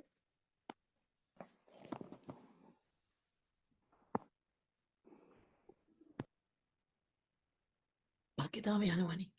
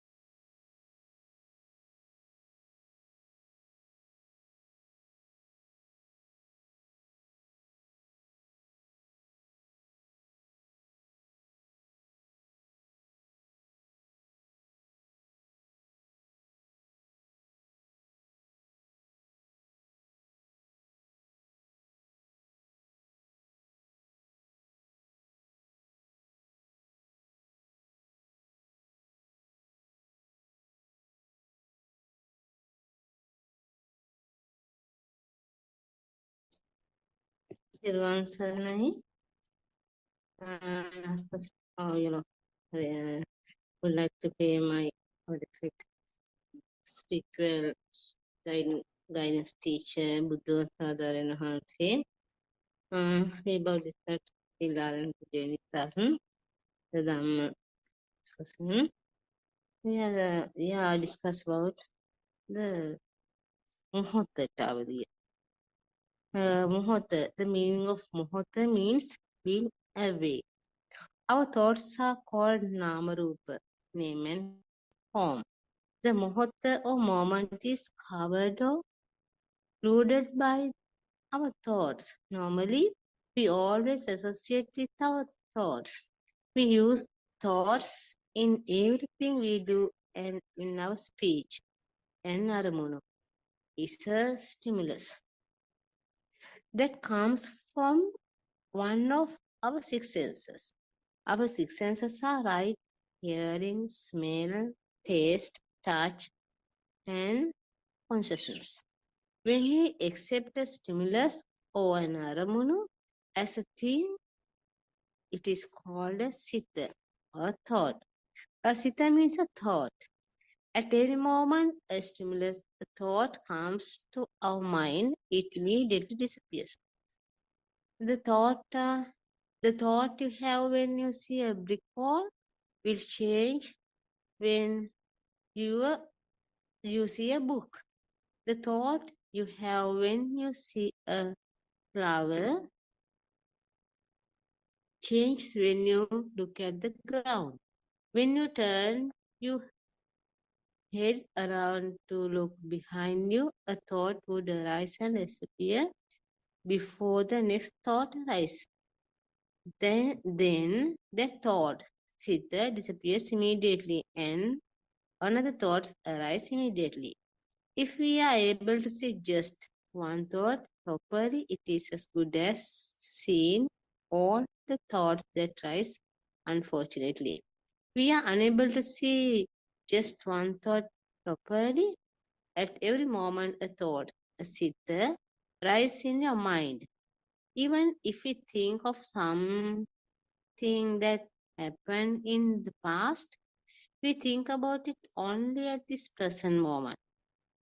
If we think about the future, we think about it only in this present moment. Therefore, we should understand that there is always only one thought at this moment. That is all. That is all. Atitananagamiya, the past has already gone. Napatikanki anagata. The future has not yet come. But when we receive a thought of the past, it is a thought at the present moment, isn't it so?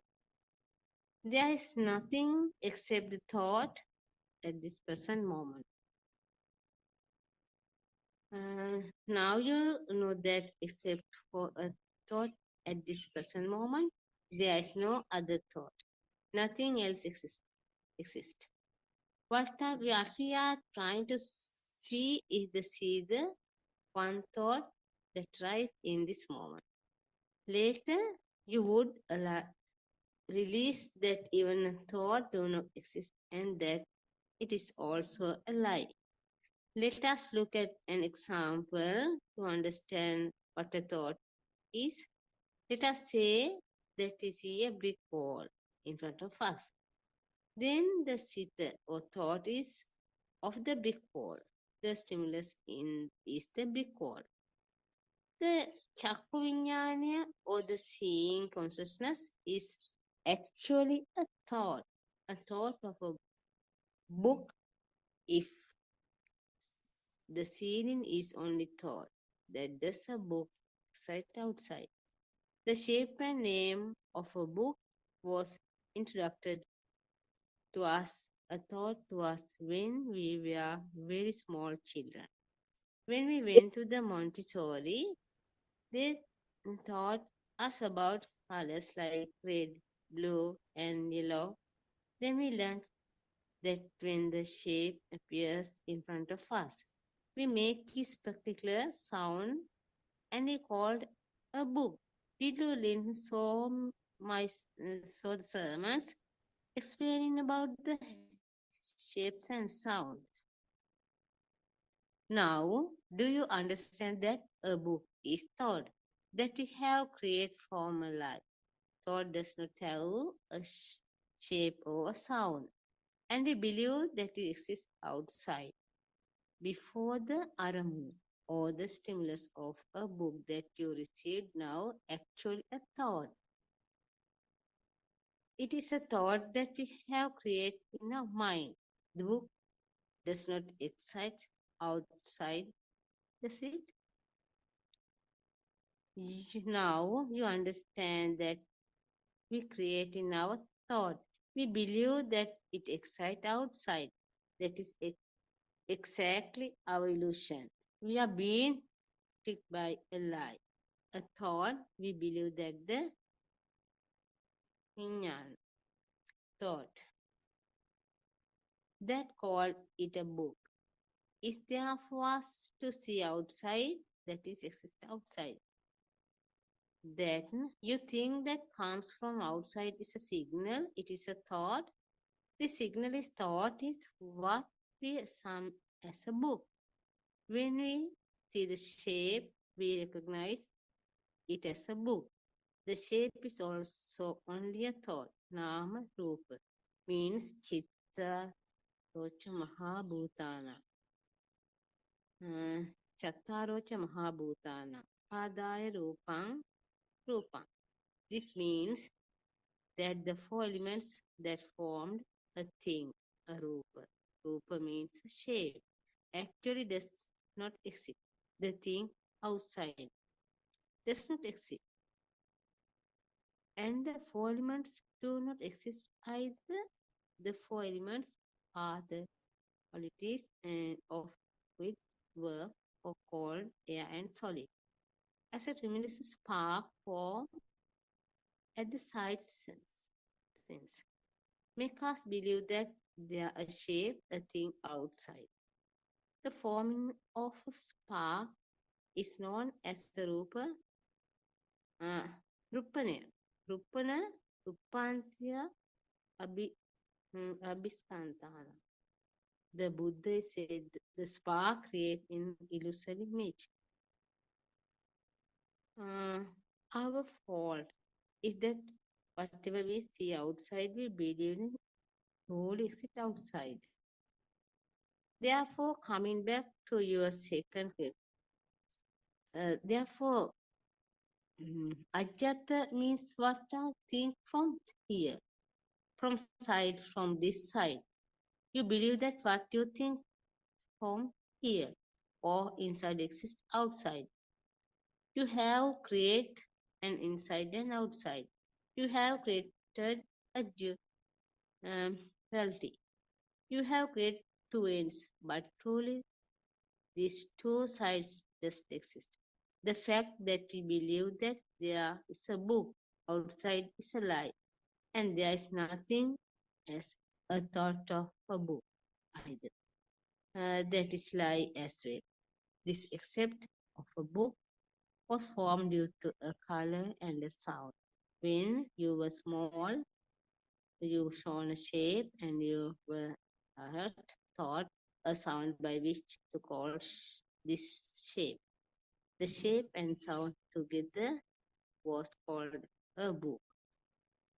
These two color and sounds together is called chitta. A chitta is thought a sound signal as a color signal come together and form a chitta taranga. If we hear a sound, we remember the shape. And if we see shape, we remember of the sound. It's called a thought. Okay, like this, practicing Dhamma, we want to clear problems. Buddothpada are always ready to clear path and get a solution us. Then we at a moment, Larana Hanse join with us and Teruan Sarana.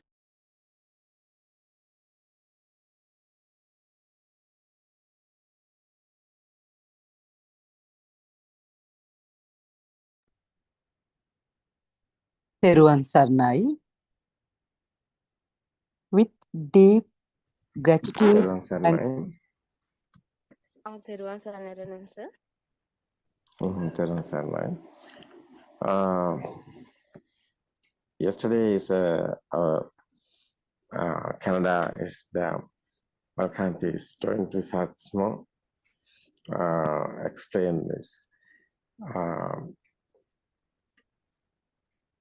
Today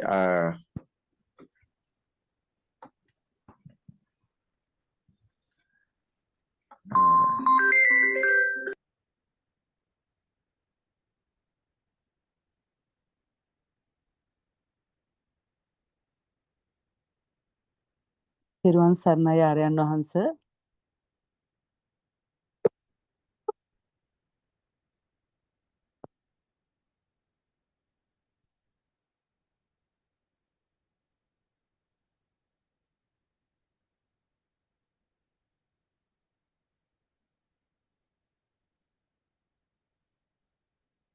තෙරුවන් සරණයි ආර්යයන් වහන්ස.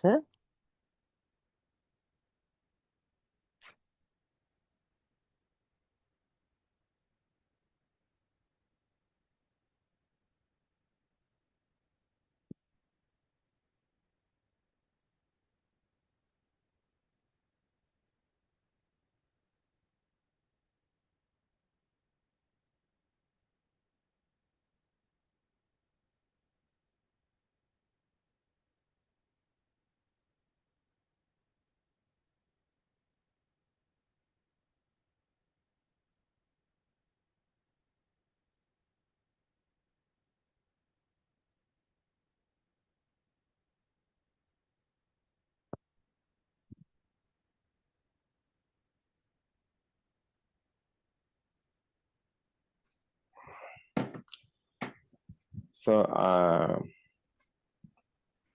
do you hear me?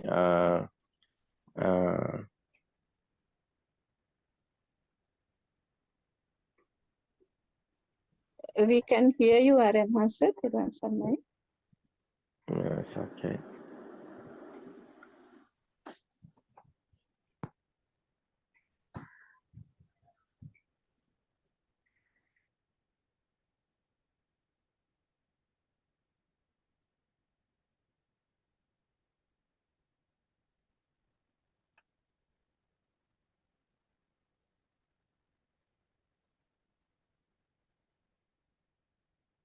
තෙරුවන් සරණයි miss Naduni.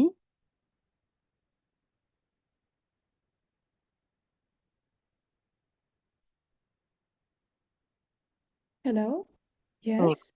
yeah, this is Kanchana here. Yeah. Am I supposed to start the sermon or Aryan Yeah. Wahansi will continue? Yeah, you can start. Right, okay. තෙරුවන් සරණයි.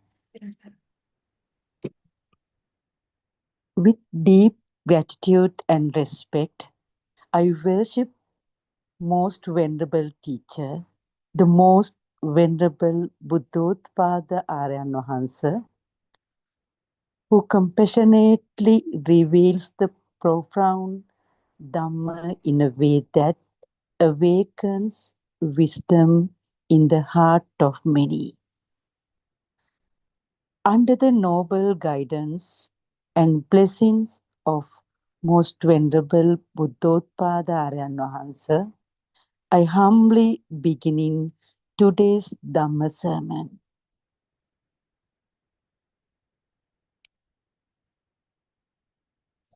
This is connected to my previous sermon. All what we feel them because of illusional speed of and illusional skandha, sanya, a part of the skandha 5 aggregates. Sanya is felt like a vibration. Therefore, everything, it can be a sound, it can be a color image, a taste, a smell, a thought, or even a touch. All these six senses felt as vibrations. There's nothing in these vibrations. It is all a lie, an illusion. If you believe that everything that we experience from our five senses comes from outside, and if you believe that the outside world exists, then you would create sankhara, which will take you in an endless cycle of rebirth and death. As we all have heard about, there are three types of sankhara: illusional, mental formation. What are they? They are vachi sankhara, that means verbal actions; kaya sankhara, bodily action; and mano sankhara, mental action. If we believe that there is an outside and everything outside is true, then we create sankhara, which is in turn generate lobha, greed, dvesha, ill will, and moha, delusion. If we believe in the outside, we could say that we create karma, which will take us in an endless cycle of rebirths and deaths. Also, if we believe in the outside, according to our verbal, bodily, and mental actions, we would create merits or demerits and suffer endlessly. But when we turn towards the practical side of being on the path, we won't accumulate karma. When we go on the path, we will only consider the working of the Hetupala Dhamma. And one day, when we realize the pure truth, we will always see the Dharmatavaya, which means that nothing exists. Iti imasmin sati idang hoti, imasmin asati idang nahoti. It means if you believe in a thing outside, then another thing would be created. But if you do not believe in a thing outside, then nothing will be created.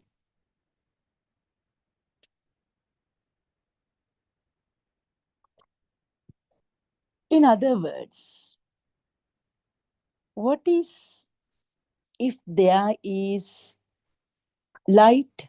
Now, for an example, we'll take light outside.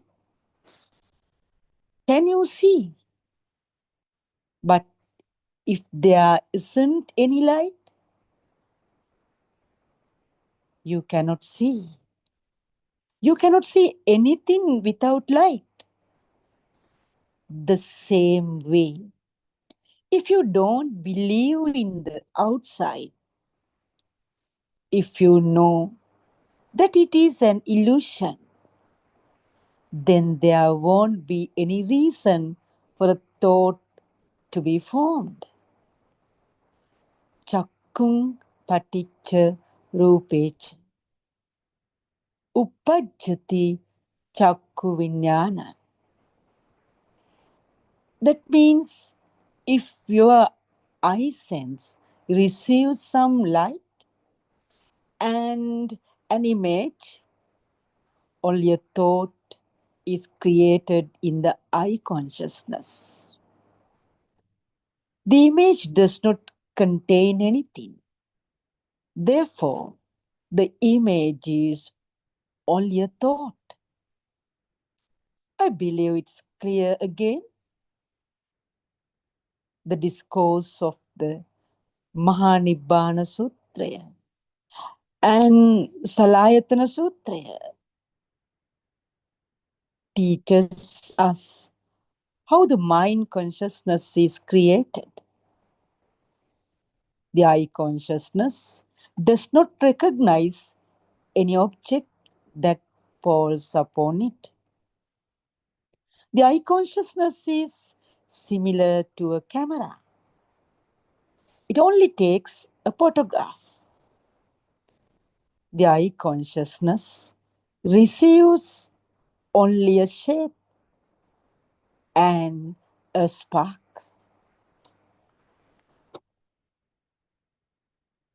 The eye consciousness is similar to the mirror that gleams when held towards the sunlight. There is only a gleam of shine on the eye consciousness. The forming of the mind consciousness is a natural phenomenon. As soon as the senses receive any stimulus, automatically a thought is formed in the mind consciousness. When a shape called, say, mother or father even, it's given a sound like ma, ma, ma, ma. It say father, fa, fa, fa, fa. Then the child tries to produce the same sound from his voice, either as ma, ma, ma, o, fa, fa, fa. And he forms a word. The learning of word is similar to when there is, say, thunder up in the skies. When the frequency of the vibration from the noise of thunder, the sound of thunder, matches the natural frequency of the wind or fan, we all have experienced when it thundering.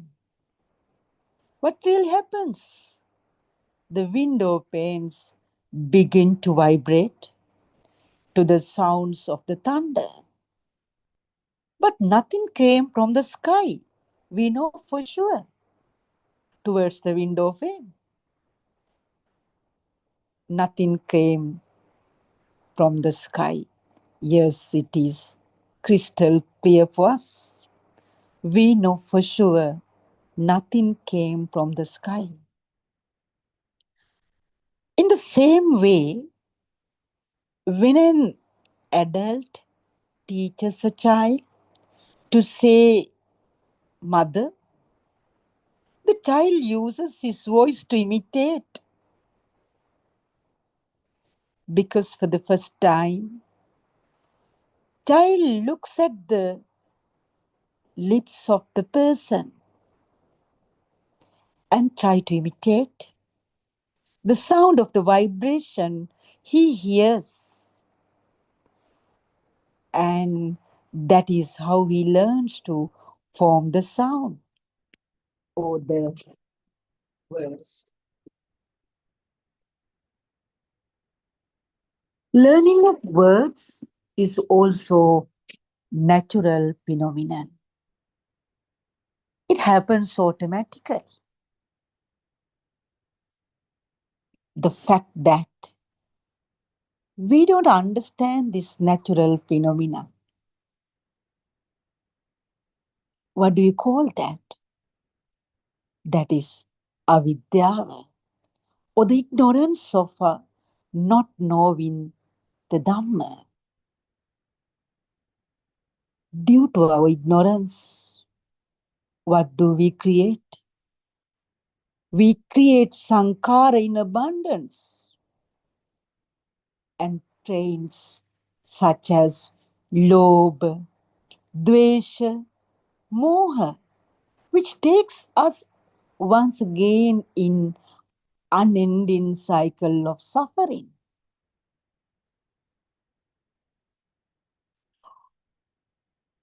Avidya pacha sankhara. What does it explain? That explains our ignorance. About what? About the pure truth that was explained by our great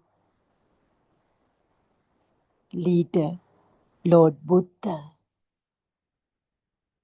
And it says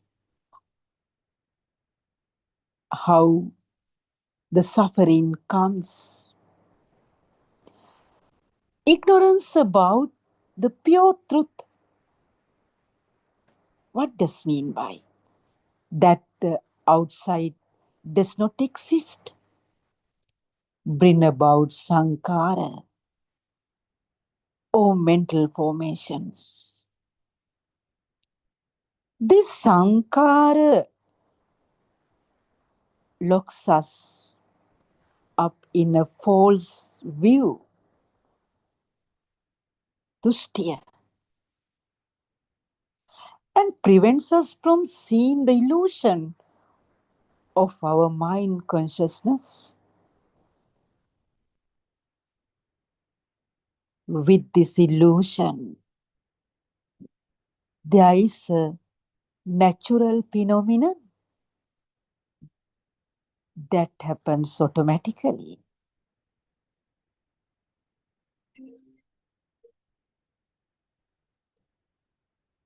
This natural phenomenon, in Sinhala we say, Sabhavika Siddhya,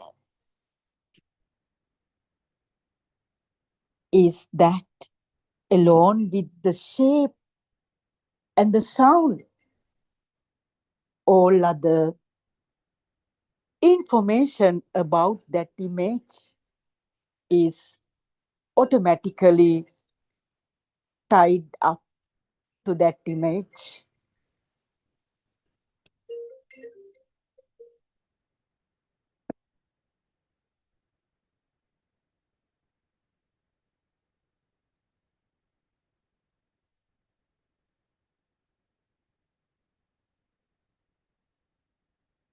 In other words, when information from all the other five senses gets tied up to the image, it makes us feel that it is there and that is really exist. For example, when the child hears the word mother, all the recognizing signs of the mother comes to his mind at once. Actually, it happens through previous experience. The shape of the mother, the sound spoken by, the words spoken by mother, and even smell, touch of the mother. And all these feelings remind the child of his or her mother.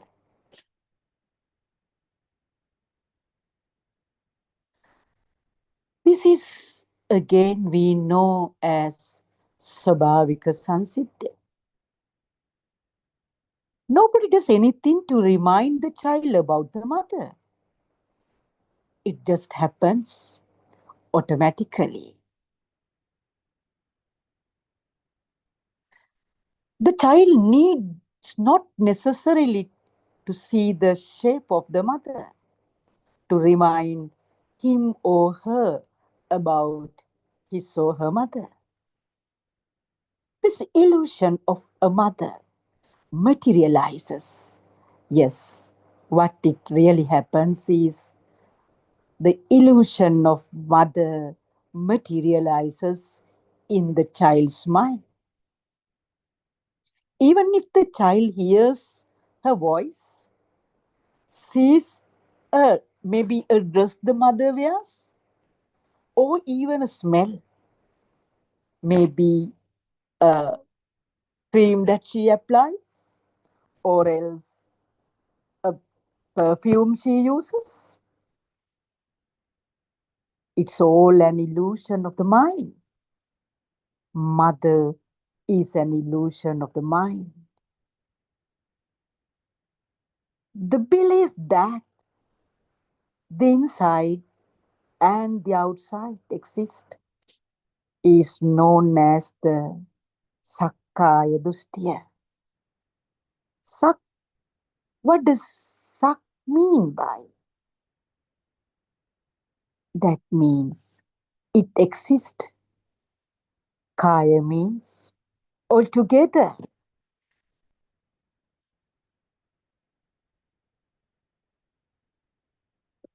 The belief that you think that you exist is Sakkaya Dushtya.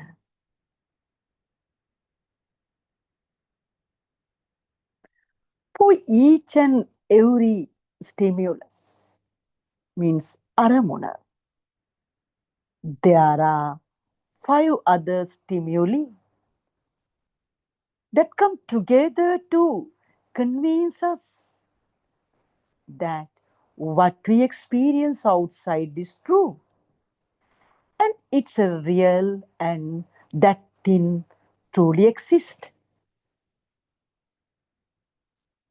And we really believe that this thing that is outside really exists. The belief that the outside exists is a delusion. We know in Sinhala we say mulava, isn't it? There is nothing as such. All the explanation given above is to teach you about how this illusion is formed. For you, this is only knowledge. You have to practice how to come out of this illusion and realize the pure truth expounded by our Lord Buddha. This message is clearly given to the whole world by our Buddothpada in a very simple form, that even the mothers in very rural areas, they too clearly understand this. The pain they had right throughout no longer exists. They cried in this samsara more than they laugh. They used to cry. Why? Nobody had revealed this Lord Buddha's Dhamma as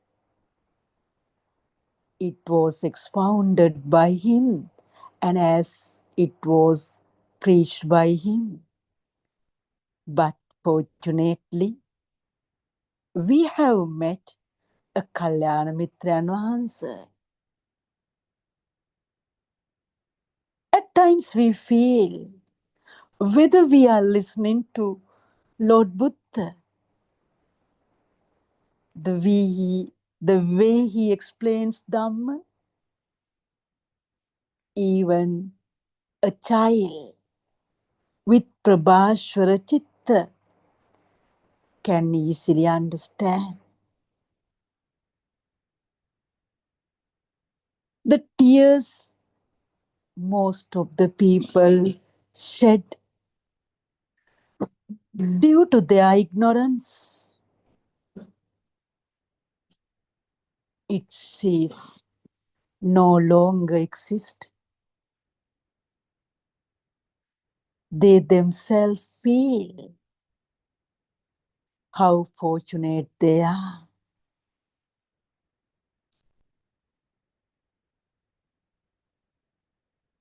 The Dhamma delivers by Avaryan Vahansa tried throughout the day, tirelessly.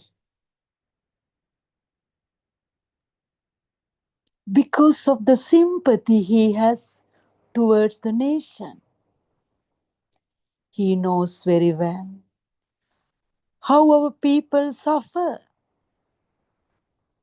With the same time, he has realized he can help people to get away from this suffering. If one hears one Dhamma preaching, even for few minutes,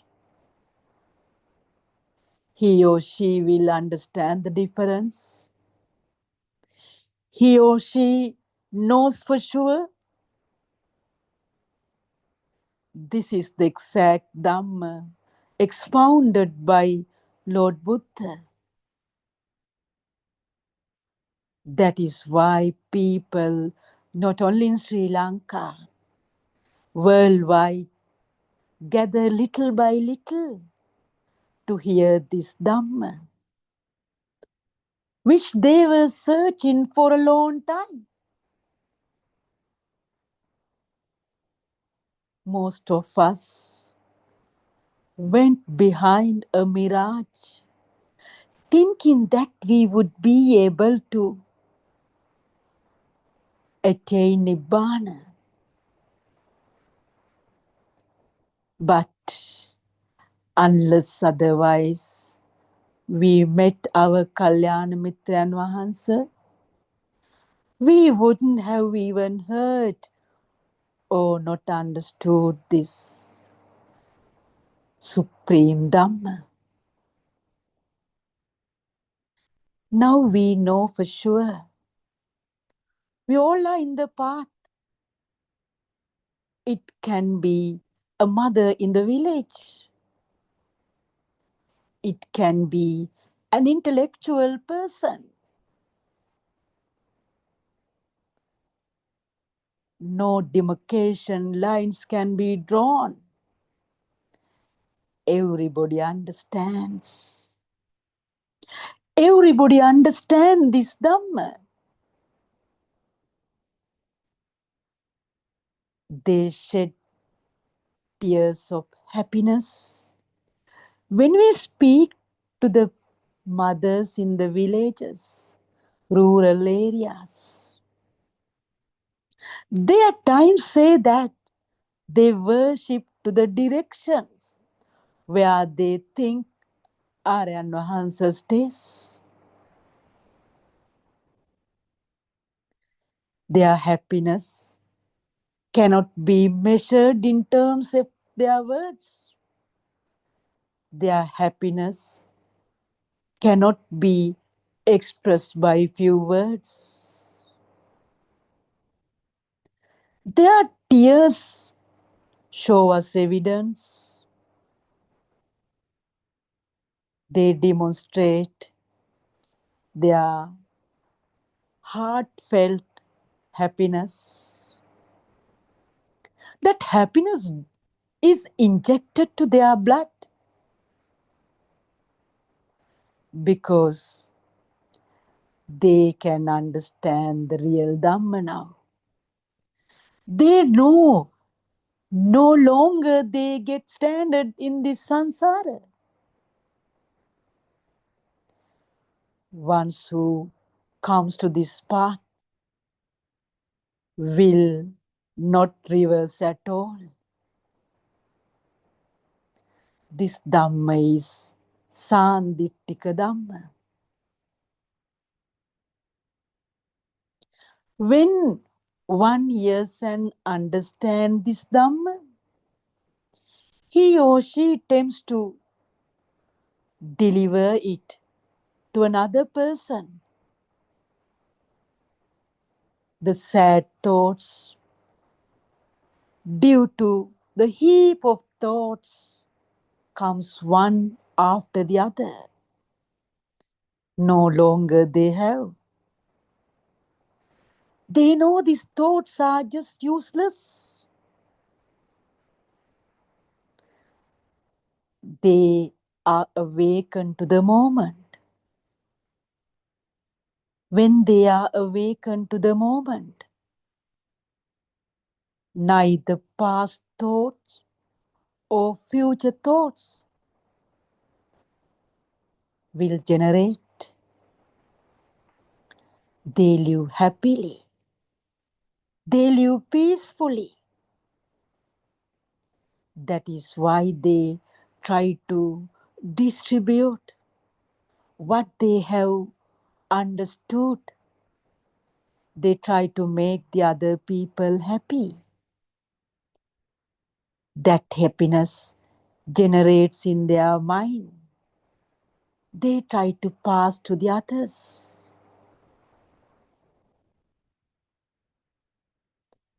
This Dhamma, how important for each and everybody who was struggling in this samsara.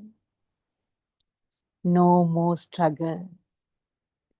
Everybody attains Nibbana. Bless to Aryan Vahansa this noble journey. We should give our supportive hands because that cannot be done by a single-handed person. It's our utmost duty to be with him, to get together with him, and to give this message to the whole world so that everybody can get away from the sorrow. They will have the sigh of happiness. Sadhu, sadhu, sadhu. May Triple Gem bless you all. Teruvan Sarnai. Once again, I worshipped my venerable teacher, Buddothpada Aryan Vahansa.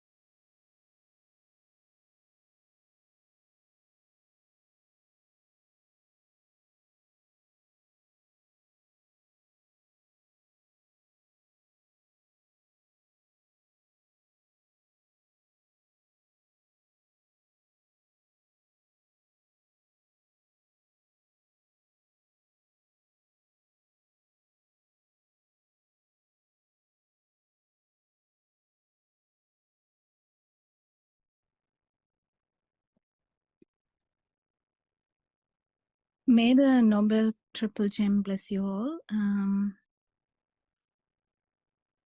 We Therun humbly Sarnai, Thirun okay. Sarnai. Therun Sarnai is okay. Today is okay. Continue this. What is Sampada? That's a dependent Yes. origination. Is okay. Yeah, it's okay. Therun Sarnai, the is okay. It's okay. We before starting starting to say anything, we will humbly pay our homage to the fully awakened one, the Supreme Buddha, and also our noble friend who is our teacher, Aran Mahanse. And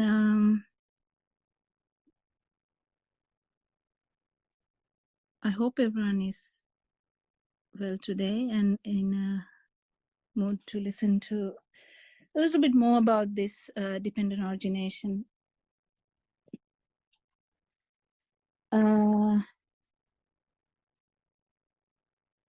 If there is any background noises, I'm not in the perfect position to do a talk today, but if there's any background noises, I apologize about that. And also, this is a humble effort. I repeat this every day. This is a humble effort to try and explain this dependent origination in a different angle. So I've been discussing this for some time now in this English language. So we'll talk about this again. Dependent origination is about the origination of suffering. So again, I will repeat the steps in that: ignorance, mental formation, consciousness, name and form, six senses, contact, feeling, craving, clinging, becoming, birth. So the feeling of existence.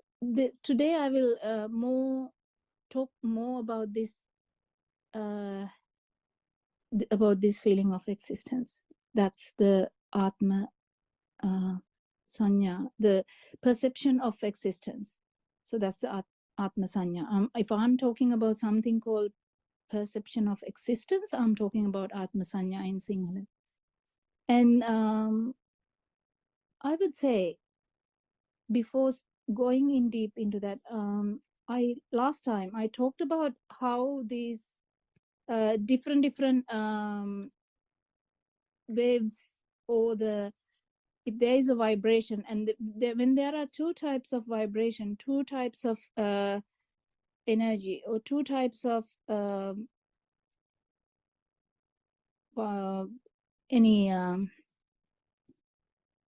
wave,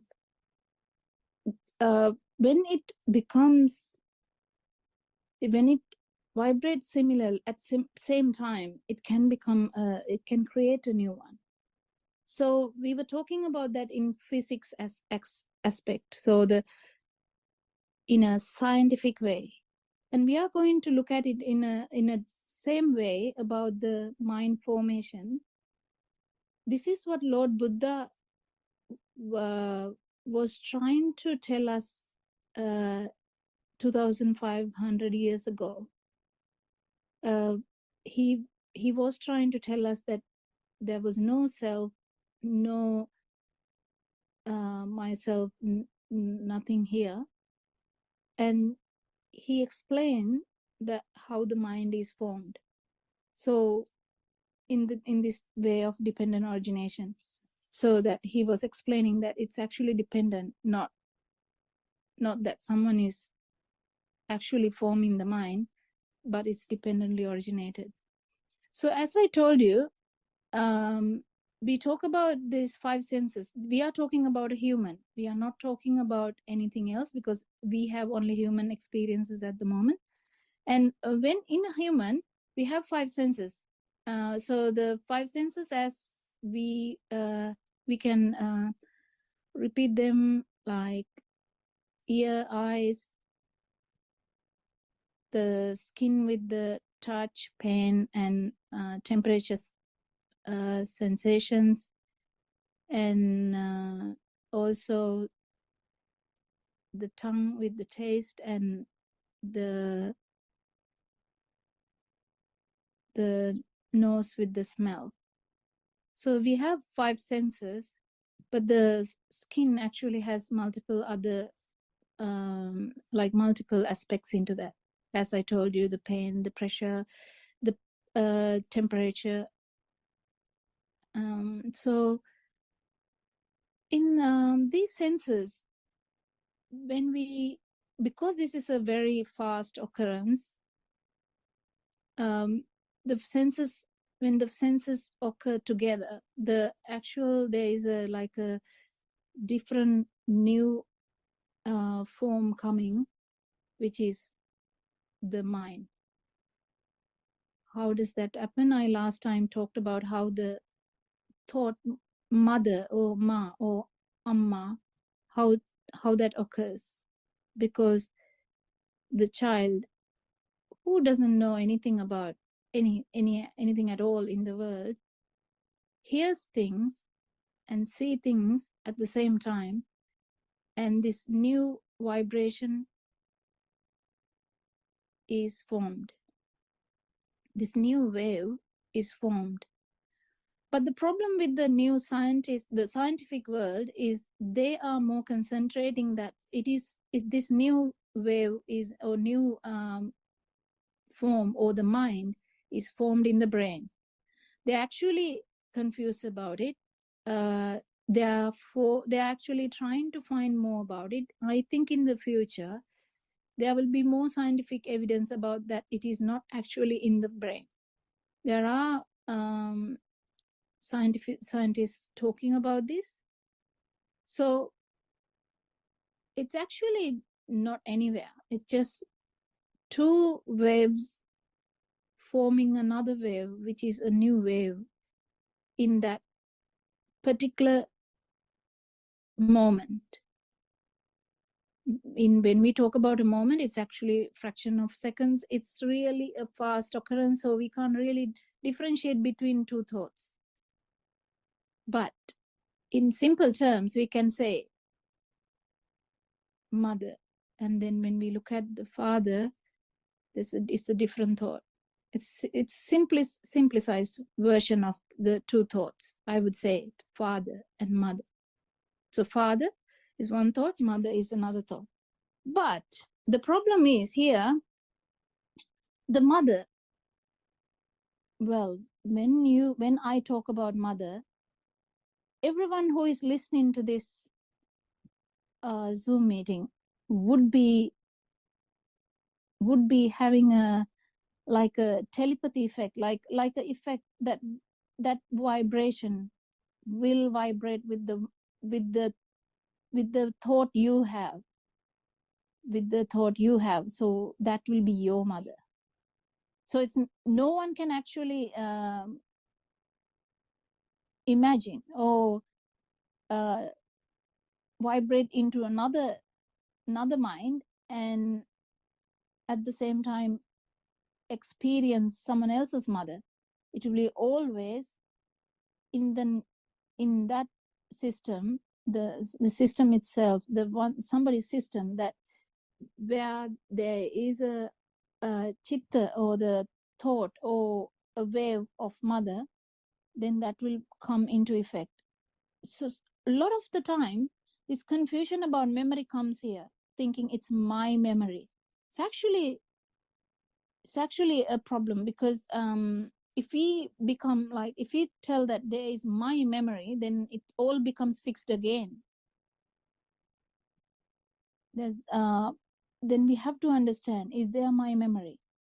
It's actually not my memory. It's a wave that has been produced before, which can match again with the word of the mother. When I say mother now, your that previous chitta or the thought which happened, match it with the frequency and manifest again. So it's a kind of a manifestation, similar manifestation. So you think it came from my memory. This is an illusory world. As I told you last time, it's such a kind of an illusory world which gives you the sense of feeling that there is a feeling of existence and it's my memory. But actually speaking, it's not my memory. It's happening because the two frequencies are similar, two waves are similar, two the chittas are similar, that it overlaps each other and manifests again as mother. But my chitta, the previous chitta, would never match someone else's, and it will be always your mother. So if I say now, I would say a word. What would I choose? I would choose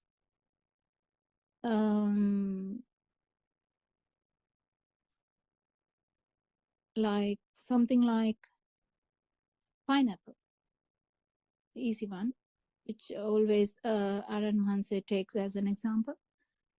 Pineapple. So when I say pineapple, what?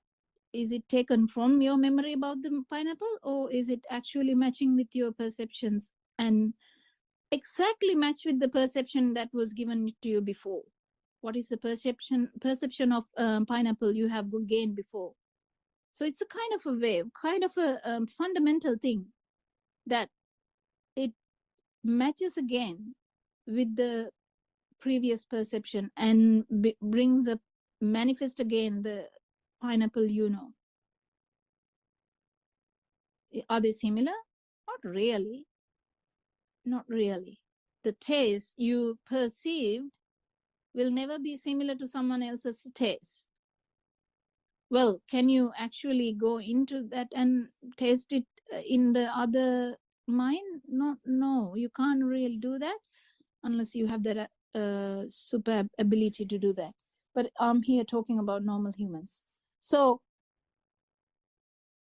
one's mind, you are given pineapple, then can you actually feel that the picture of the pineapple and the taste of the pineapple, the smell of the pineapple, the pineapple sound, the everything about that pineapple perception comes very rapidly into the this system.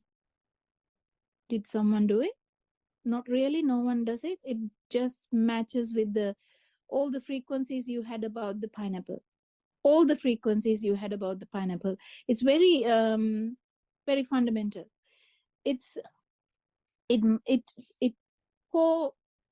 They coexist. So the smell, but when it becomes one, it becomes a separate wave. It becomes a separate perception. So that is actually the actual thing we are trying to say. The mind is actually very fundamental. It's just another waveform or vibration or energy. Like electromagnetic wave, the light is an electromagnetic wave. But when everything comes together and form consciousness, form mind consciousness, that's completely different form of energy, different type of wave. Do we have a name for that? I'm not sure, but in our world we haven't studied this that much. But Lord Buddha, he's the most awakened one, the perfect one. He actually explained this in his own way, how this scientific thing is happening. It's not happening just because there is someone or somebody doing this. It's just fundamental thing occurring, like a normal natural phenomena, which happens. So the different waves coming together, forming a mental formation, which has a different vibration. Mind you, that different vibration, if it matches the former vibration that you had, that you feel it came from my memory. Actually, that's not what happens. It actually will be the same vibration which matches again. So you feel that, but it's not, it's just a feeling, because we tend to believe that. So the beliefs are formed because of this feeling. So we feel that there is a memory and there is self, and that becomes to a belief. This belief goes very far, like goes into like generations and generations, that there is self. And it's been actually taught, this is your self, this body is yours, this money is yours, this house is yours, this family is yours. But no one actually talks about that. It's mind that keep forming all these mental formations. But at the same time, I want to reiterate about this, the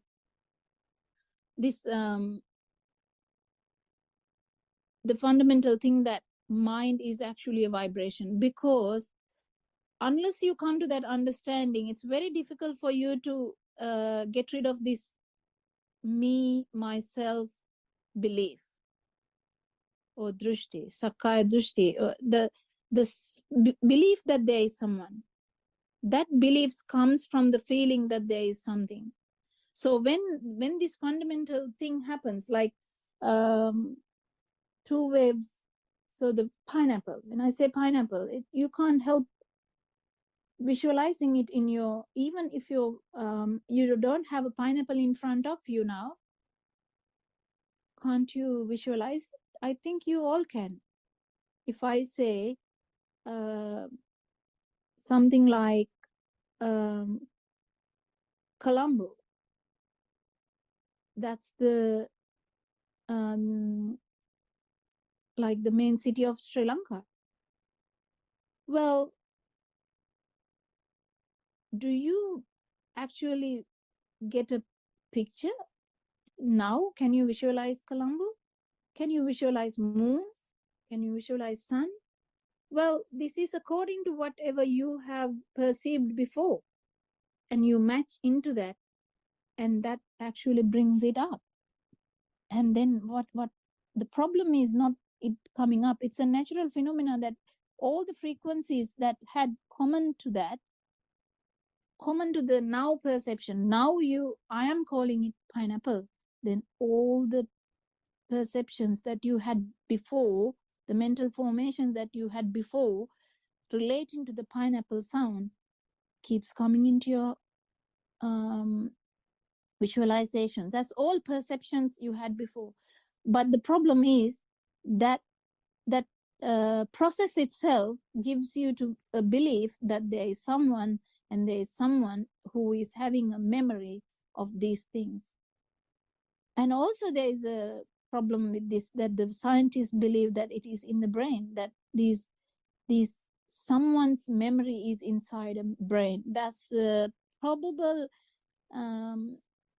mistake that in every scientist, if you think that it's inside the brain, you will never be able to actually go further than that, because you're limiting yourself into a human brain. It's nothing like that. It's actually not limited like that, because so far, whatever the causative factors that you had in previous perceptions you had, at any point in your the now, in the perception of now, like at the moment, you can, if you get a frequency which is similar to that previous frequencies, they will all keep coming. That's a natural phenomena. Doesn't mean that it's someone's brain doing it, someone is doing it. It's just a normal thing happening. So these perceptions are very vivid and beautiful in its own way. So they get attracted to that. Can you avoid that? If you feel that these perceptions are real, well, I told you last time also, if you feel these perceptions are real, you can't really do anything other than feeling the craving, getting cling to them, becoming that perception, and then jati happens, or the birth happens. So you actually because of this feeling of real perception, you are born.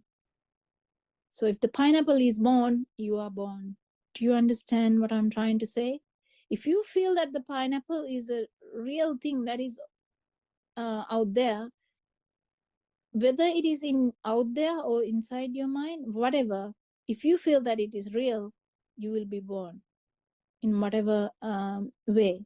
If you feel that it's actually in outside, it's sensual world, because you have to now cut it, eat it, taste it, hold it, keep it for tomorrow, put it in the fridge, ask someone to not to eat it, or to maybe ask the kids to eat it, maybe if it is rotten, get angry, whatever.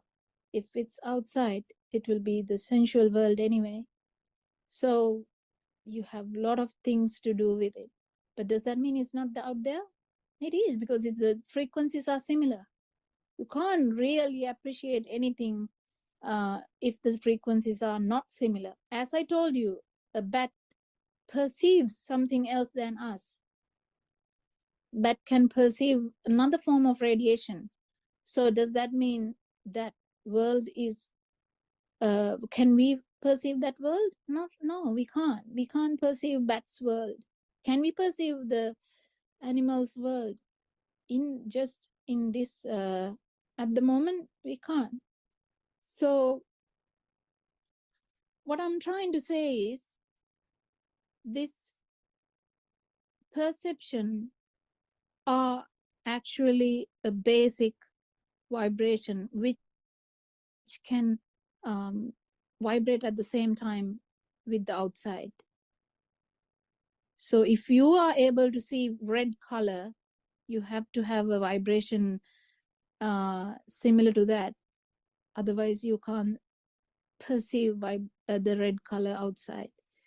But the problem is not that. This whole phenomena or the natural occurrence makes you to believe that there is something outside, and I am actually touching it. I am eating the pineapple. I am touching the pineapple. I'm smelling the pineapple. I love pineapple. So endless thoughts about the pineapple, endless feelings about the pineapple. So if you feel, there is no way that you can stop craving, no way that you can stop clinging, no way that you can become of it. You can't prevent the birth of me doing all that. So ladies and gentlemen, I'm just trying to tell a basic thing again and again, because this is a bit difficult to understand. This is, if someone asks for the, okay, give us evidence in the lab, we actually can't, because, but if someone look at it in a different angle, actually there are scientists looking at these things differently nowadays. If you hear, there are people who look at things differently and talking about consciousness being fundamental. But the problem is they are stuck everywhere. They are stuck that consciousness is like a thing happening in the brain. So they don't take it as fundamental in that way, like it is actually a waveform or a vibration which can always match to the other vibrations. So we are not telling that there's nothing outside there. We are actually saying whatever you are forming inside this system is just a formation. It's just a mental formation, mental creation. This creation is so beautiful, and that beautiful mental creations make us to believe that these are happening, actually happening. It's difficult to, people might get even depressed to know that these mental formations are just frequencies or just waves which can match at any time to the past frequencies. And that is it. There's nothing much else. There's no me or my or myself. But but if you keep looking at it in a different angle, you can actually understand dependent origination, how Lord Buddha explained that to get rid of suffering, because suffering starts from the belief that there is someone to suffer, from the belief that there is someone to feel, there is someone to have the contact, someone having a brain actually forming these memories inside, and someone's body is actually touching the outside world.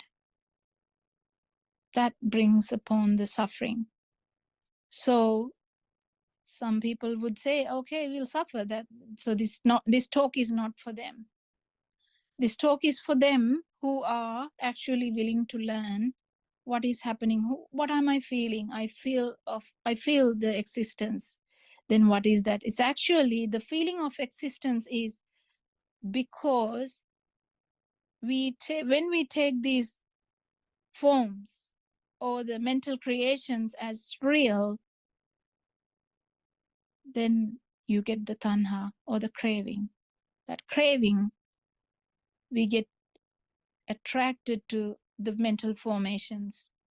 Then there is a feeling of the different wave. So actually it forms a different wave. That wave gives you a different feeling of existence. So whenever there is a vibration, you tend to give a perception to that. Whenever there is a vibration, there is a perception. So what happens is with the dependent origination, mind is formed, but that's not a problem. Mind is always formed, but the problem happens when this feeling is taken as a real thing. When you take it as a real thing, a different wave occurs, different energy is formed, different perception happens that this is real. Then that becomes the Atma Sanya. This is the Atma Kampana, is the vibration that you felt, the new one.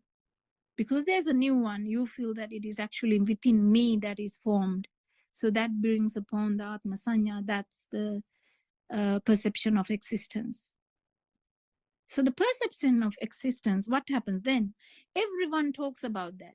So I feel it, you feel it, all the villagers feel it, all the world feel it, all the countries, so everyone feels it. Then it becomes like a norm. Then it becomes a belief that there is someone inside here, and that someone is actually perceiving these things, not actually fundamental. So I hope it's hopefully it makes sense. I think because of long-term ignorance, whatever the mental formations we had, whatever the mind consciousness we formed, not we formed, the system formed, is taken as real the moment we take it as real, then it keeps coming back as real, and again and again and again and again. So you have so many vibrations about one thing. So imagine, I'll take an example, son, not the son out there, like the daughter. It's easy, otherwise son becomes complicated because there are two things. So daughter, you become, so you didn't have a daughter before, you just have a daughter now. But then when the daughter, the perception of daughter, okay, there is a, when I say daughter, what picture does it give you? It's a mental formation, it's a mental perception which you have of a daughter. It has all the qualities I told you from the five senses. What are they? It has a sound, the daughter. It has a picture, like a form. It has a color. It has a smell. If you remember the daughter smell, if you, I don't think you can taste, but whatever the mental formations you have around daughter, everything will be coming into reality, and you feel it's my daughter. I love her. She's a beautiful daughter. She's very kind, or she's rude, or whatever. Whatever the daughter you have, it will be. And sometimes someone will tell, I don't have a daughter. Okay, that's it. That's the perception you have. So when you say the daughter, does it feel that it's just a mental formation, or just a perception of daughter? It's just a perception. What does that mean? It's just a creation from your own senses, the human senses. It's a creation of another vibration. The daughter is a vibration. Do you understand that? The actual vibration, this name and form in Nama Rupa, actually the name part is coming from that vibration. And you form with everything that you have, the five senses, you form a new name and form, daughter. So all the memories, within brackets, all the past perceptions you had about that daughter comes into effect because the vibrations are similar. Well, if you see someone out there in the car park, someone similar to your daughter, but it's actually not your daughter, you might just suddenly match the vibration, and all about your daughter will come into your mind. And you will be like, I haven't seen my daughter for a long time. This girl actually reminded me of my daughter. Then you feel, this thing happened to me. I saw someone, and the figure of that person reminded me of my daughter. And you give a call to your daughter and say, I saw someone, and it reminded me of you. And when are you coming to see me? Because I want to see you.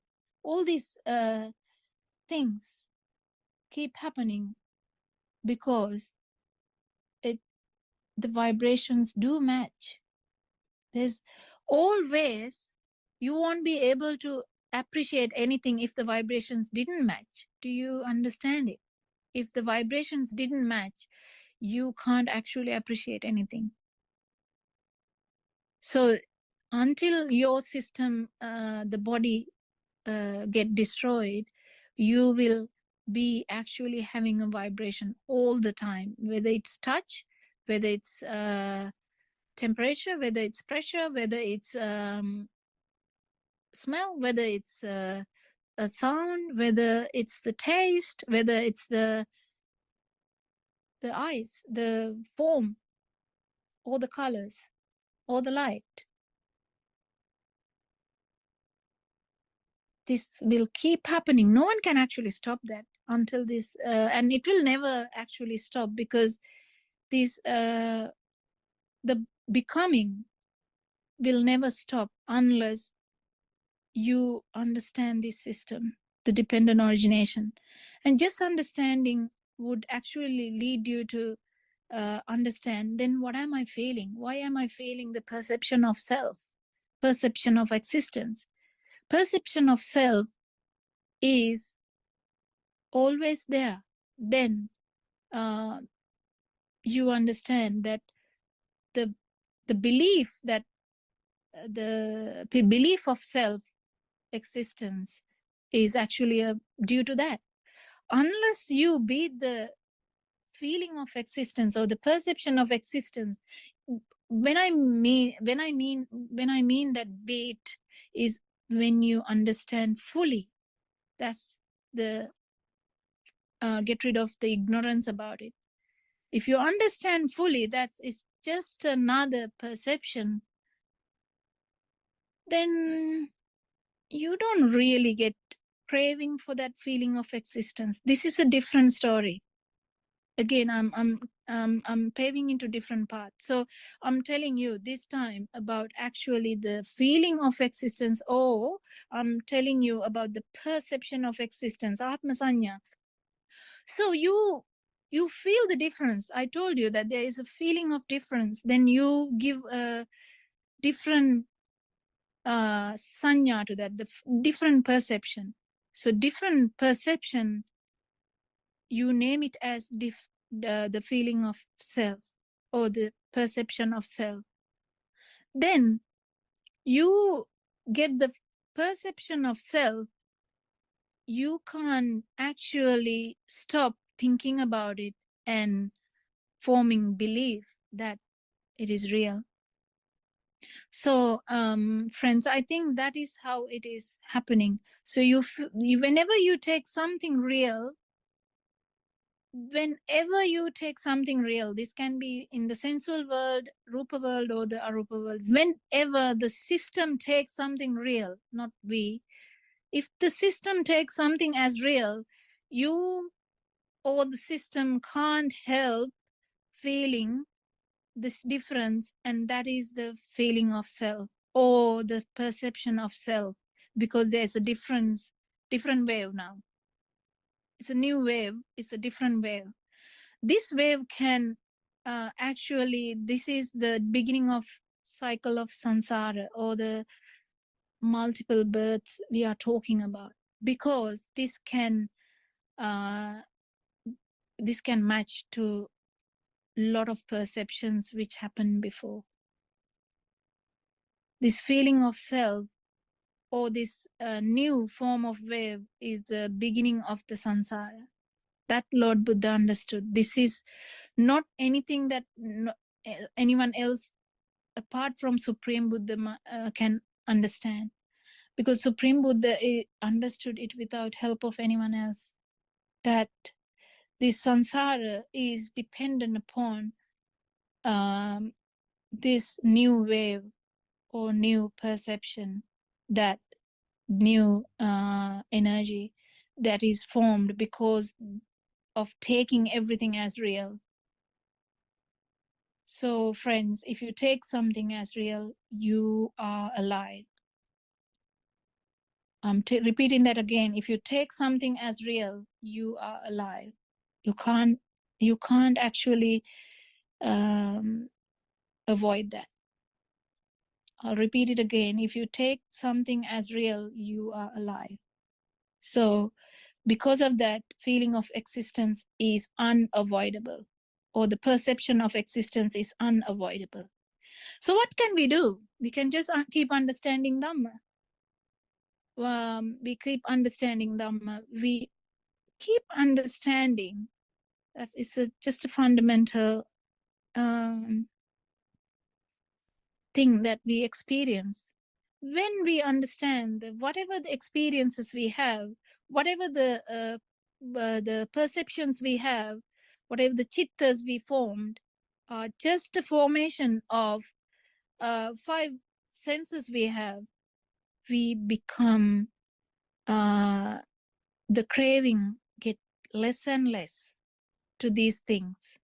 When the craving become less and less, what happens is actually the becoming gets less and less, and birth is actually doesn't happen. So if the chair is not actually real to you, you don't feel that it's real, you actually sit on that, you sit on the chair, you keep it safe, you don't break it, you just use it. But what happens? You know, it's a mental formation. If you don't have your senses, you can't appreciate a chair. You know that now. So chair is a creation of your senses. And when you keep understanding this more and more, the world that was very important to you, very real to you, very true to you, becomes smaller and smaller, less and less. And one day it becomes actually empty, because the other feeling of existence, or the wave of existence, or the wave of self, or the vibration of self can't survive there, because it was actually happening. Because whenever something is real, the feeling of existence is there, because their vibrations are similar. When something is real, you get that vibration at the same time, because I told you, two vibrations at the same pace, they become a new wave. That's the feeling of existence, or the vibration of existence, or the self, feeling of existence, and the belief. To get the belief, you when you understand Dhamma slowly, your belief actually breaks. That's the stream winner. The belief breaks. You don't believe anymore that there is self. You don't believe anymore that there is someone actually perceiving these things, that there is someone eating, someone drinking, someone actually perceiving these things, someone sleeping, someone living, someone loving, someone hating, someone actually thinking all these things, that this is my mind, my memory, myself. This real feeling goes down whenever you listen to Dhamma. That's what it happens. So when you keep listening to Dhamma, this real feeling goes down, and then ability to this feeling, the vibration of self is actually the vibration of real feeling. And when the real feeling goes down, the vibration of self goes down. And the day that nothing is real to you, even the feeling, even the basic light is not real to you, you can't co-vibrate, or you can't match the wave of the feeling, or the vibration of existence, vibration of soul. Then you actually feel a void. You feel that there's nothing. That at that moment you will experience nirvana. So the basic understanding is understand this Dhamma, and then you can understand the feeling of existence is actually based on the feeling that you feel, that every perception that you feel is real.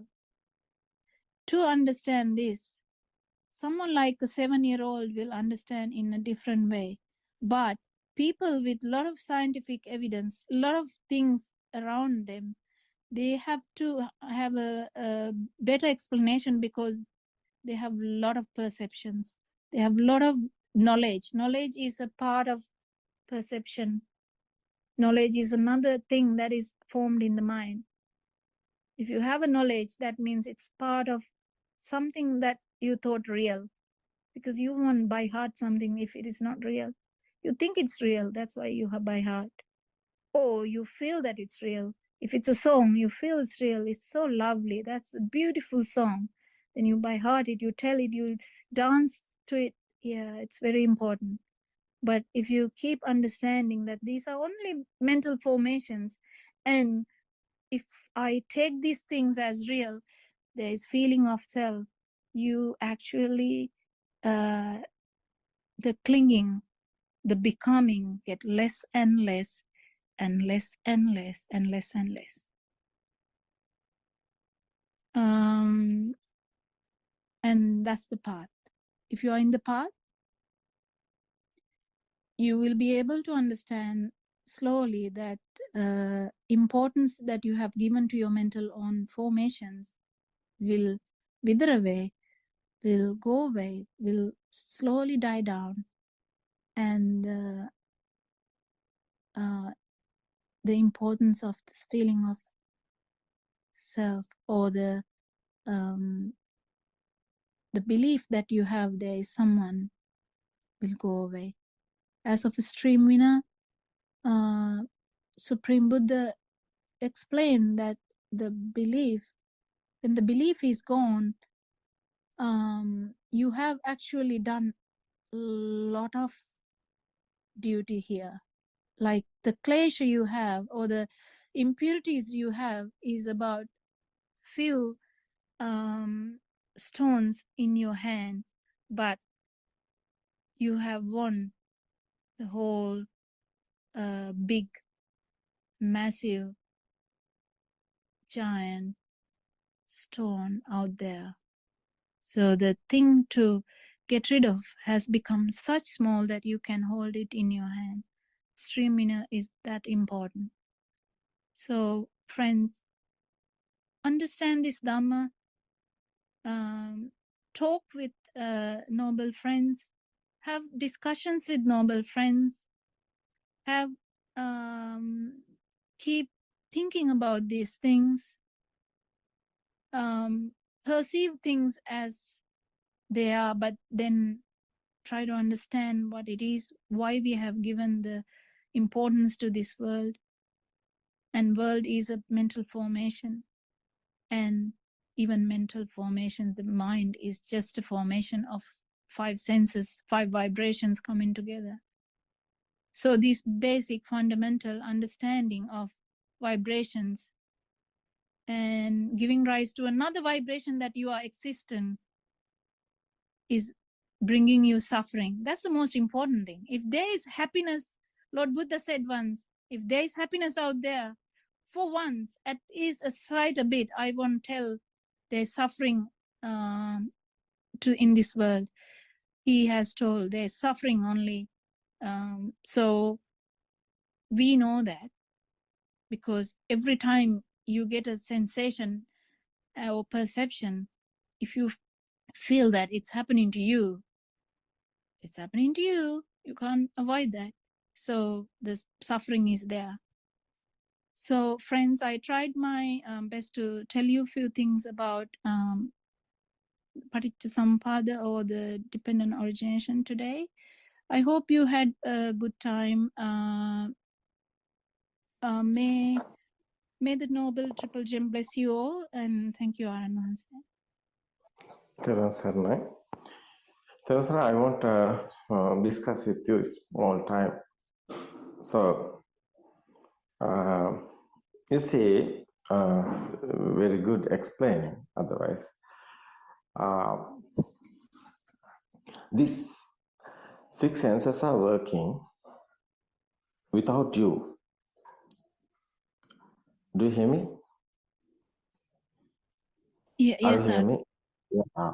This especially thing is this. These 6 senses are working without you.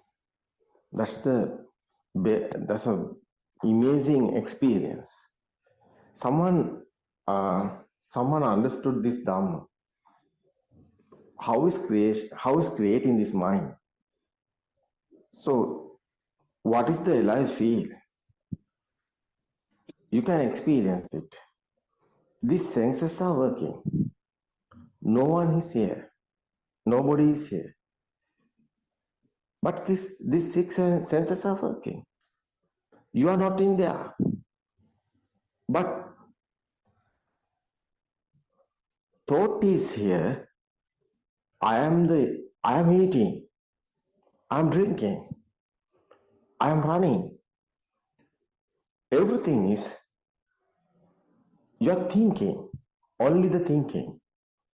I am, I'm the doer is here.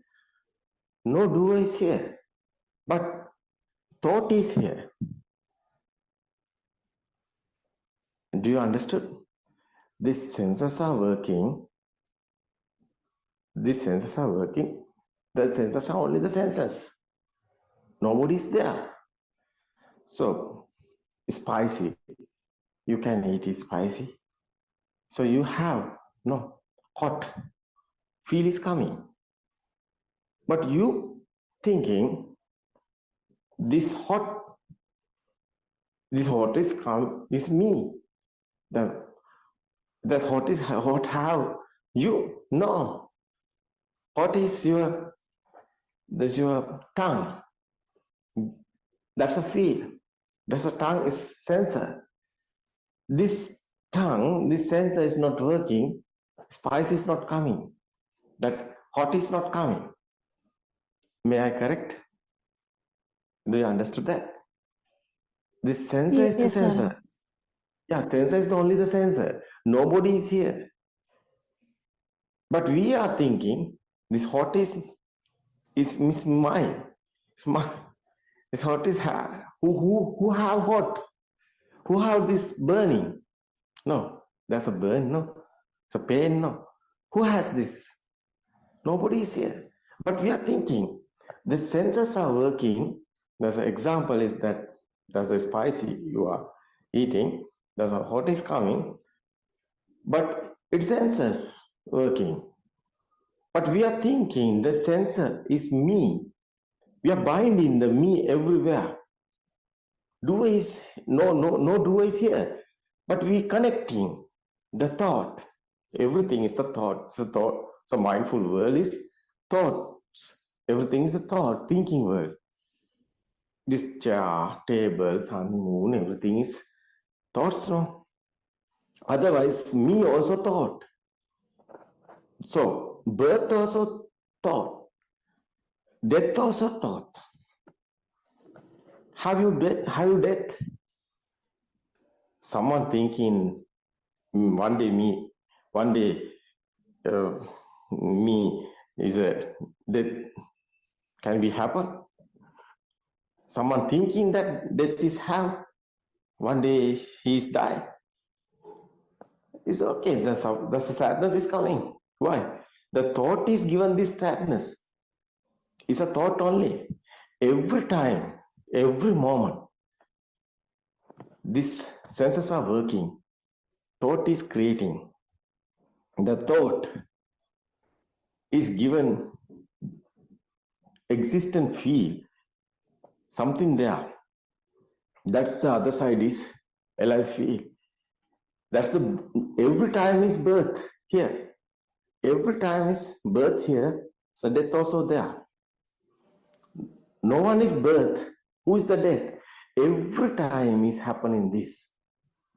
This every time. What is this stimulus? Smell something. That's whose this smell is coming? Me.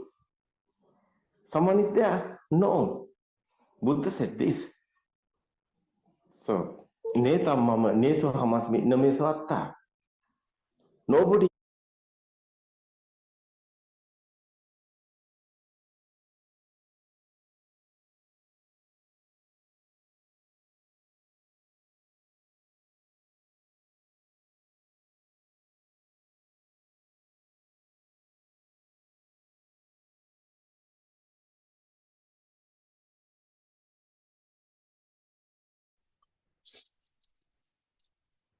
Therwan Saranai, dear Dhamma friends. As usual, we have come together to listen another session of Buddothpada sermon. Actually, before a few minutes back, you must have heard a recorded sermon by our noble friend, a sermon conducted by our noble friend Buddothpada and Mahanse. So it is a very, very profound kind of explanation of the truth. So I encourage you to listen if you have YouTube. So I encourage you to listen it again and again. You will understand it gradually what actually our noble friend wanted to uh, emphasize in all his sermons. What is the fact that our noble friend wants to highlight is there is no person here, no kind of self here as you think. So it is the core. It is the core message that has to be taken up by everybody. So there is no so-called self here as you think. So you are the one who is thinking that there is a person within me. And also you are the one who is thinking that you are living in such a vibrant world with a lot of animals, people, and so many entities, and so on. But if you happen to, one fine day, if you happen to realize that you are living in such a thought, so all the worldly perceptions would all the worldly things start to collapse.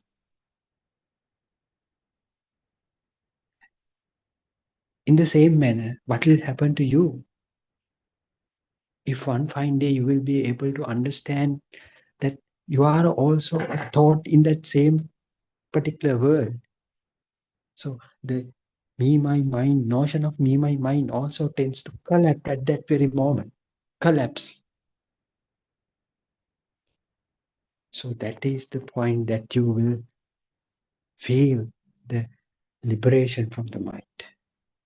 So before I start today's discussion, I'd like to humble worship, pay my humble worship towards our noble spiritual guide, Buddothpada and Mahanse, for revealing this truth to the world. Yes, as he always tries to emphasize in his each and every sermon, is this reality, the state of Nisato Nijiva Sunyo state. In other words, that there is no so-called a person here. There is no so-called living being here. You are thinking that you are living. You are thinking that you are alive. It is only a thought. So if you happen to understand what bring about this kind of a thought, what brought about this kind of a thought, then you will realize you have been deceived for such a long period for something that does not really existing. But with the thought that you were believing that there was a person here, that there was a living being here, until the day you realize this truth. And that is the same message that has been delivered by 2600 years back by Lord Buddha. That is the Buddhism. That is the core of real Buddhism. What you see nowadays is not actually the Buddhism. So the Buddhism that you see nowadays are full of myths, beliefs, rituals, traditions, and certain blind practices like worshipping big temples, worshipping Bodhis, worshipping certain statues of Lord Buddha and his followers. So all these things were man-made things, but those things cannot deliver the absolute truth, absolute core message of real Buddhism. So now you have been blindfolded with these ritual practices and myths and all this uh, mm, all this stuff. So it is the high time you to open your eyes.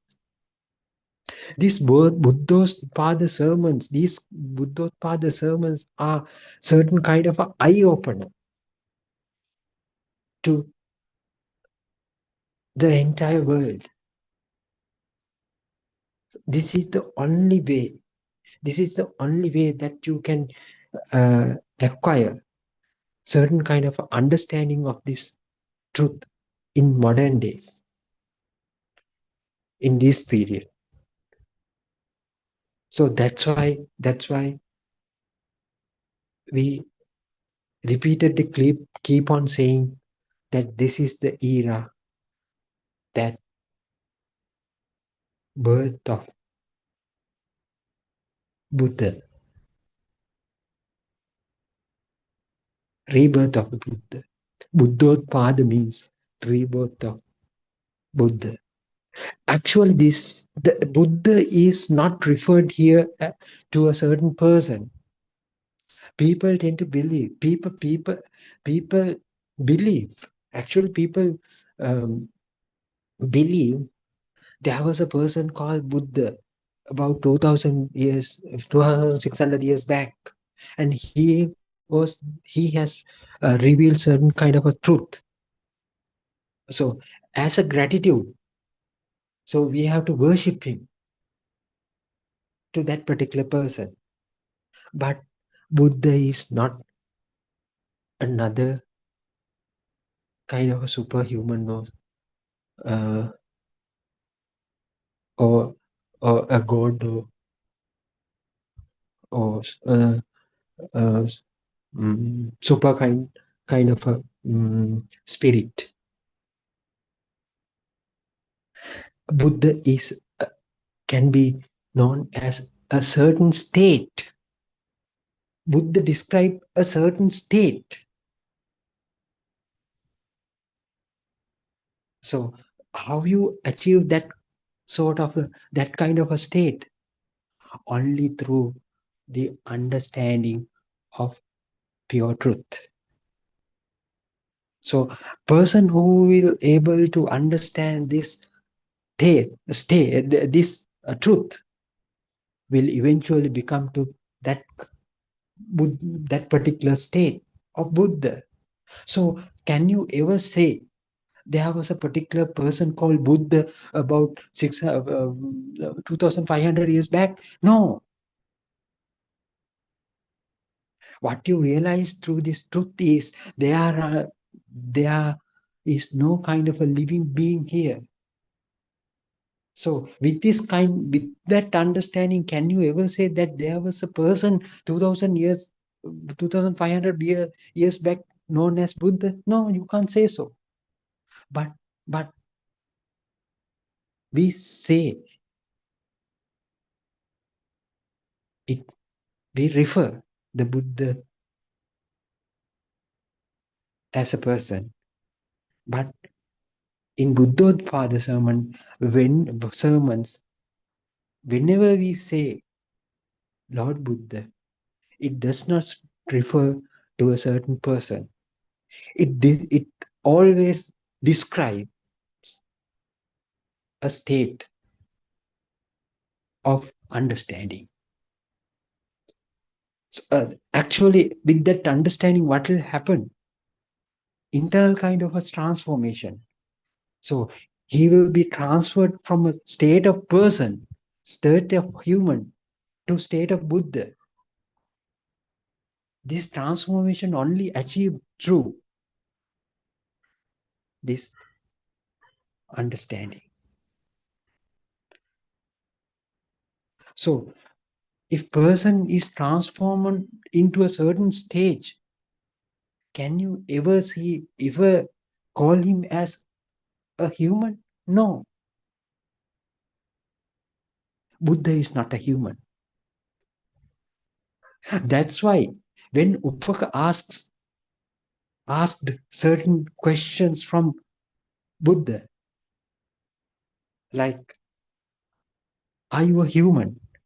He asked Lord Buddha, I'm not a human. The reply was, I'm not a human.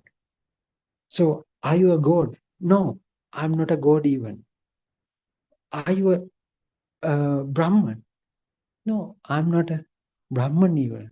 Then, if you are not belong to those kind of things, those kind of identities, so what sort of a person you are? Upaka asked directly from Lord Buddha. Lord Buddha said, I am Buddha. I am Buddha. Buddha is not a state of that can be achieved as a human. It is a different kind of a state actually. So whenever you hear a Lord Buddha or some similar word through this Buddothpada sermon, it always refers not to a person, it always describes a state of transformation. After being transformed, that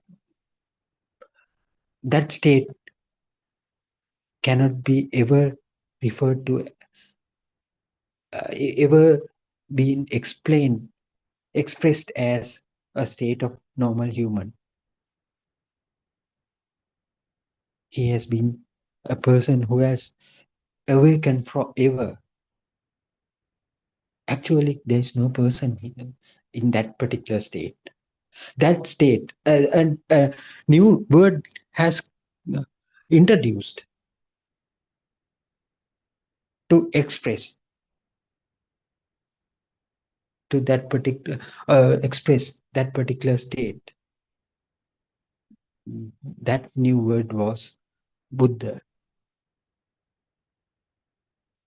So anybody who realizes this Dhamma will come to that state after being transformed. So there are two things that has to happen. First, you need to understand this thing, and it has to this understanding has to be felt,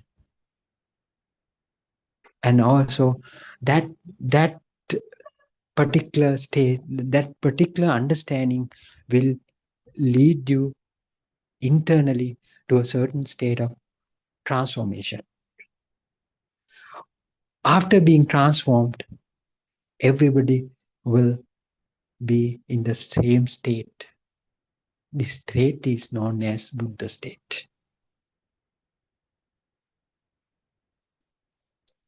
A person who has been transformed to that particular state cannot be ever referred as another kind of a human.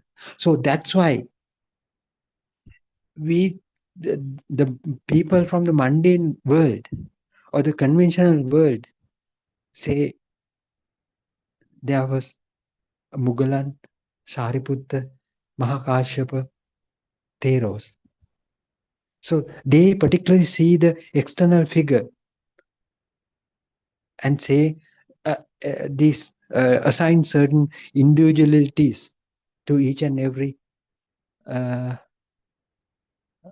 Theros. But for them, in their perspective, they all were same. So it is very difficult to understand with the thought. But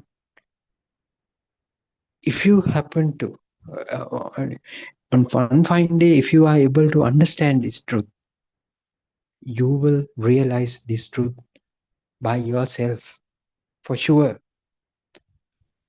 The day that you will tend to feel it, that is the point where your internal transformation starts to happen.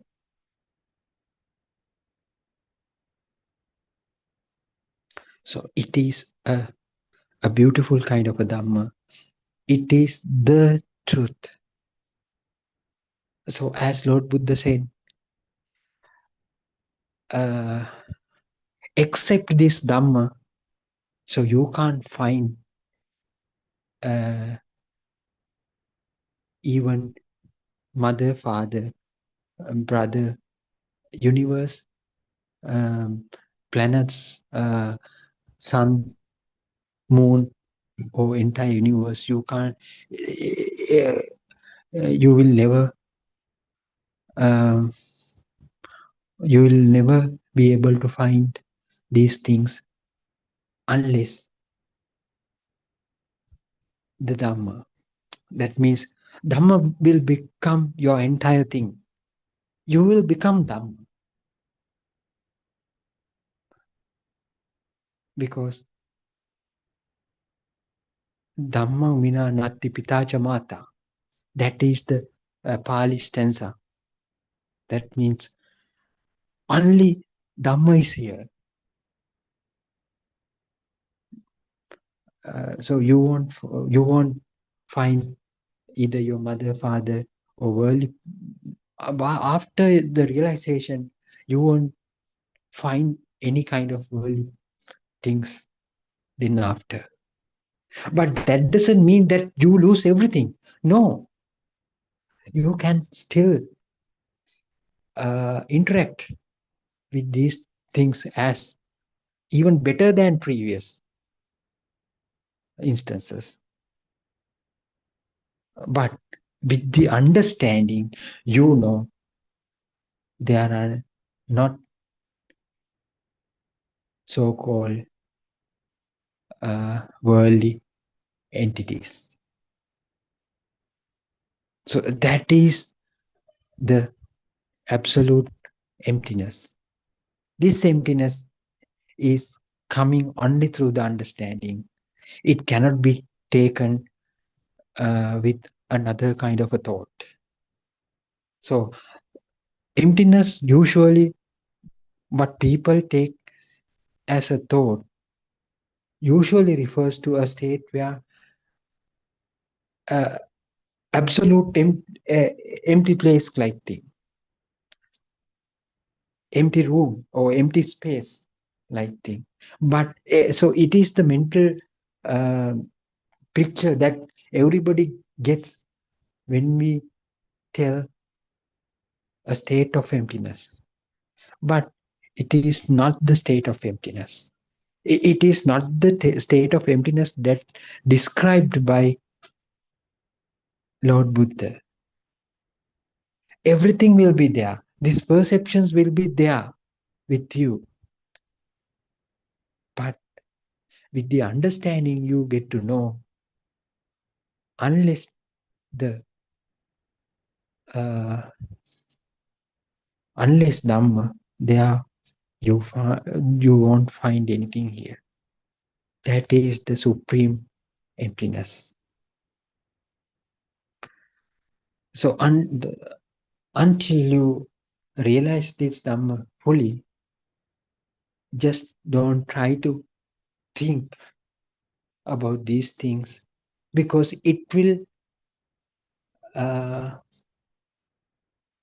it will actually create some obstacles to your path. It will slow down your path because you are creating some kind of mental projections, mental images about the uh, end. But you don't find actually a state of nibbana.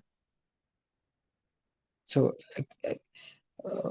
in a mental picture, you won't be able to capture that state of nibbana through a mental picture anyway. So don't focus on these things. Just keep it going. So what you have to do, just try to explore more and more about the self, about the mind, about the thought, about your senses, about the vibrations. So all these things will clearly explain you, and it will take you towards the noble state of understanding gradually if you follow the clear instructions that have been given by Lord Buddha. So what are the instructions? Instruction is try to see, the first instruction is try to see this Dhamma from that particular unique perspective which is prescribed by Lord Buddha. Don't take this Dhamma. Don't try to visualize. Don't try to see through this Dhamma. Don't try to understand this Dhamma in your own perspectives. Just choose the correct perspective to see this Dhamma. So what is this correct perspective? What is this unique angle, so-called unique angle of seeing this truth? Is the non-conscious angle, non-self angle. So is it possible? Yes, that is possible. So why you think it is impossible? Don't ever think it is impossible. No, it's possible to see in that particular angle. But people might say, how can I keep on thinking that there's without a self here? Because I'm already feeling a self here. Yes, that's all right. That's all right. That's why you tend to find the truth, because you are feeling that you are existing. But Lord Buddha said, as the truth is state of Nisattva Nirjiva Sunyo state. But there is some kind of a mismatch here. What we feel and what Lord Buddha said. So that's why we have to find out actually what Lord Buddha said, find out whether the message that has been given by Lord Buddha is correct or not. In order to do so, we have to do some homework. We have to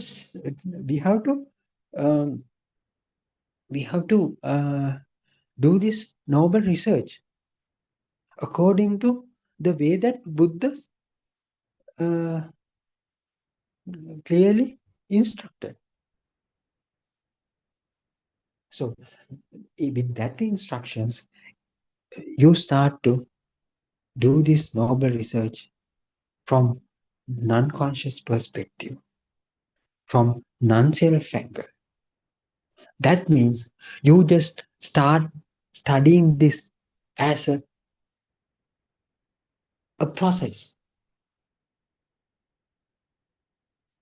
So as you studying about chemical reaction in the laboratory, chemistry laboratory. So when two solvents are mixed each other, so the color will change. So that color will give rise to some kind of a smoke and some precipitate things you can be visualized at the end of that reaction. So likewise, you don't apply kind of a self angle here now. So likewise, you just start this normal research in the similar way.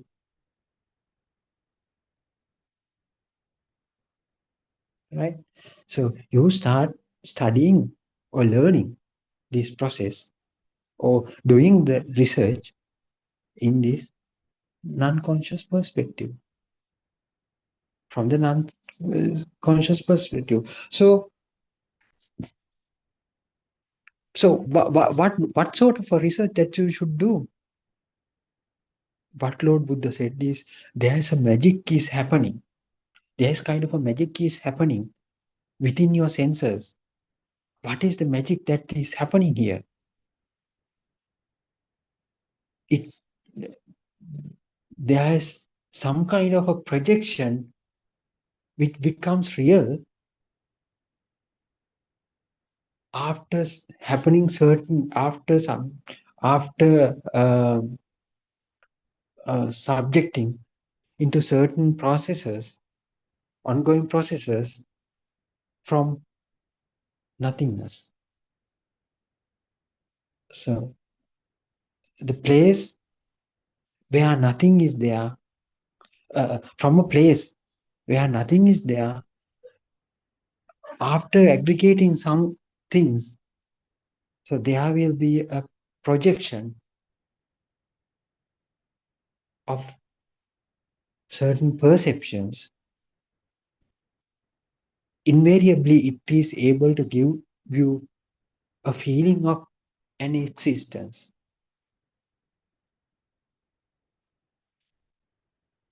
Due to an ongoing process that is happening,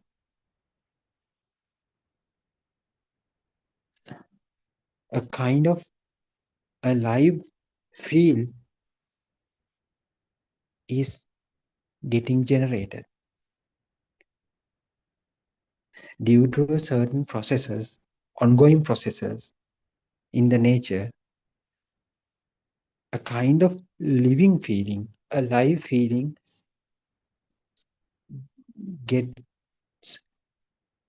is getting created. So that alive feeling makes you to feel that you are alive. But what Lord Buddha said is that process is not true. That process has not ever been happened yet. For if you able to understand this thing by doing the research as prescribed by Lord Buddha, you will understand there had been you at any point, even in your previous, in past years, as well as in the present, as well as in the future as well. You have never been, you have never been born.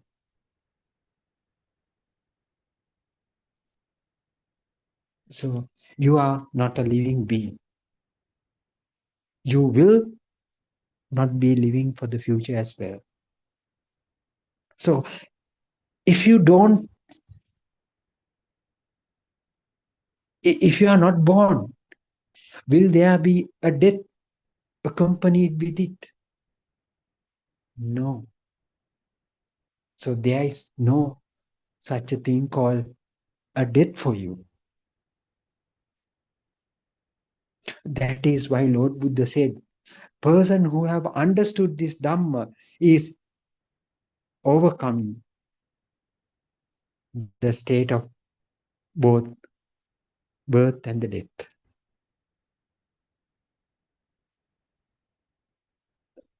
So he will become the superhuman. He will become a noble. He is the one who is known as Arya. So,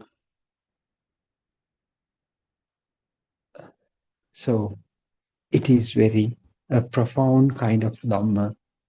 It is not something to be taken as a faith. You should not believe any one of these things. Just try to listen what Lord Buddha said and try to see whether the given message is true or not. In order to find that fact, that thing, you have to follow certain kind of a procedure. So that is known as the noble research, or in Sinhala we call it Arya Parishani, the noble research. So noble research should be carried out by you, because you are the one who is now feeling that you are existing. So otherwise you have to do your own research to see whether this message is true. Because if you happen to feel that there is no person here, that means what Lord Buddha said was correct. Even at the end of the research, you still feel that, if you happen to feel that you are living, so you can just forget what Lord Buddha's message and you carry out your own work. But remember, if you still feel that even after doing research, if you still feel that there is a person here, there is some kind of a thing that has gone wrong within your noble research. Just express, just ask, just feel free to ask one who have already gone through this noble research. Then you will be able to clarify where you have gone wrong. So in that particular places, you need some advices from those kind of noble friends. Actually, our noble friend nowadays is Buddothpada Vahanse. He experiences what exactly he himself experiences the state of Nibbana in this present moment. So if you are not confident enough, if you have doubts, or if you have certain queries when performing your own research, so please feel free to come to our English Zoom discussions, and there you get things clarified. You will be able to get these doubts clarified then and there. So there is no chance of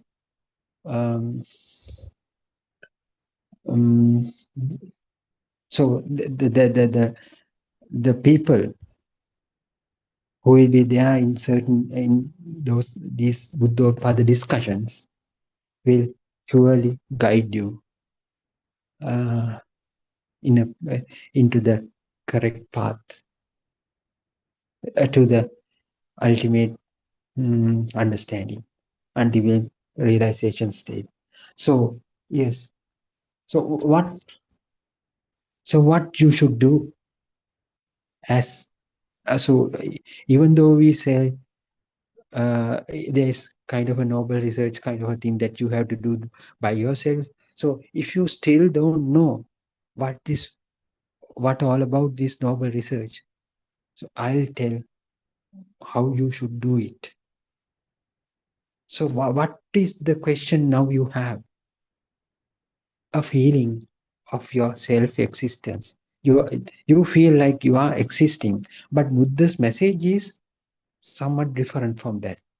Buddha's message is even though you feel there is a person within you, but Lord Buddha said this, the state of Nisato Nijiva Sunyo.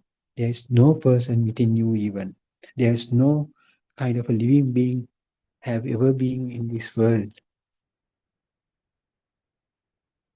But you, as a person who is coming from this conventional world, you feel everything as real, including yourself. So you can't straight away you can't deny that there is no person here. If you start to deny it, there is no person here, it is again a thought. The thoughts are not true. According to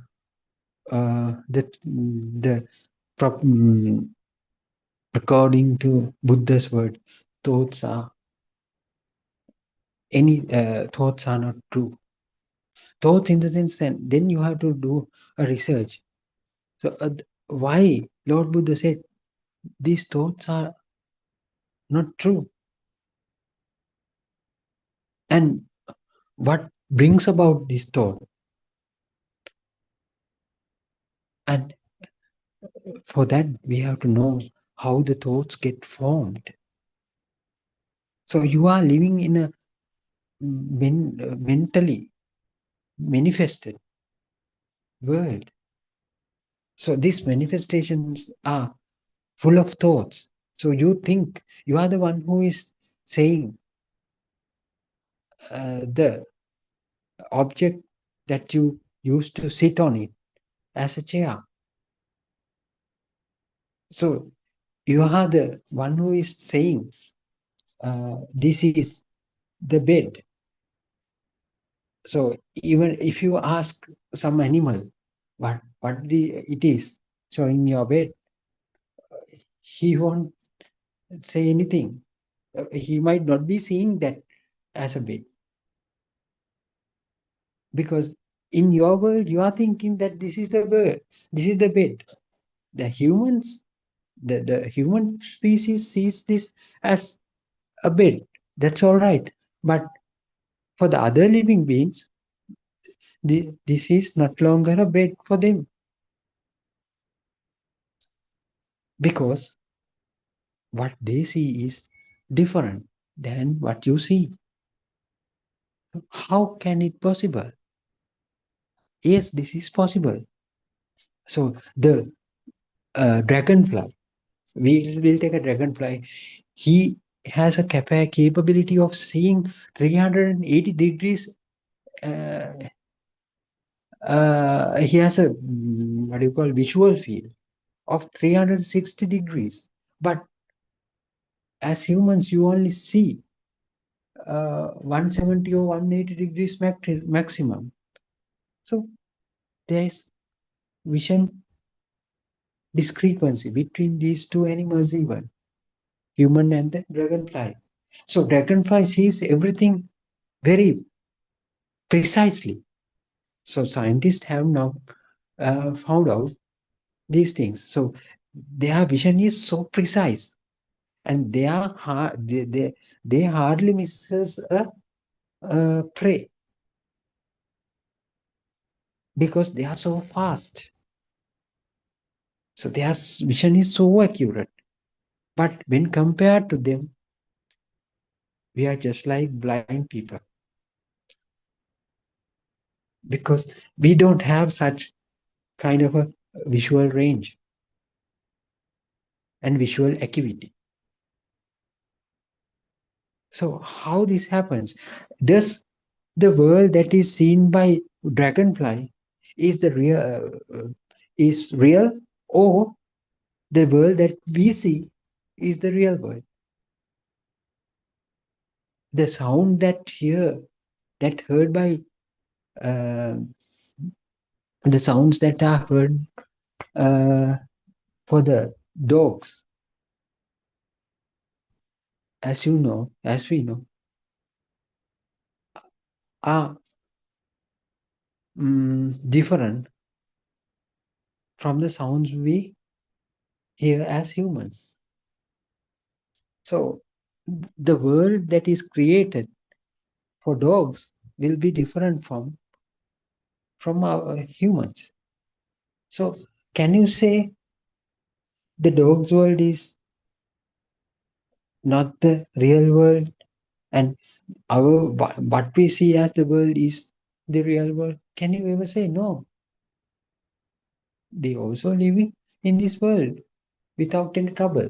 We also live, right?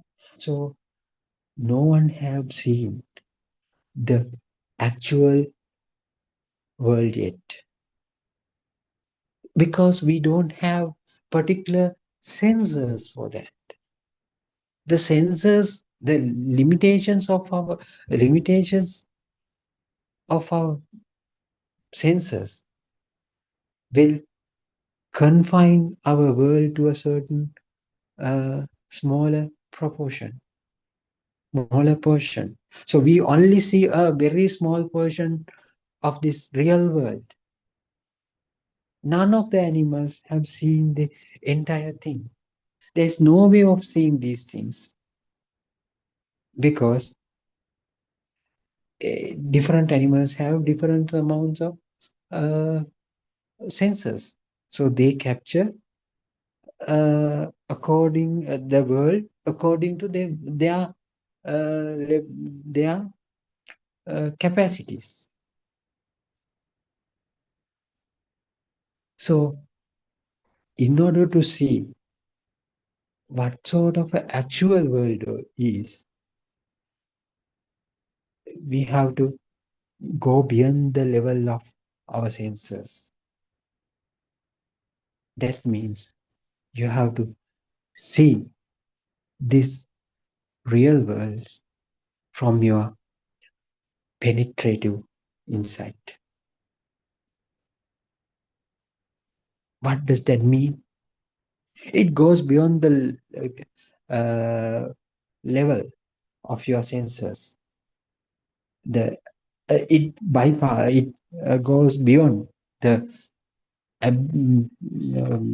capabilities of your senses. So only who have this kind of a penetrative insight will see the absolute truth, absolute world, absolute reality. So such kind of a knowledge, or such kind of a vision, or such kind of an insight was there with Lord Buddha in that era. That's why he was able to declare this world as Chitte Niyati Loko. Your mind is your world. Your mind defines the size of your world. Your mind defines the entities of your world. Mind defines the relationships of your world. Your mind defines your own relationships. Other than that, you won't be able to find a world that goes beyond your mind. So then comes the question, what is this mind? What is this so-called mind?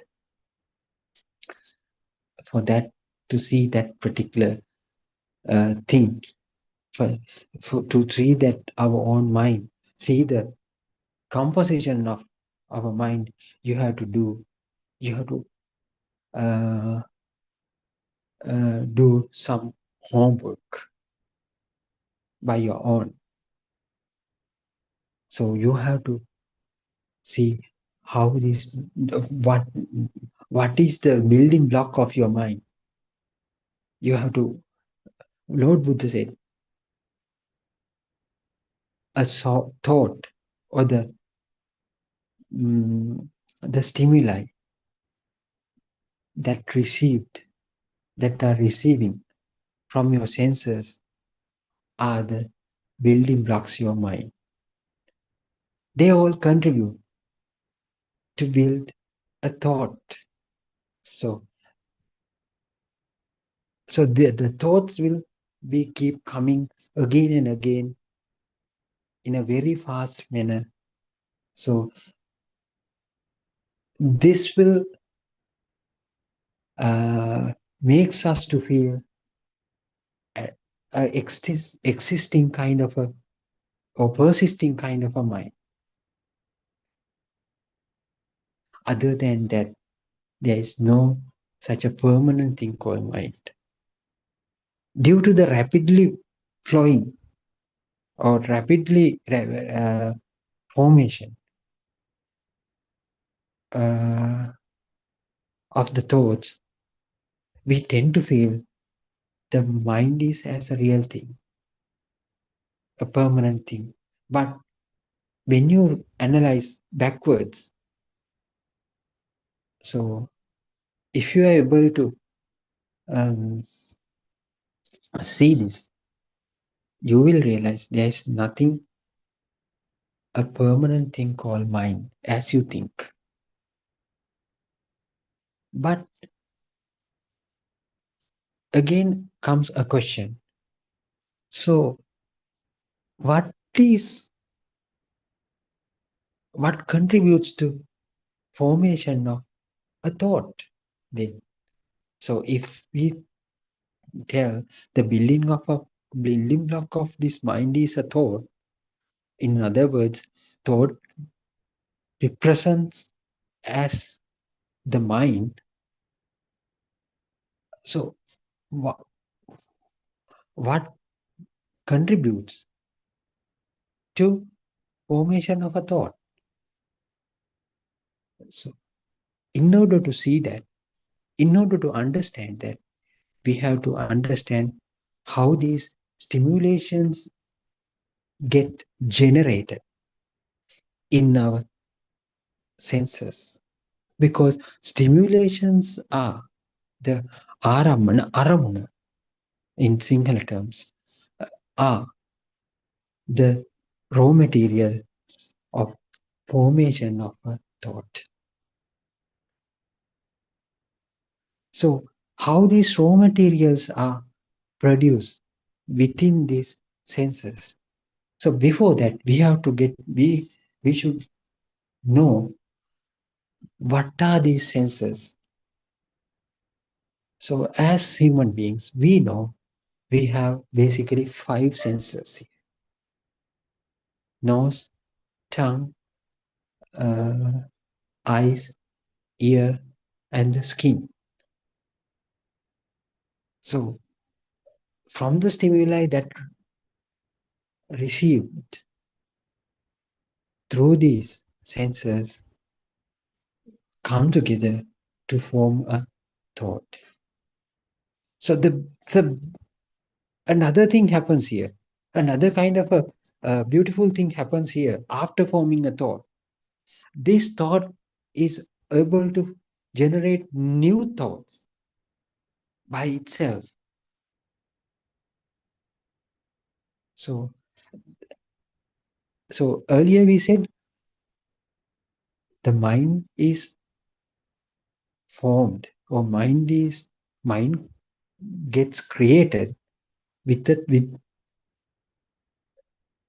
a rapidly flowing thoughts. Yes. So how these rapidly flowing thoughts get created? from the mind itself. So that makes us to understand, after forming the mind has capability of generating new thoughts, like your eyes, like your ears.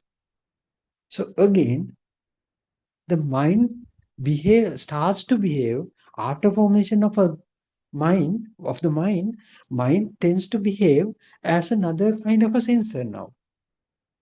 So that's why Lord Buddha said, Salayatana loko loko. Salayatana means six. There are six senses for us. So you knew, as up to until today, you knew there were five senses for us, but you didn't know your mind also behaves as a sensor, because it can generate its own senses or on thoughts, right? So what will happen by doing so? It will strengthen up its own persistence, own existence. That means it solidifies it contributes to keep it going further. That means the self, it leads to kind of it ensures the self-sustainability of the mind, because it can produce more thoughts by itself. So it will become a closed kind of a environment, so which is enabled to self-sustain, which enables to self-sustain. So from the day the mind got created, it can self-sustain. So that will generate kind of an energy. So that energy is felt. That feeling, that feeling becomes the self. From the moment the thought creates a mind, so mind tends to behave as a sensor from that particular moment. So it will ensure its sustainability, its own sustainability, and this will create an energy for it to self-sustain. So that energy will produce some kind of a feel of existence. So that existence is known as a self. So then here comes another kind of question. So how these thoughts get that kind of a self-sustaining power for that? It is a very beautiful Dhamma, right? So as long as the thought is felt as real,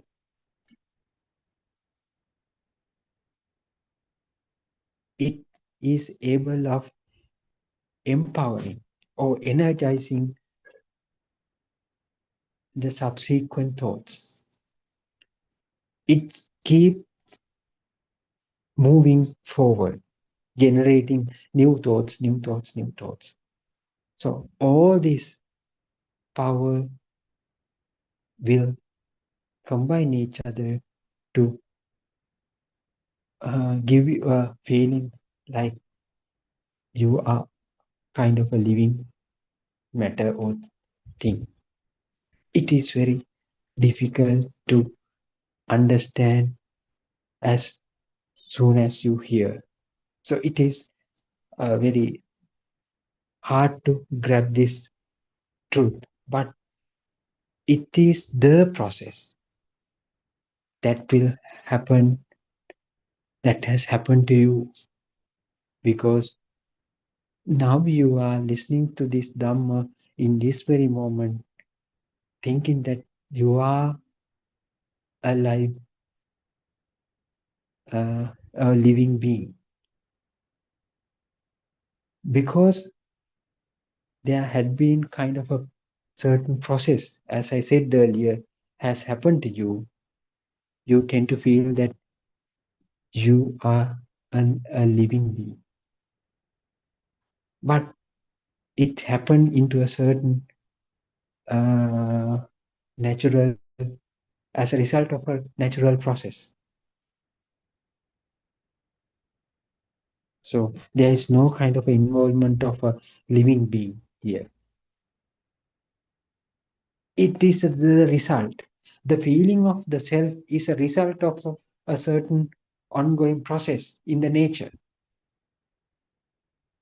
But unfortunately, as you have not understood this thing, you tend to believe there's a person who is living inside me. So you name it as Peter, Andrew, and so on. So what Lord Buddha said is, just try to understand this mechanism of formation of a self. Then you will understand there's nothing can be named as a self. You won't find anything that can be named as a self here. So what you have to study is, what you have to do is research on about your own senses. Take one sensor for at a time. So we'll take the eye. That is the most easiest thing, right? Eye, how your eye sensor has been formed. So is as you think it, so you have been thinking that due to the light that comes from the sun, you get this visual kind of a feeling, but it is not true.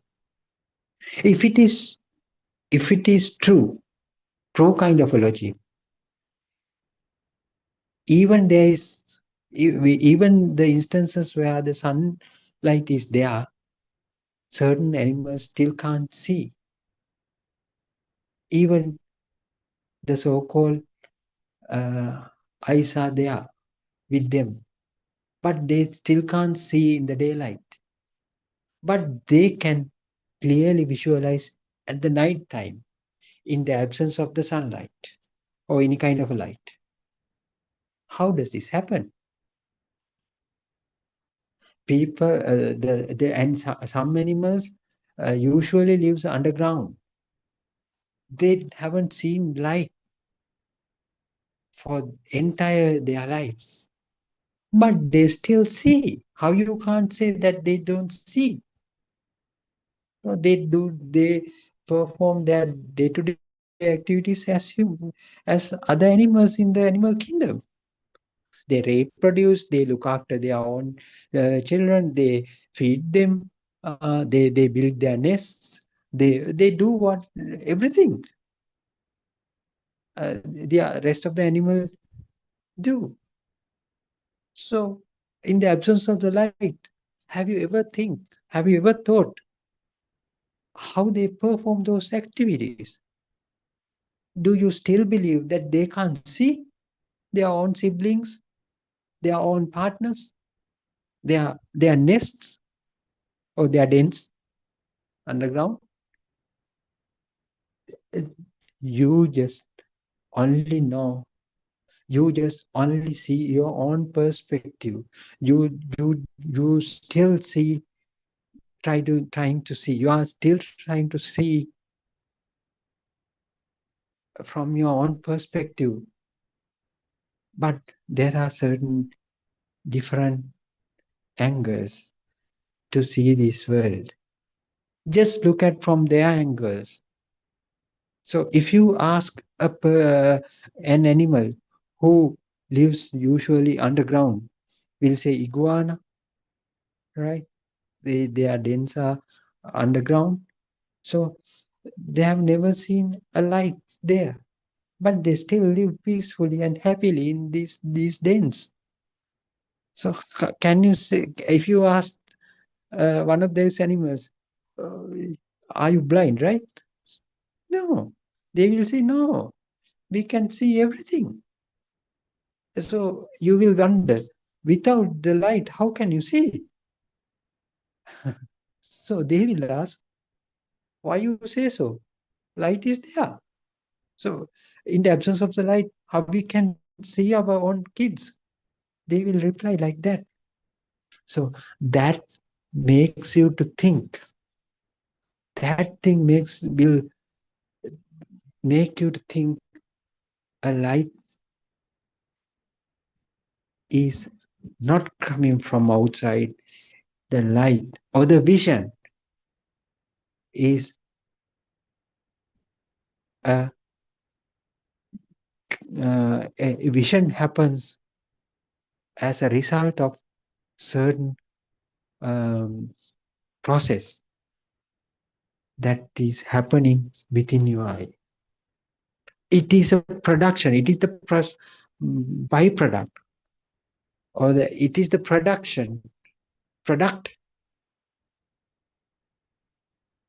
after as a result of certain process that is happening in your eye. So light, the so-called light that you see is not coming from outside. We have to be very clear on these things. Otherwise, you will believe, yes, sunlight is there. So if the light comes to our eyes, so we can visualize the things. That is your understanding. But this is totally wrong. The reality is not as such. Reality is nothing. There's nothing called light here. The vision happens due to vibration match as a result of the telepathization. The matching of certain vibrations will lead you to see the objects outside. So you think that objects are existing outside, but it is not the real thing. Due to the resonance that is happening within your eye sensor will make you to feel something is there. So the energy that is brought about with this vibration will enable you to feel certain existence of that particular object or particular color. So color is not a real thing. It is a creation of your own sensor, own eye. That is the point where your eye is born. But this perception only carries a signal. Something is existing. Similarly, the sound creates in the ears, in your ears, in a has a similar kind of a process, creation of the sound.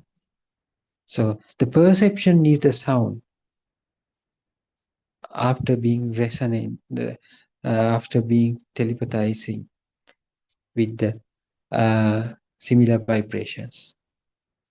So this perception will carry you a signal or a kind of a feeling that the sound that you have heard is really existing. So with these sounds and colors and the rest of the stimuli that coming from the other senses will create you another brand new kind of a perception. That may be the apple, or that may be the mango. It is another kind of a perception. So that perception also enable to give you certain kind of a feel of its existence, because it keeps on coming again and again. Because you know, as you drop a stone to a calm, quiet water, it will make ripples. So it does not stop after forming one single ripple. So it collide only once. It hits against this water only once. It tends to create more and more ripples.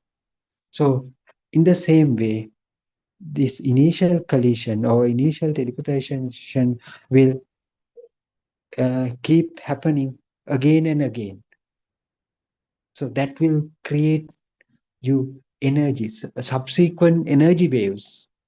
So that energy will enable you to feel this mango is as an existing object.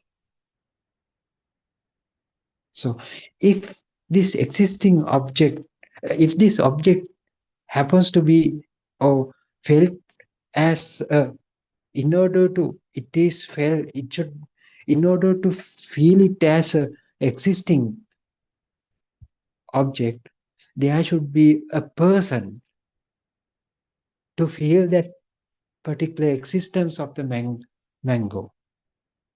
That is the point where yourself gets created. So there was not such a self throughout this entire process, but ultimately what has been formed now, the self, how the self got created from the initial inputs that received from the sensors. So there is no such an involvement of any kind of a living being during this process. In the entire process is rolling out due to certain order of the nature, accordance to some kind of a order of the nature. So you can't stop it.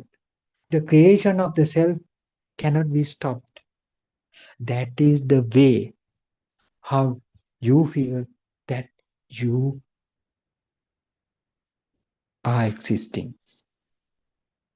But with the understanding, you will realize actually there is no such a living being here other than a certain kind of a energy transformation is happening due to the order of the nature, due to the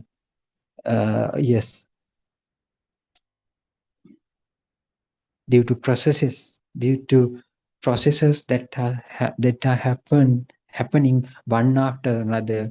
There is certain kind of a energy has been built. To that energy is giving rise to certain field of existence of a living being.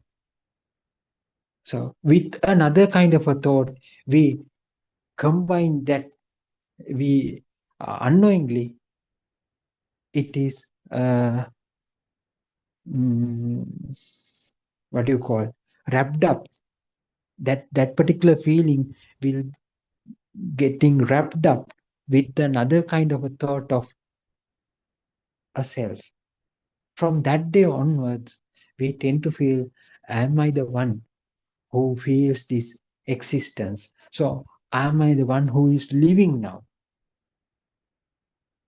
but all of these things are electrical impulses or energies, energy, eh, energies that uh, built and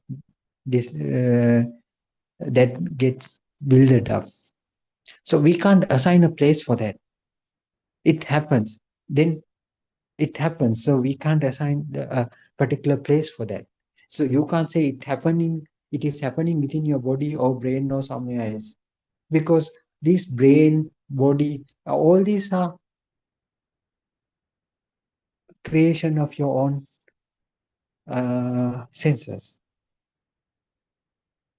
So it is a very beautiful Dhamma. So I think you have to start your own research by today itself. So if you are able to see this Dhamma, definitely you will find there is no person here. And this very well aligned with the what Lord Buddha said about 2600 years back. There is no living being, no animal here except the supreme emptiness. So we can talk further tomorrow as well. So until then, Teruvan Saranai to all of you. I took some time from the next time slot, so sorry for that. So we'll meet tomorrow again. Teruvan Saranai to all of you.